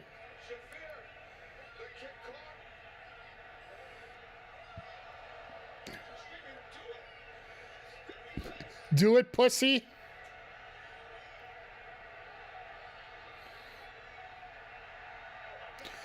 Please, Kenny. Oh, the build up to that. It's AEW. You come in here to wrestle. We don't treat you as stupid.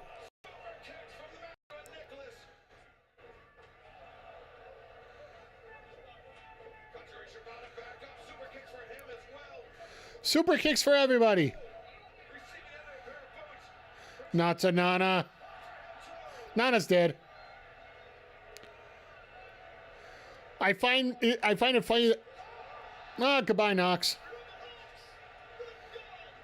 Everybody wanted Knox.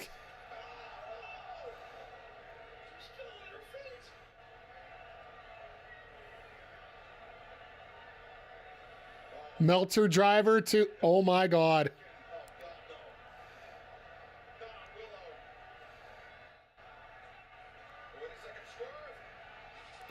Oh, there goes a table for you, Nick. Oh, oh, oh, oh, oh, do it. Do it. Do it. Do it. Do it.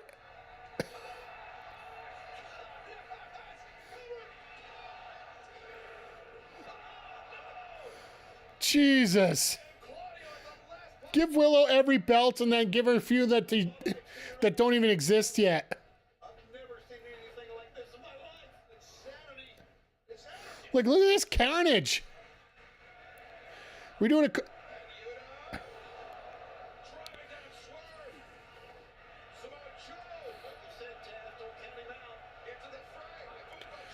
Yeah. Joe in a match like this, like, to me, he just feels like he's the ultimate weapon in this thing. Like, there is no reason in the world why Joe and Hobbs in a shoot fight should ever lose. Realistically.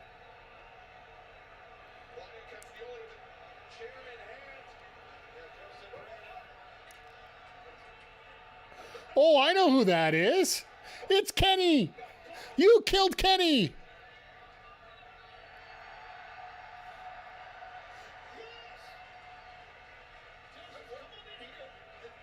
He just saved Joe and he walked out. We got stories. We got stories out of this.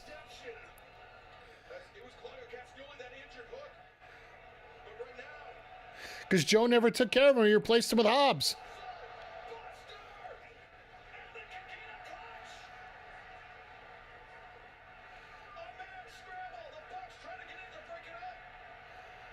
Is this the win? There it is. There's Gabe Kidd. Folks, brace yourselves. This place is going to come unglued in about 20 seconds. Mark my words.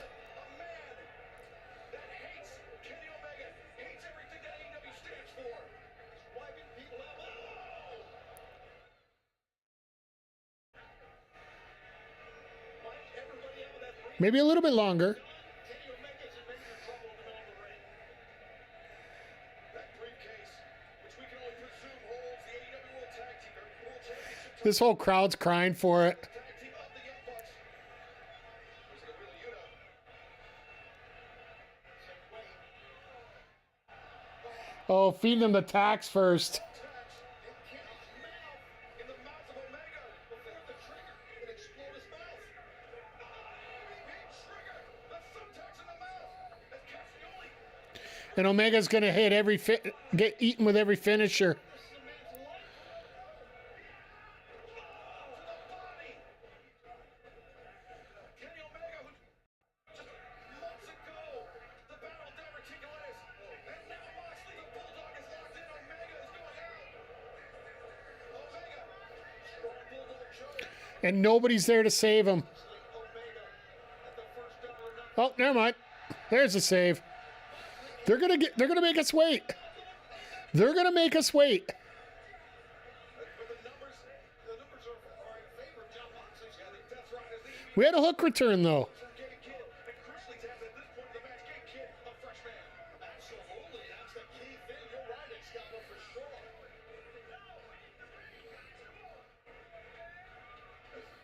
Joe, take those tats out of his mouth, his face. Joe being positioned there. Where do they go? Out to the outside and All hell's breaking loose. Absolutely. I could just imagine here. sort of an idea for Samoa Joe. There's an ambulance that we saw earlier. Kid, what is he thinking?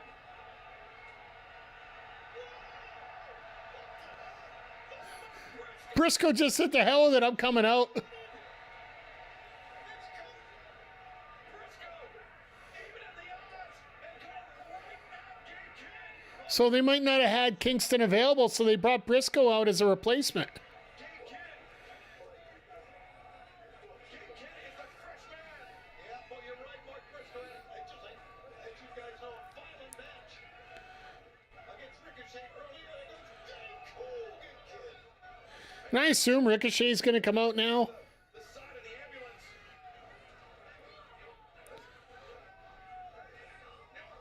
Moxley was Shibata just the foot chancery. I assume Ricochet. I assume a few other guys. They're going to put everybody in the ambulance.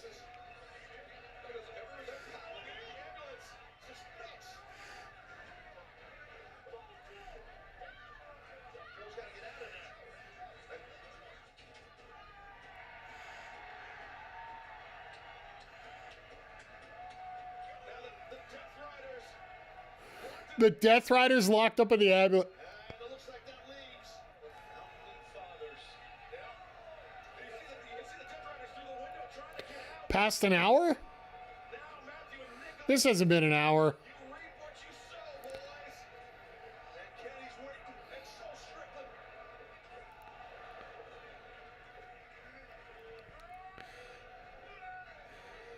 Omega and Swerve.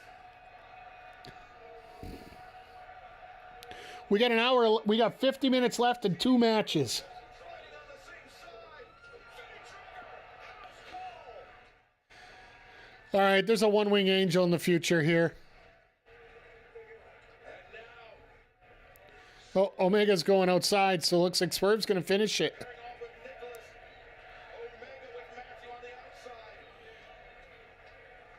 Oh my God. Oh, looks like Nana's got a little present here with the new, The entrance got posted 45 minutes ago on social media. Yeah. they might be modified slightly, accessorized with some The new shoes, the new Reeboks. And Nicholas is in the middle of the ring. He's in a lot of pain. He can't even get up. Yeah, those are the Swerve answer threes. And Nicholas, How fast can he get out of his shoes? our founding fathers loved the shoes, right? I mean, that's very true. This is a callback to what the Bucks used to do all the time. Swerve's new shoe.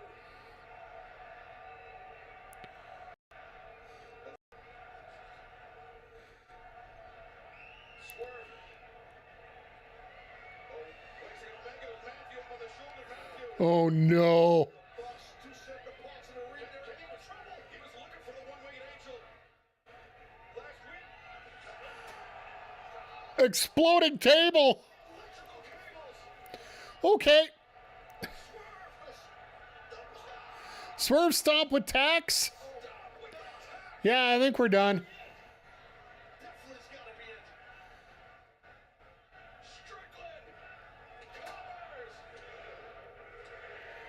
Wow. No Kingston. Briscoe ended up being the... Yep. That will be a picture on the interwebs for a very long time. This is borderline insane tonight. And this is the first, like we were talking about this earlier, Pedro was bringing it up. The heels have always won. This is the first time that the faces have won Anarchy in the arena. And Swerve's just going to show that off for the next month.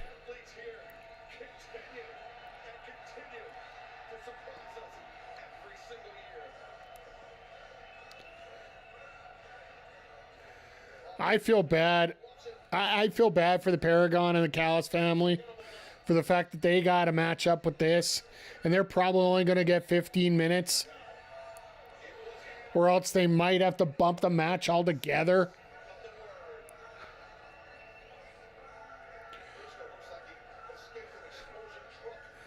Willow almost had her ear ripped off.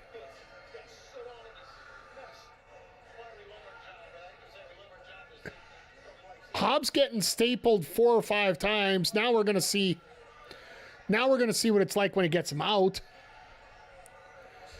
What a freaking match! 85 stars.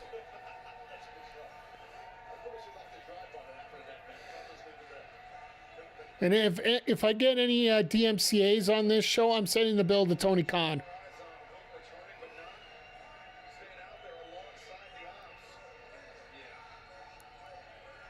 But yeah, we got to find out what's happened with Hook.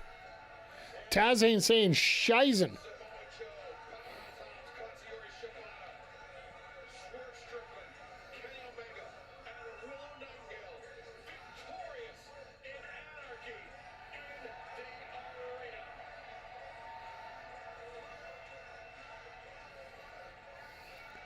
Briscoe just staying back and just letting them pop off.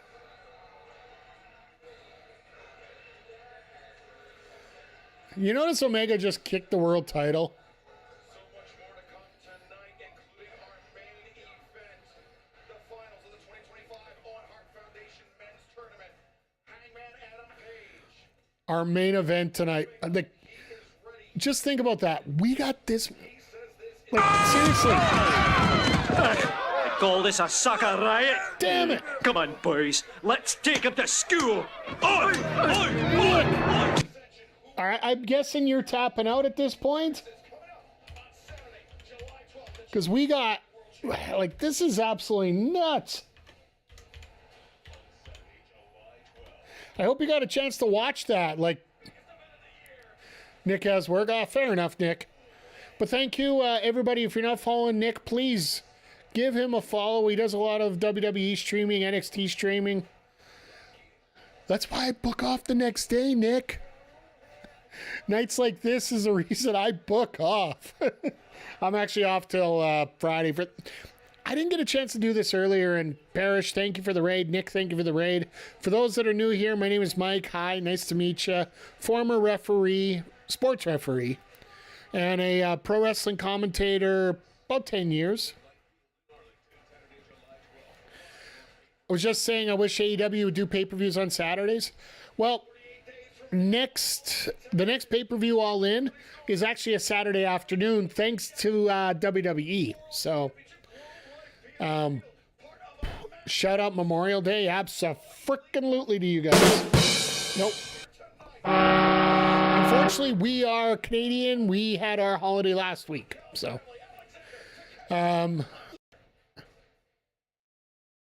no,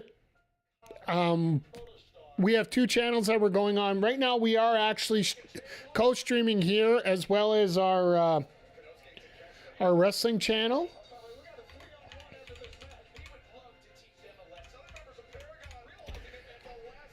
So I'll give you guys a link over to our wrestling YouTube channel. Please feel free to pop the link there, give it a thumbs up, subscribe if you want.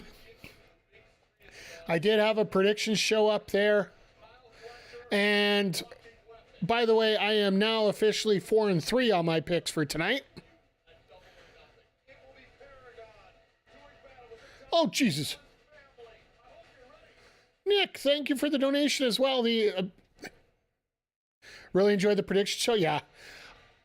I'm trying to not only do a prediction, but just count something goofy to come in here.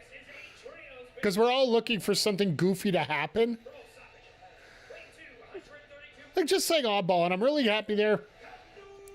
I'm really happy how the show's turning out so far, and I'm looking to get more content on the regular over there, so please feel free to look that up. Mark showing up at the end. I think Eddie that was supposed to be an Eddie spot, and Eddie just legit is not ready. It makes a lot of sense.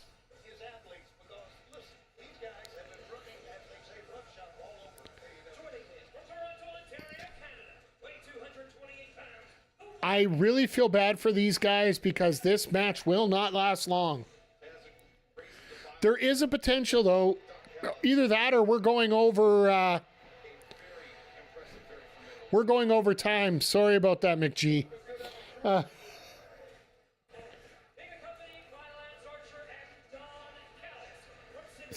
the way, once again, thank you for the donation to jack.org, my friend. We are raising money for jack.org, which creates mental health initiatives for youth and young adults. The reason I picked jack.org as a charity versus some others, while other people try to react and try to deal with issues after they've happened, jack.org works together with high schools, with universities, with youth groups, to give them the tools to deal with things before they happen. And that's where be part of the solution, not part of the problem part came in.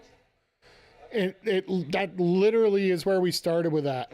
It happened during that, and it also worked during COVID. Worked somewhat smarter. If you can get the hint on that, feel free. But yeah, that's why I've always enjoyed helping support jack.org. We're going to go for another, we'll probably go right up until the anniversary celebration here. Continue the fundraiser. You just threw another $15 in there. What the hell?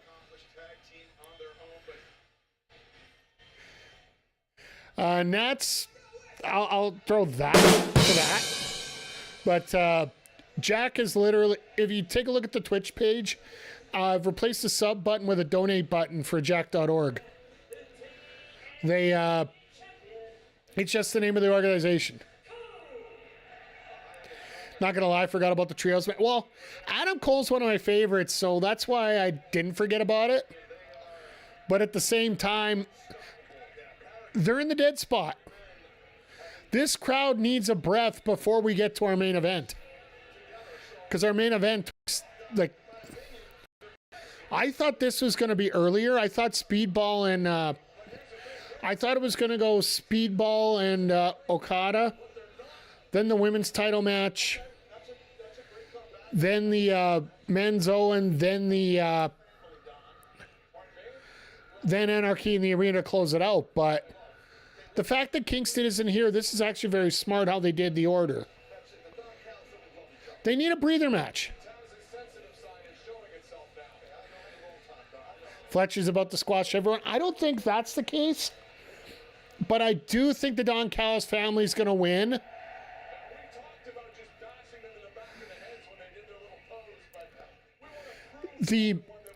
I think the Don Callis family wins. I do think they're going to be setting up a Fletcher versus Adam Cole match, which, get me my popcorn, get me one of those 500-gallon jugs of pop, and I'll be happy to see it. Happy to see Cole booking. He's been getting bigger ever since his ankle's fully healed. When he came back, the best way to explain it is when You know when you're playing WWE 2K25 My GM mode and you get somebody with an injury and you play all those power cards to get them back real quick? Because say they're injured for 4 weeks, so you're throwing a 3-week one and a 1-week one. They're back, but their stamina's at like 10. So really getting them back in is not helping you. But you're still using them because you have to use them. Now that Adam's had a little bit of time, a little bit of a break, a little bit of setting up on things to do. Owen, quick question, Jack. Can you help me out here? What game is he trying to collaborate with his... Is this Witcher gear tonight? What are these colors tonight?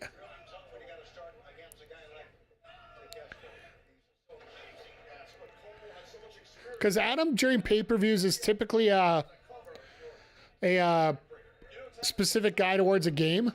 Shout out to Speedball Mike Bailey tonight with the Bellaccio gear. Who would have thought a plain old card game that's on Game Pass would be the influence for his gear? I thought it was just Double or Nothing. I will be the first to admit it. But then go back and take a look at the lettering on his tights for his name. It is Bellaccio writing.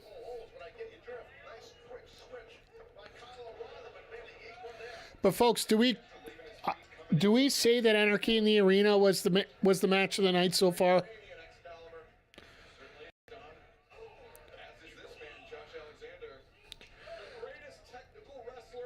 I have a lot of thinkings about this stuff, but we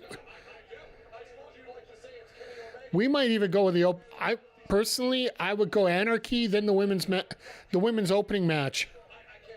Mercedes and Jamie.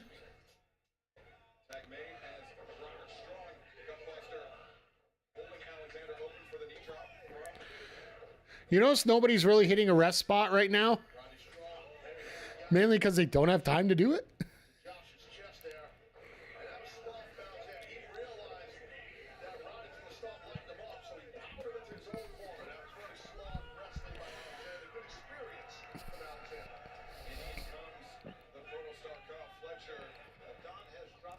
Fletcher is living his absolute best life right now. He's one of the best wrestlers on the planet. He's got an amazing girlfriend in Sky Blue. He's basically considered an automatic title everything.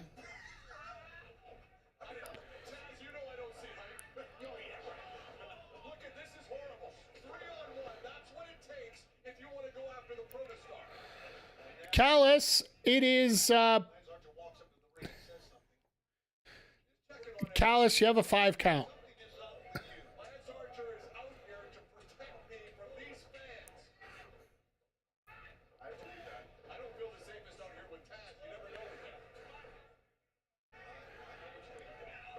Taz is just keeping his mouth shut right now. It is amazing.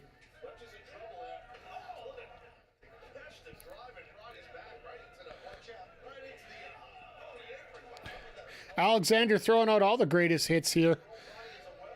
It is going to be amazing when people start to see how beneficial Josh Alexander really is. The former TNA World Champion. And sticking in with Callis right now in this... Well, look at this team on the Callis side. Like, all 3 of these could be champions at any time. If I had to pick which one... And chat, let me know if you think anything different. Which one of these 3 is most ready for a title right now? I say this with all conviction. It's the guy that already had a title and is... currently holding a title, and that's Takeshita. He's a decent promo. His wrestling is absolutely superb.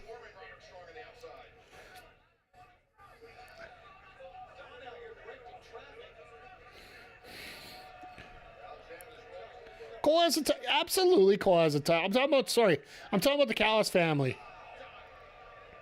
Easily Takeshita, yeah. Well, there goes my prediction. I thought Callis would stay out of it, but that was my shocking moment of the night.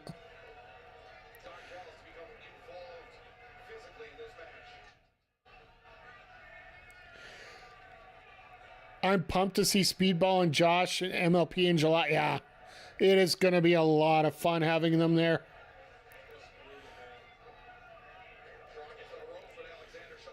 By the way, folks, you want a shocking fact? And we didn't watch the match because it was another brand. But on my 2K25 run with WCW, WCW's main event for their WrestleMania PLE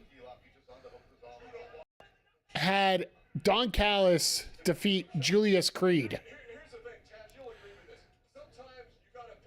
Like, to me, that was just insane. The fact that Don Callis got the spot that everybody's going to remember SmackDown by to end season 1. Ugh. I put him in I downloaded him for the roster because I thought he'd be a great manager in the universe mode that we're going to be doing eventually. Unfortunately, he was put into the roster to be selected as a wrestler, so...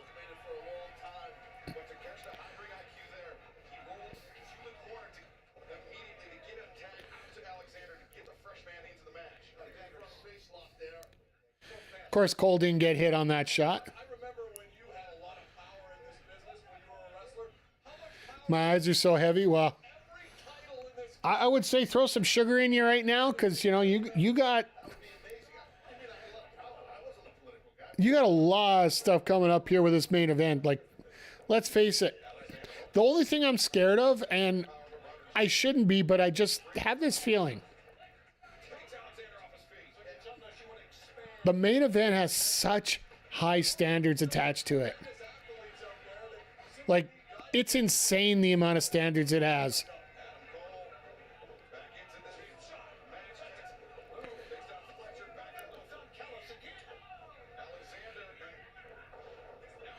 Cole is firing up.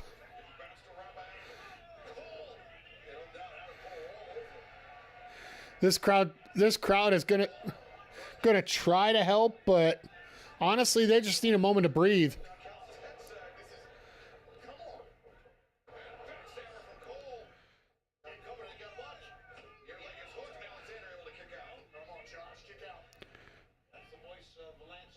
So Archer took over commentary now. This is awesome.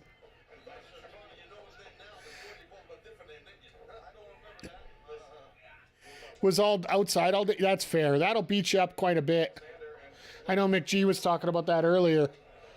But yeah, we are moments away from our main event, which really could go either way.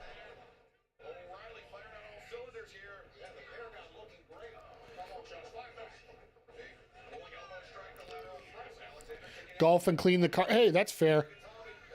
Today was my first day of holidays today, so I actually just played a lot of MLB The Show, to be honest. Trying to get a lot of the little stuff done that I haven't been able to do in a while, like moments and such. Stinky. Yeah, that match was absolutely freaking nuts. I think that's the best way to put it. 85 stars. 85 stars. I'd have to take it. That was your favorite match of the night so far?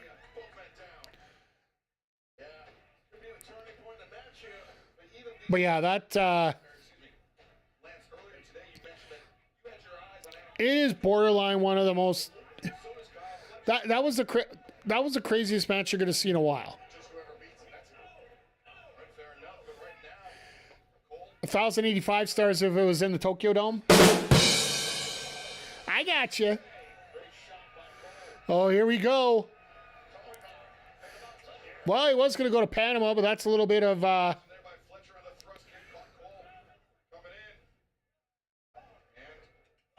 not as much blood as you. That's another good point, Zodiac. Well, the most blood was actually a person that wasn't even in the match, and that was in Mark Briscoe. Ba-dum, ba-dum, ba-dum, ba-dum, ba-dum, ba-dum, ba-dum.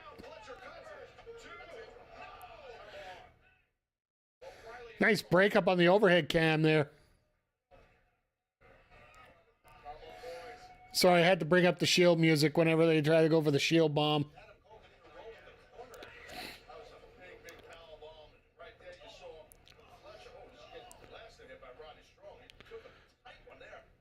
What's Callis up to? Callis is over by Cole. That's the part I'm worried about.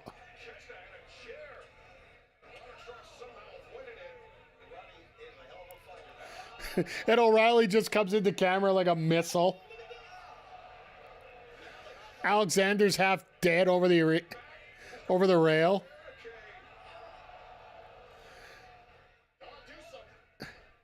And of course the camera misses another shot.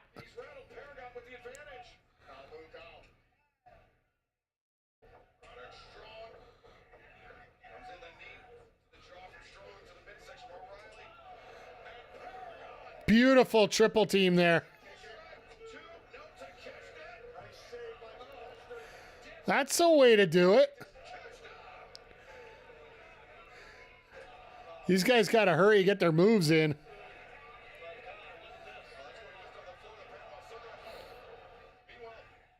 It's bad when they have to show the replay to show everything again, because we didn't see it the first time.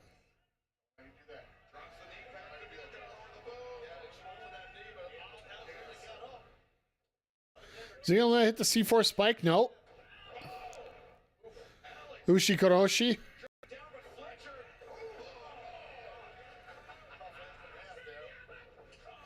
Oh, God. Here we go.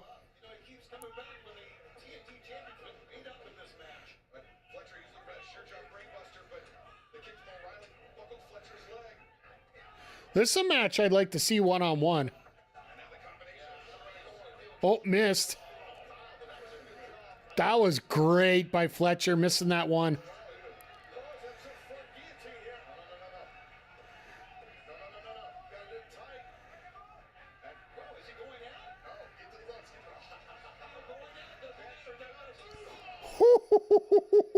Ooh, somebody dead.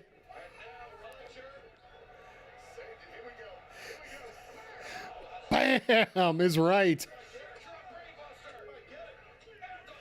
And O'Reilly, yeah, that's what I figured would happen. I figured that'd be the win.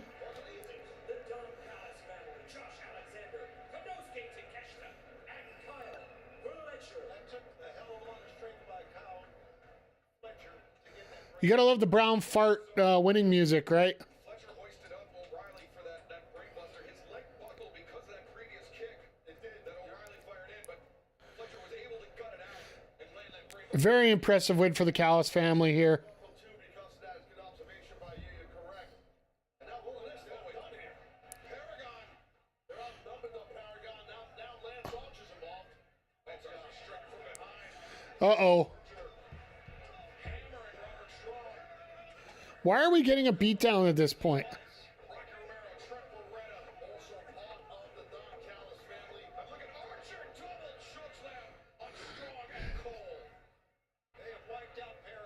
Wait. Wait, what?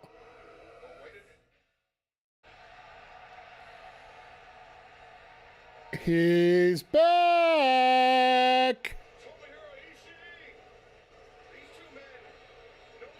Nobody Matthews.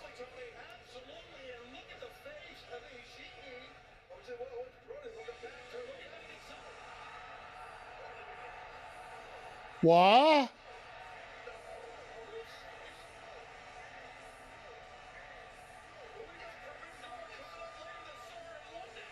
Well, it looks like we're starting Forbidden Door.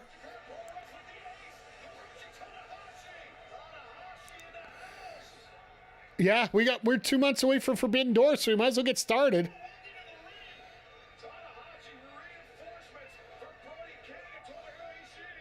But there's no Buddy. That sucks. I guess his ankle just ain't 100% yet. Fletcher. Fletcher, you might be eating a few finishers here.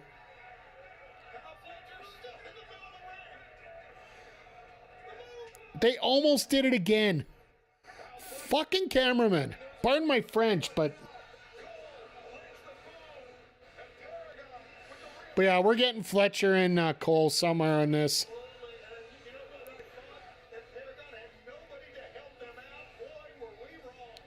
But Evan, when the hell is TK going to put a gold on Brody? Honestly, to me, Brody King feels in many ways what The Undertaker was. Like, he essentially is the biggest, a big man that doesn't need a title. Should have a title. We also got to remember, how many titles do we have? And we're probably consolidating one of the titles, or two of the titles into one, coming up just a few weeks away.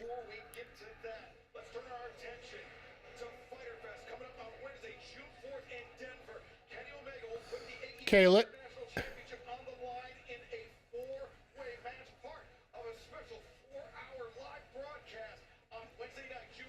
so are we actually doing the live broadcast this time? Josh and Brody. Beef. Dorada and Hechicero. Claudio and Commander.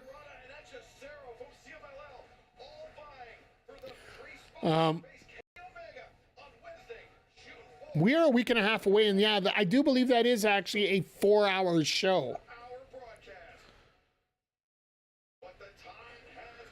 That we'll get more clarification next week, because obviously if that's the case, then there's no Collision next week or 2 weeks from now.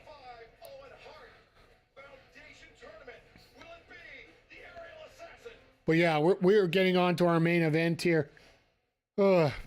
I guess as per tradition here, let's get a rundown of what's going to be coming up this week, because there's going to be a lot more this week.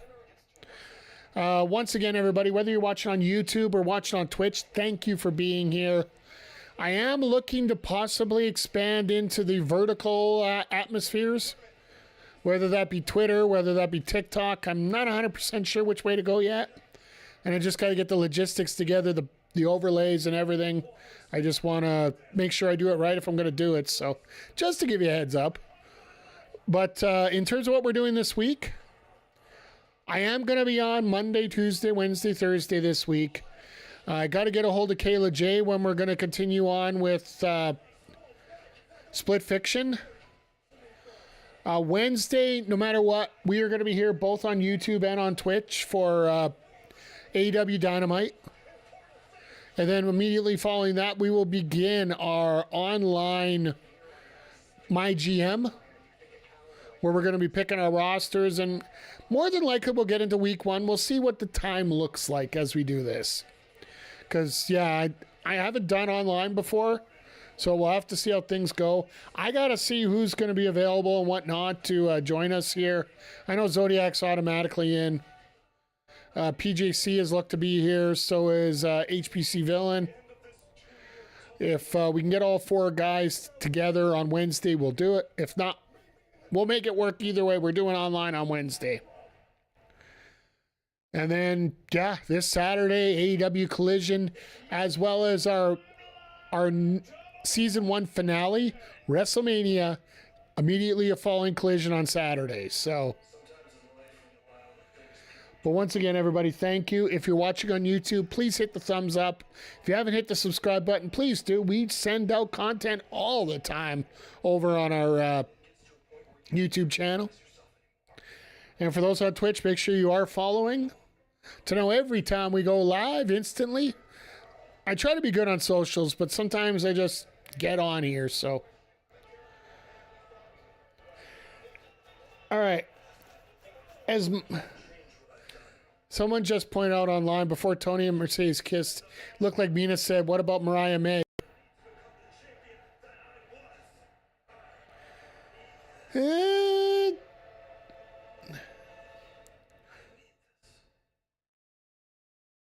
We very well could. If that's the case, then we're going to be looking. It'll be interesting. It's just another layer to the story, my friend. And that just... Because I think Mina's going to need some opponents / partners, right? But as much as I want to quickly switch over to this match here. For all the crap I've been giving production here over the last few weeks, honestly, the video recaps that they've been doing, they have really stepped up on. Would you not agree, chat?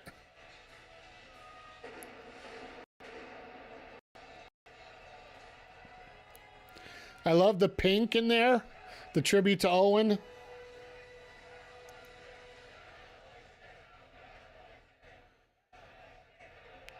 Now, honestly, I know a lot of you are saying Hangman should win this.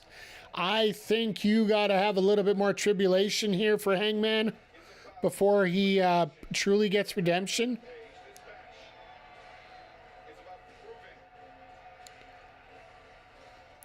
And Ospreay, I think it's the same ticket that you played with Mercedes here. You want your top star there right now because you never know when they can get injured, when their pop disappears, when everything just falls apart for them. I'm not saying it ever will for Will Ospreay, but let's also admit the fact that one day he's going to open his mouth. And while I agree with a lot of what he says, sometimes he's going to have to find a way to find a crow to put in it because he's going to eat some of it.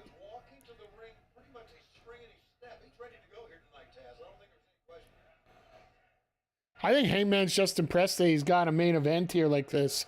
And the anticipation behind this match, I don't know if there's been a match in AEW that has been more anticipated than this one in a very long time.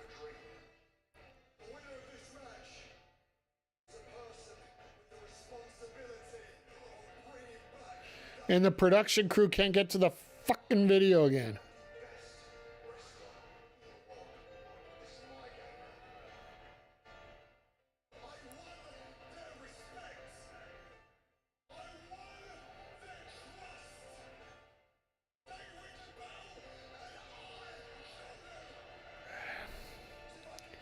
Another big F for it.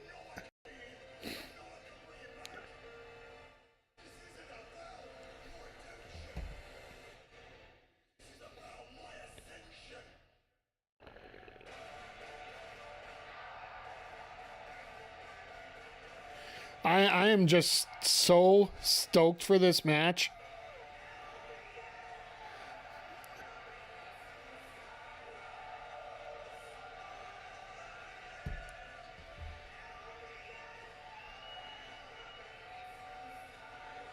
All these feathers everywhere.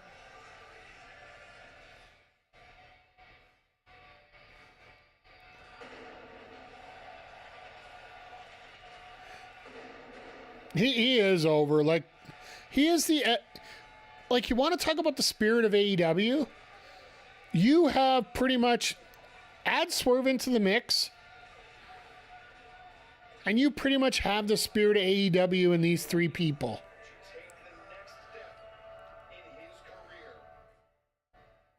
Hangman is the personality of AEW. Ospreay is the presentation of AEW.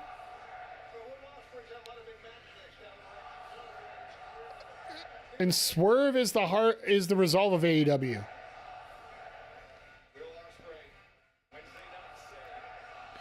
I'd almost say in many ways that Ospreay might be the heart of AEW.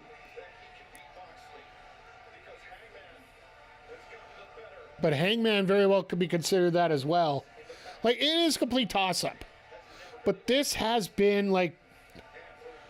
As we get into our main event here, like, this has been... Is there any way that you can consider this might be the best pay-per-view that AEW's ever done?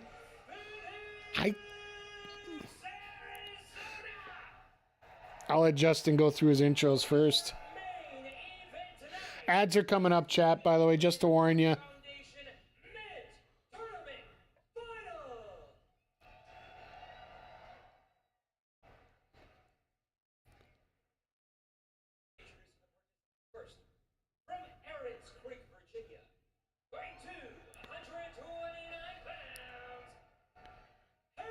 Best ever? Damn, man, they kill it every time. That's the thing, is it? Like, we're going to have to take a day to think about this. And I'll bring it up on Wednesday and we can discuss it there. But let's, like, this has been a little bit borderline insane, the role they're on.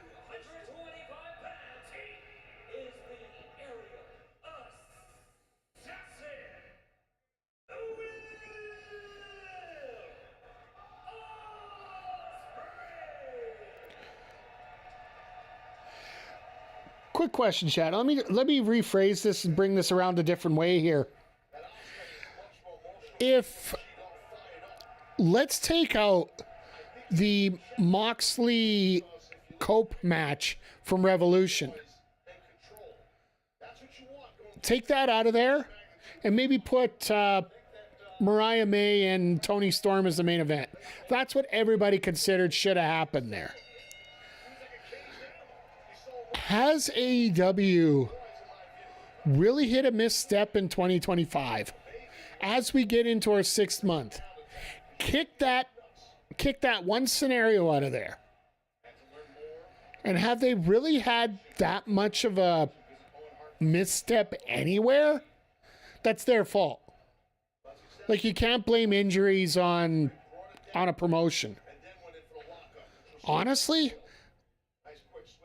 this might be the greatest 6-month run of a promotion in a very long time.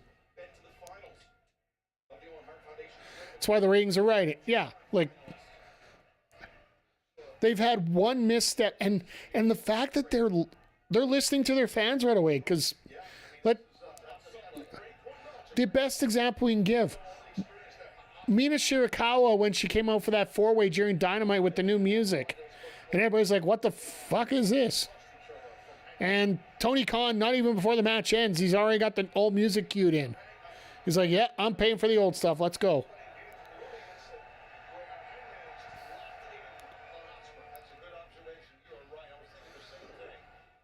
This almost has Japanese fan vibes for this. It's like they're sitting here, like the crowd's right into it. Don't get me wrong. Like, there is not a single person that's left yet. And they know they're going to go over time here. The only advantage is they are an hour later than us. Like, right now, locally, it is 8:49 p.m. right there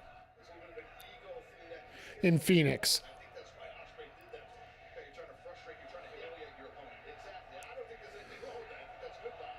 But this crowd is just, they're settling in just like we're settling in, like everybody's settling into this tonight. Like, this is exciting. This is a spot that we enjoy more than anything else here. Just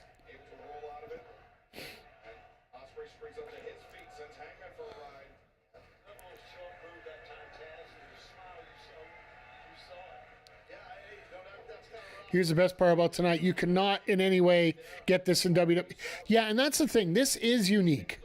And this is the reason I enjoy this. Coming into tonight in IWC world, which, let's face it, that is a toxic sludge land at the best of times. What was the biggest talking point about wrestling this weekend? The fact that one of WWE's biggest shows, Saturday night's main event, not only was, well, let's face it, average at best, but it was at least a third, if not a half, commercials. And commercials and talking time. This here, let's face it, we popped on 4 hours and 52 minutes ago, and literally within 30 seconds of me coming on this stream, we had Megan Bayne and Penelope Ford coming out to the ring for the opening match of the buy-in.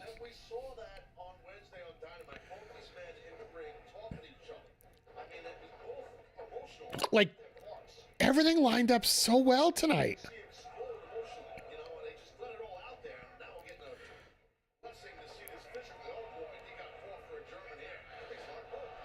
So right now I'm going on 5-3 with Ospreay as my pick in this one, just so you guys, if you guys are keeping track of my predictions here. You notice this is all in one shot with just zoom in, zoom out. It's not camera cut, which I find that when, like as a production guy, watching as you go, even if you're doing even the zoom's a little bit quick, it actually does help your eyes if you're not cutting all the time.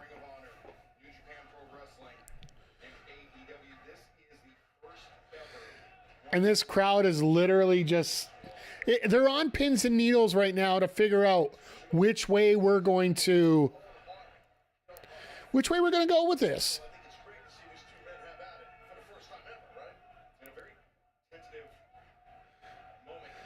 Like, I'm sorry that we're going to be running late, but we are going to be running late tonight. Yeah, there's a lot of feeling out to do here.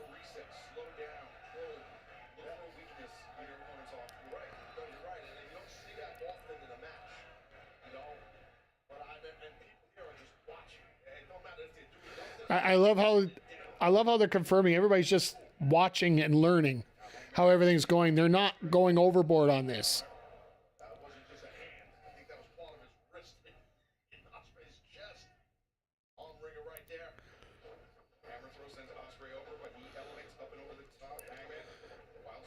And they are building up because right now the way it's looking, like they're doing 30 seconds at a time.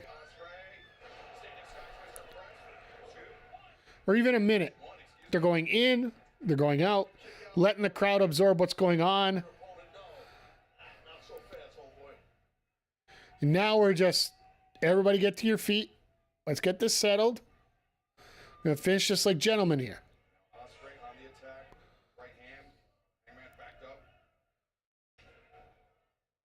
Shot delivered by Ospreay. I'd say, based on the reaction alone, Taz, I'd say Hangman's maybe a little more powerful on that shot, but I think so. Yeah, I think so. I mean, people know. Like there's a almost a cautious feeling going on right now as we're going through this. It's like everybody's just trying to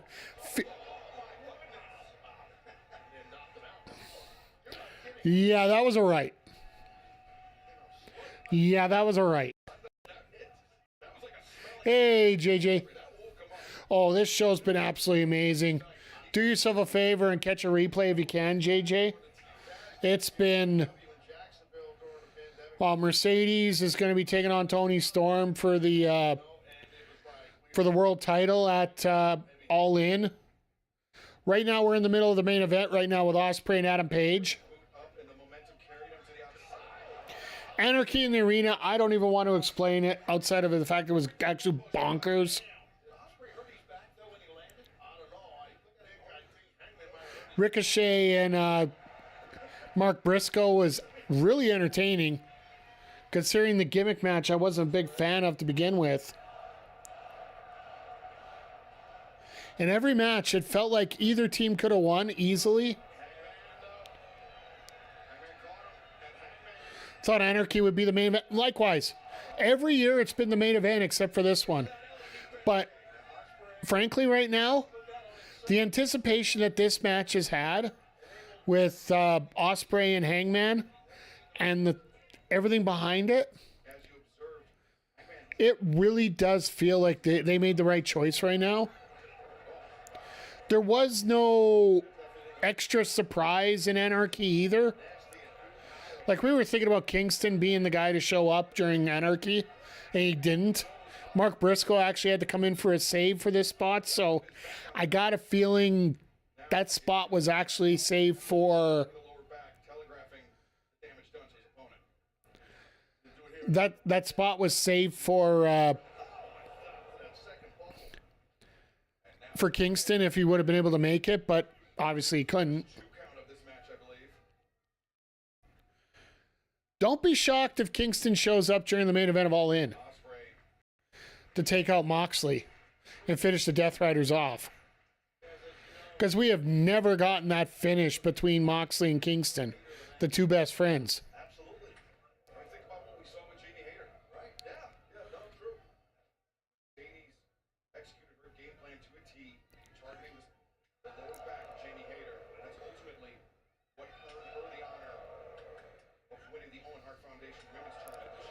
Yeah, it's a bit of a...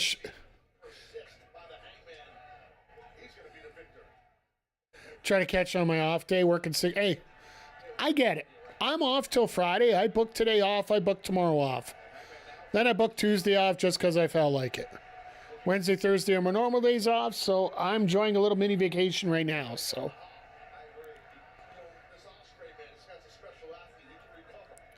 but yeah, do yourself a favor. Check this out.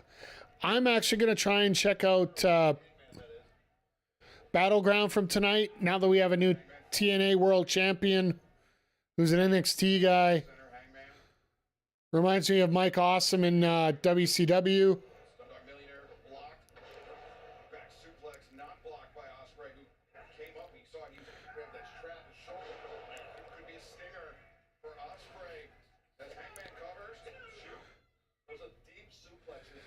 I have the media scrum notification on while I'm there. Hey. Fair enough. The scrum notification, it's supposed to come up now because it is 10 o'clock or midnight Eastern.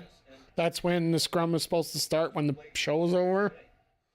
Unfortunately, we're going a little overtime tonight, much to the chagrin of the people on the East Coast. Those on the West Coast, well, you guys have no problems yet. For us, we're just shy of 10 o'clock here locally for me. So I'm still relatively okay. Even if I did have to work tomorrow, it's still not the worst thing in the world.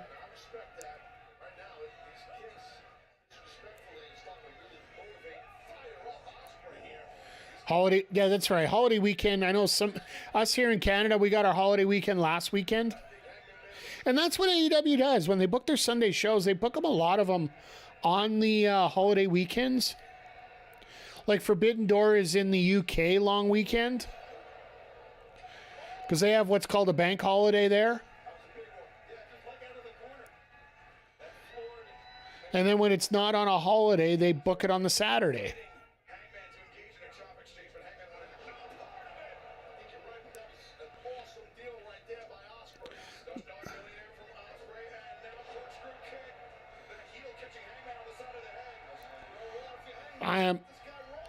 I'm looking for this match to finally start picking up a gear here.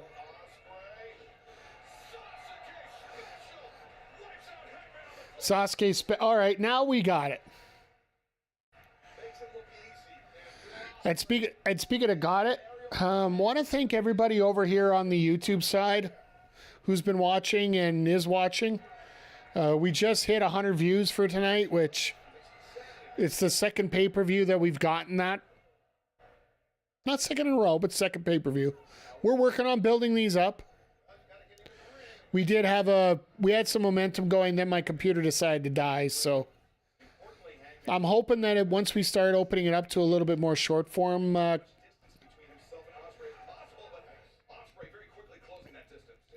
sites, we might be able to grow things up a little bit more here.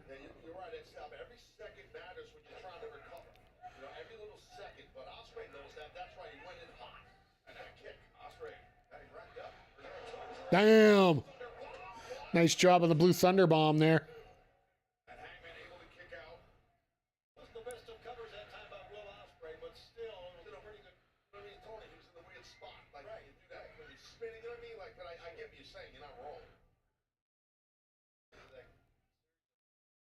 And once again, like after that Anarchy in the Arena,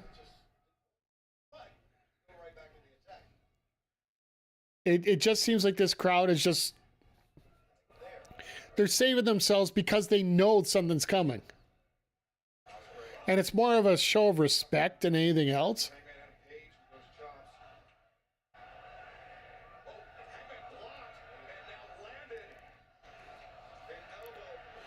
Because both these guys are actually working at a slower pace. Once they start picking things up, I know this crowd's going to be there.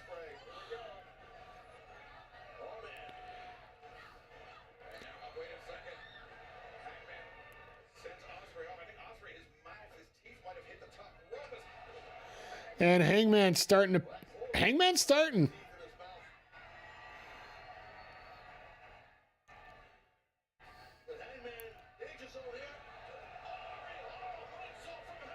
What a moonsault. Some crazy athleticism.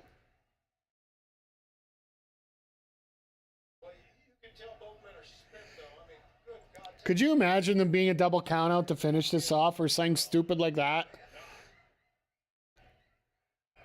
Yeah, you both get to face Moxley in the main event. May not be as elegant of a high flyer as Will Ospreay, but he's certainly no slouch in that powerbomb. Ospreay kicked out Hangman. Stepping through. Going for the sharpshooter. I guess it is an Owen Hart Memorial Tournament. It makes sense. The ring here in the finals of the 2025 Owen Hart Foundation Tournament. Notice how Will had that one arm test tucked underneath his chest, but now he's sometimes he gets trapped under there when a guy gets in a hole like this. Sure, Will was smart to pull it all out. Maybe do a push up or try to He's either got to push up or he's got to drag himself over. difficult hole to get out of. There you go, push up and start to throw it like you said, Taz. But it burns a lot of energy though. That's the right way to do it. Some guys can tough and roll through too, but you get a pain that the man is in. Ospreay just selling like crazy right now. I love it. Even though Sharpshooter now without his cost for Hangman as well. You see, as soon as Ospreay touched that bottom rope, referee Bryce Rensburg instantly told Page, let go of the hold. I mean, that's a great job out of ref. well, you told him, but you didn't have to, right? He's got that 5 count, Back, which Hangman which everybody, you know, has to remember that they don't use it as much as they normally should, but makes it hard for Ospreay to explode off those feet. this has been, like I said, this has been a lot of fun tonight. The lactic acid is going to choke, man, and that really just And we are what? We're going on only about 10 minutes, 12 minutes right now. this time. No, they don't. I remember it. Hangman in control of Ospreay. Job seemingly ineffective. Hangman wants to get into a fight. Ospreay. He challenged Hangman for a shootout in the desert. Yeah, that's what we're getting right now. Got him with that shot a bit, though. Local wrestler rides in on horse. That hasn't been done more times. I still think Hangman's a heavier hitter. I agree. Right there, yeah. And now Hangman back suplex. I think Will might think he's back in England right about now. Sorry, chat. Just got distracted for a moment there. All right. Here we go. Now we're going to start firing up. Yep. Ospreay's starting to put chain moves together here.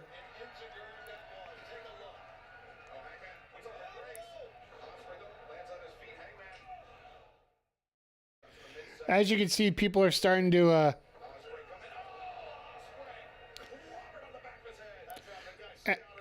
kick of the Y button. And the king of the no-cell. Standing Spanish fly out of nowhere. Now we're starting to get the feel here. Now this crowd is starting to, you know.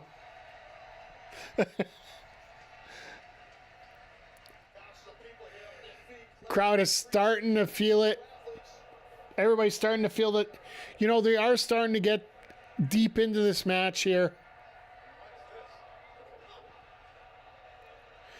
I don't know if there's been a more anticipated main event right now than this one in a very long time. And I will shut my mouth saying that it should have been Fletcher and Ospreay. This match here is absolutely fantastic. Tonight by the Owen Hart Foundation Tournament. And Hangman is really in not good shape, and Ospreay's not much better. So Ospreay staggered for a second there, steadying himself, and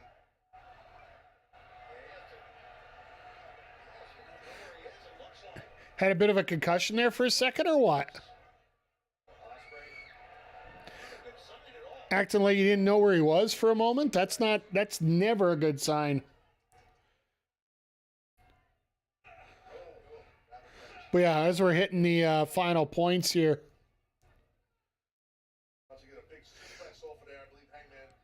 I do think the unless this match really picks it up in a hurry, we're gonna have Anarchy of the Arena as the match of the night. essentially in trouble as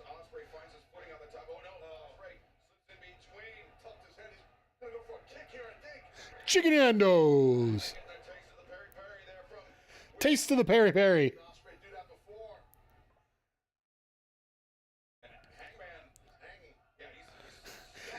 Hangman is hanging. Attaboy, Taz.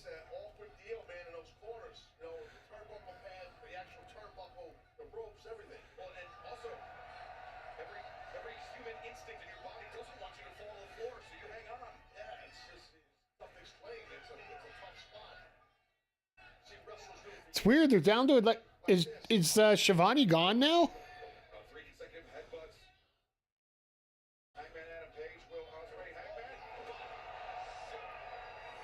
Buckshot off the top. Look at the look of desperation on him. Look at the response. My God, that was awesome.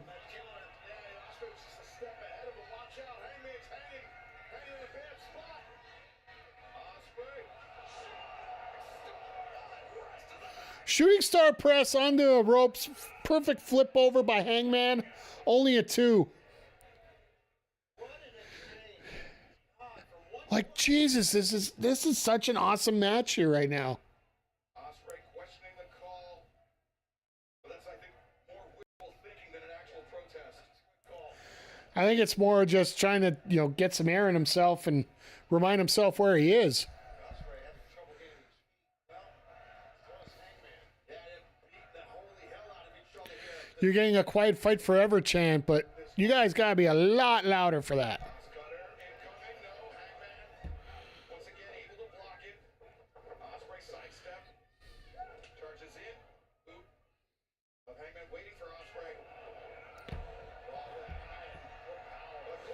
And the tombstone.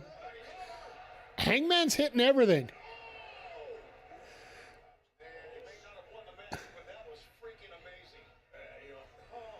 My God, Hangman's got a counter for everything. So does Ospreay. Ospreay just getting out by the skin of his teeth right now.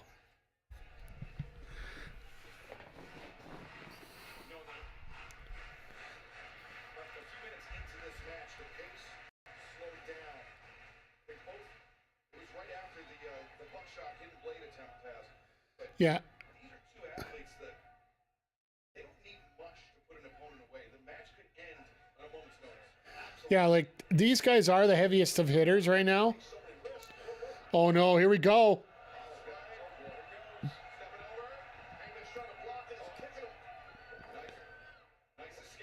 I thought he was going to get out of it that way. Uh-oh. Angel's wings. There's a callback.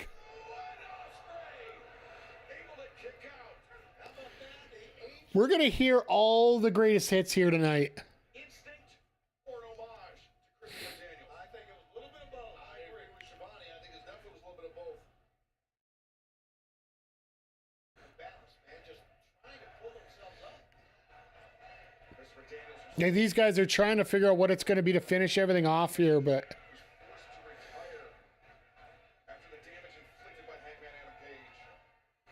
Hangman, what are you planning?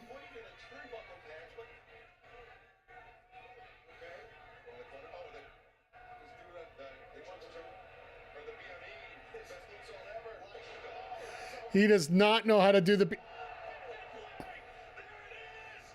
And there's the mistake. Hangman's trying to roll out, but Ospreay's trying to keep him in there.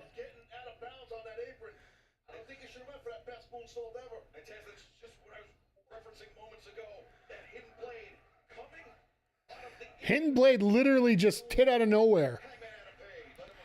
I'll put a snooze on. I'm hoping that we get...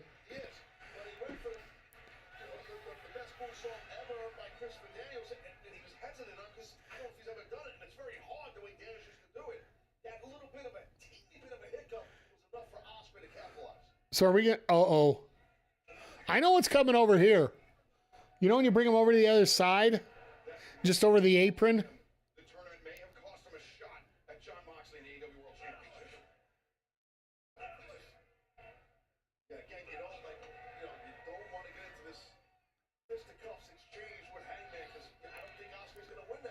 Hangman is tough as nails. Like, yeah, he literally is not not a guy that you want to fight with him at that position.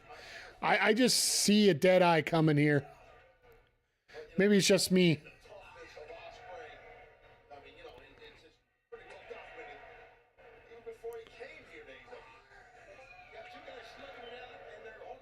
Boop. Yep. Blocked. Oh no.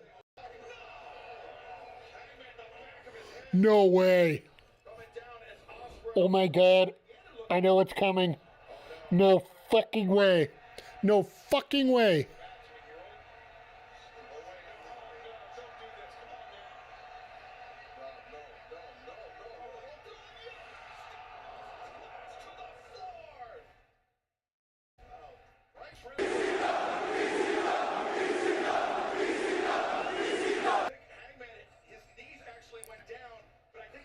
Hangman dead? Is Hangman dead? Hangman might be dead.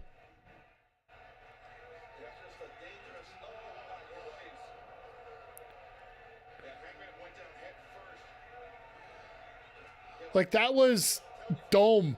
He got domed on that.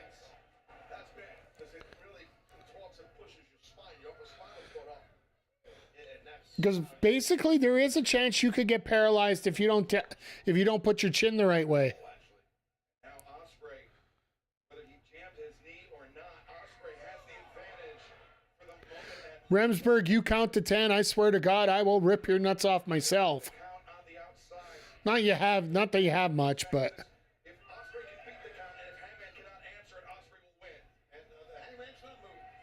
It's pretty apparent. He's just still flat. Look at this. oh no, the 8.5. That's when he pops up. Remsburg. Up to 9 as Hangman finally begins to stir.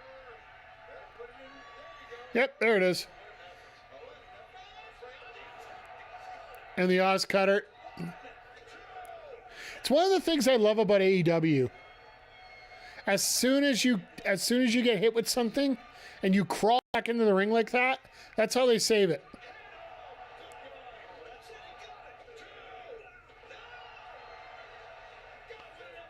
And another hidden blade.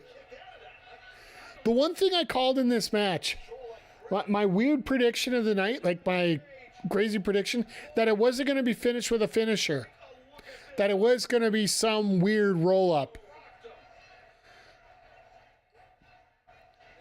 That it was going to be something scientific. It was going to be something out of the blue. I'm using up all my snoozes right now, so we hang out here. Whatever the hell he wants. Hangman is defenseless. The double underhook. Oh boy. Could be the Stormbreaker. Could be the Tiger Driver 91. Depends on how desperate Will Ospreay is. Hangman's open-handed strike. Oh boy.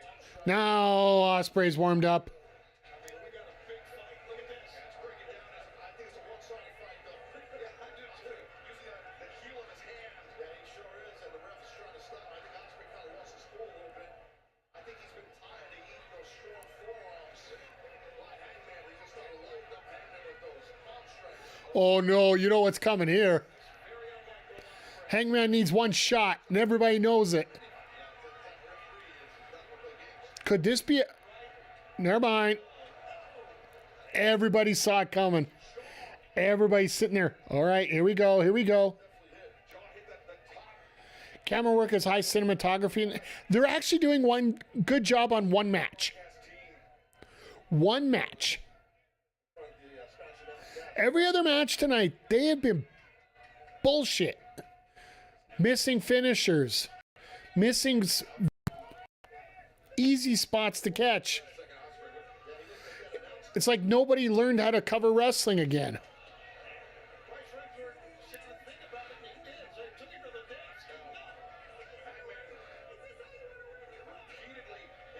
Is this how you want to win? Yes.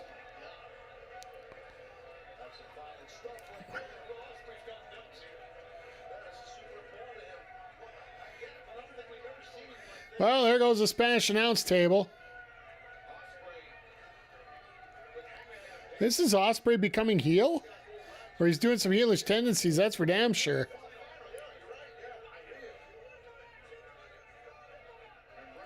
The longer this goes, the more I feel Hangman's going to win it.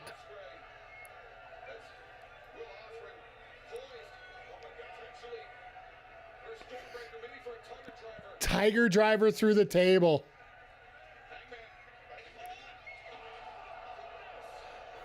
Table broke a little early.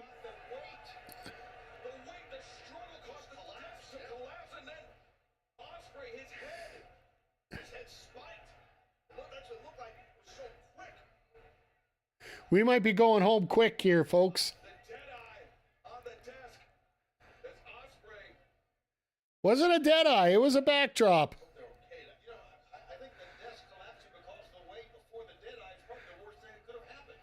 Yep. Worst thing that could have happened right there.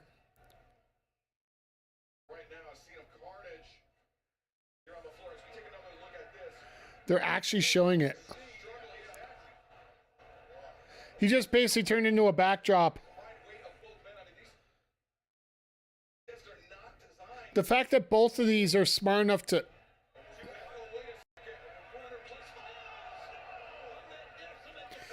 All right, well, there's your indie trope of the night. If you don't hit your finisher the first time, hit it the second time. Oh, my.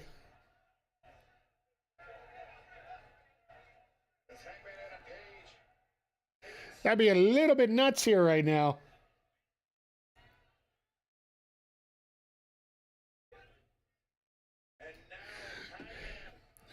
Almost feels elementary at this point.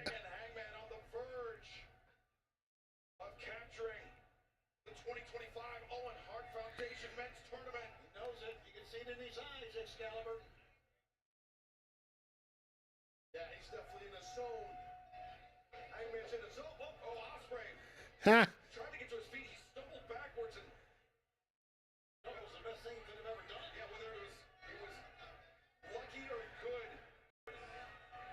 Got lucky at that point, definitely. Okay, I used my last snooze. So this match has to finish in 7 minutes, or you guys are eating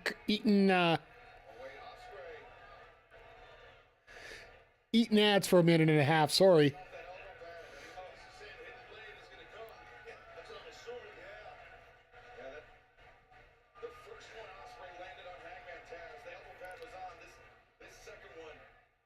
There's no holding back this time now. Everybody's ready to go.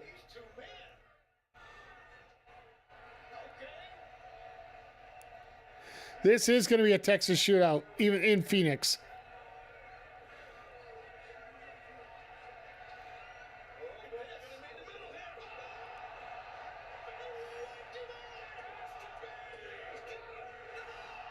Only 2. My God. I mean, I feel like Ospreay knew it was coming. Yes, I'll take your best shot. That's why he flipped them off. I'm just assuming that's what Ospreay thought. I don't know if that was that small. I don't know how Will kicked out. I think Ospreay thought he was going to be able to shift his weight enough to fix that. My God, what a finish. He was a second late on getting that elbow up to intercept Hangman with that hit blade. Yeah, because it looked like he just ran right into him without the hands up at all. Their arms up. And Ospreay He's going to try and go for another one? separates. Back to the outside.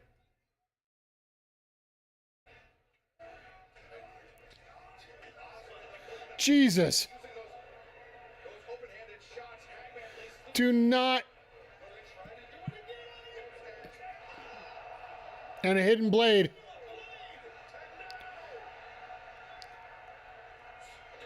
Stormbringer doesn't want to use the Tiger Driver. He might have to use the Tiger Driver to finish this. My God. This crowd knows it's time. And thank you, crowd, for waking up at this point.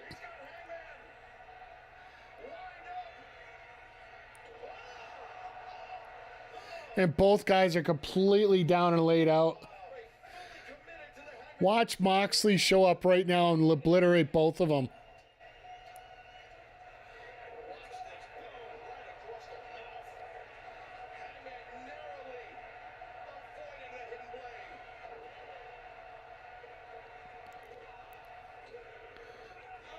And literally the last two finishers have been gravity saving both of them.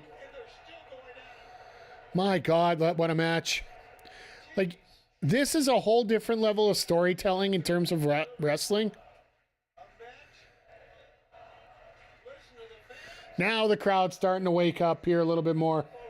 And deservedly so. Like, let's face it. Nobody knew who really to cheer for and really what. They didn't know what to expect out of this. And now they do. And I think we're all excited about it, so.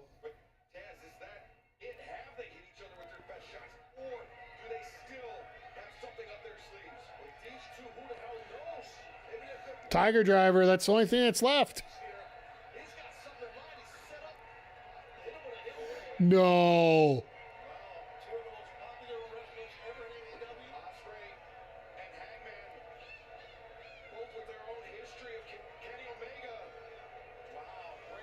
Wow.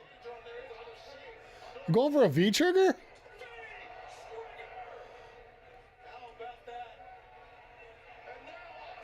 No way.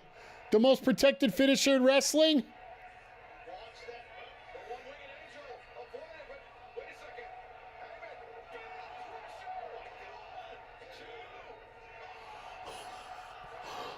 So, Ospreay goes to Omega. Hangman goes to Swerve. We got like 90th level storytelling going on right now. And this is the difference between a WWE match and an AEW match. I'm sorry. I know we shouldn't compare the two, but the callbacks in an AEW match are not only subtle, but they come out of nowhere. But 95% of the fans that are watching the show remember. They know. They understand. And those that don't know or understand just see something freaking cool going on.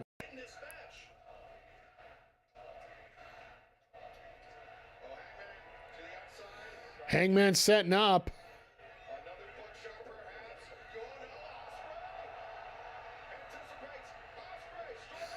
Nope. Block finisher, not block finisher.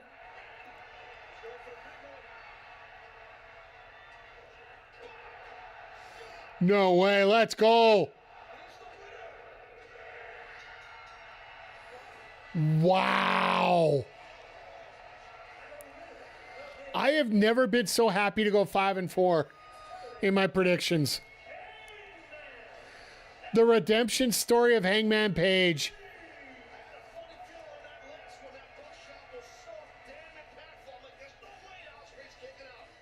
Ospreay gave Hangman the match of his life here.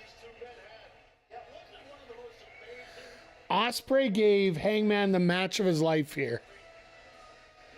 And my God, what an amazing time.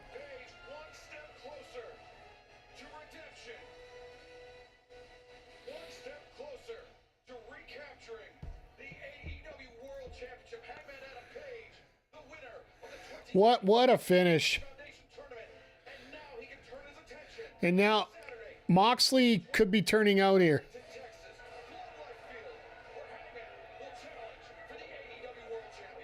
What a fit. Like, you knew they were going to do something crazy to finish it off.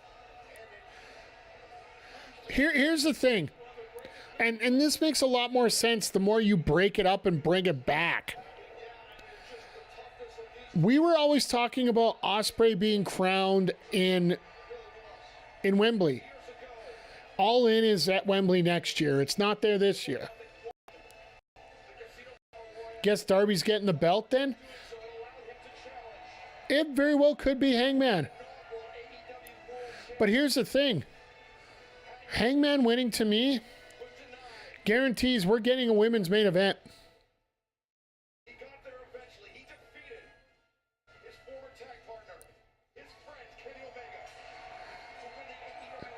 A women's main event between Mercedes and Toni. I think that's what we get. Just because that's probably going to be the bigger story. That belt does not want to clasp.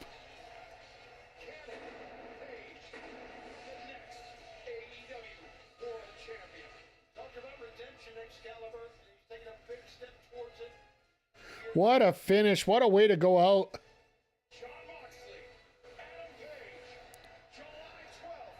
I still love the graphics. I wonder if they have a new AEW World title coming up.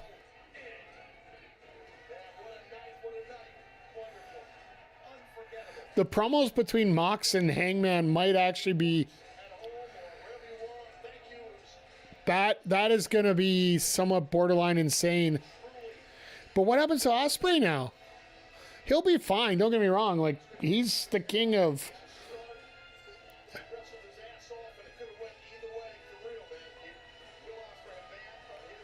Leading up to Toni and Mone is going to be epic. Absolutely.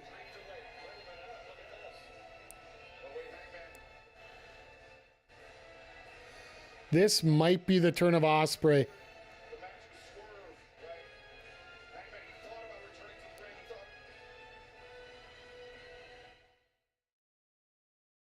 Turn off the music.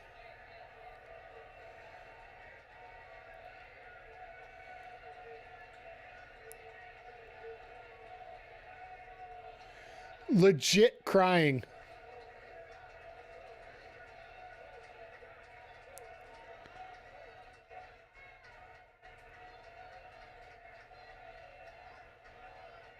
Covered in confetti.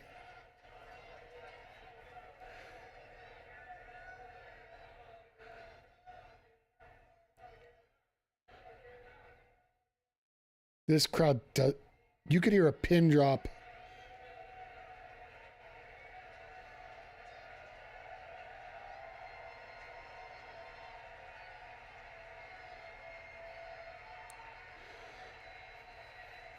This crowd is so appreciative of what happened here.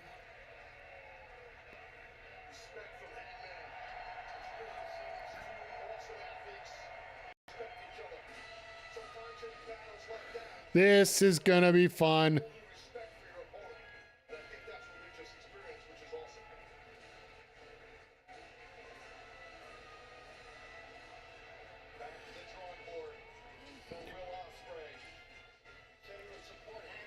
Like, seriously, this is, in terms of a main event,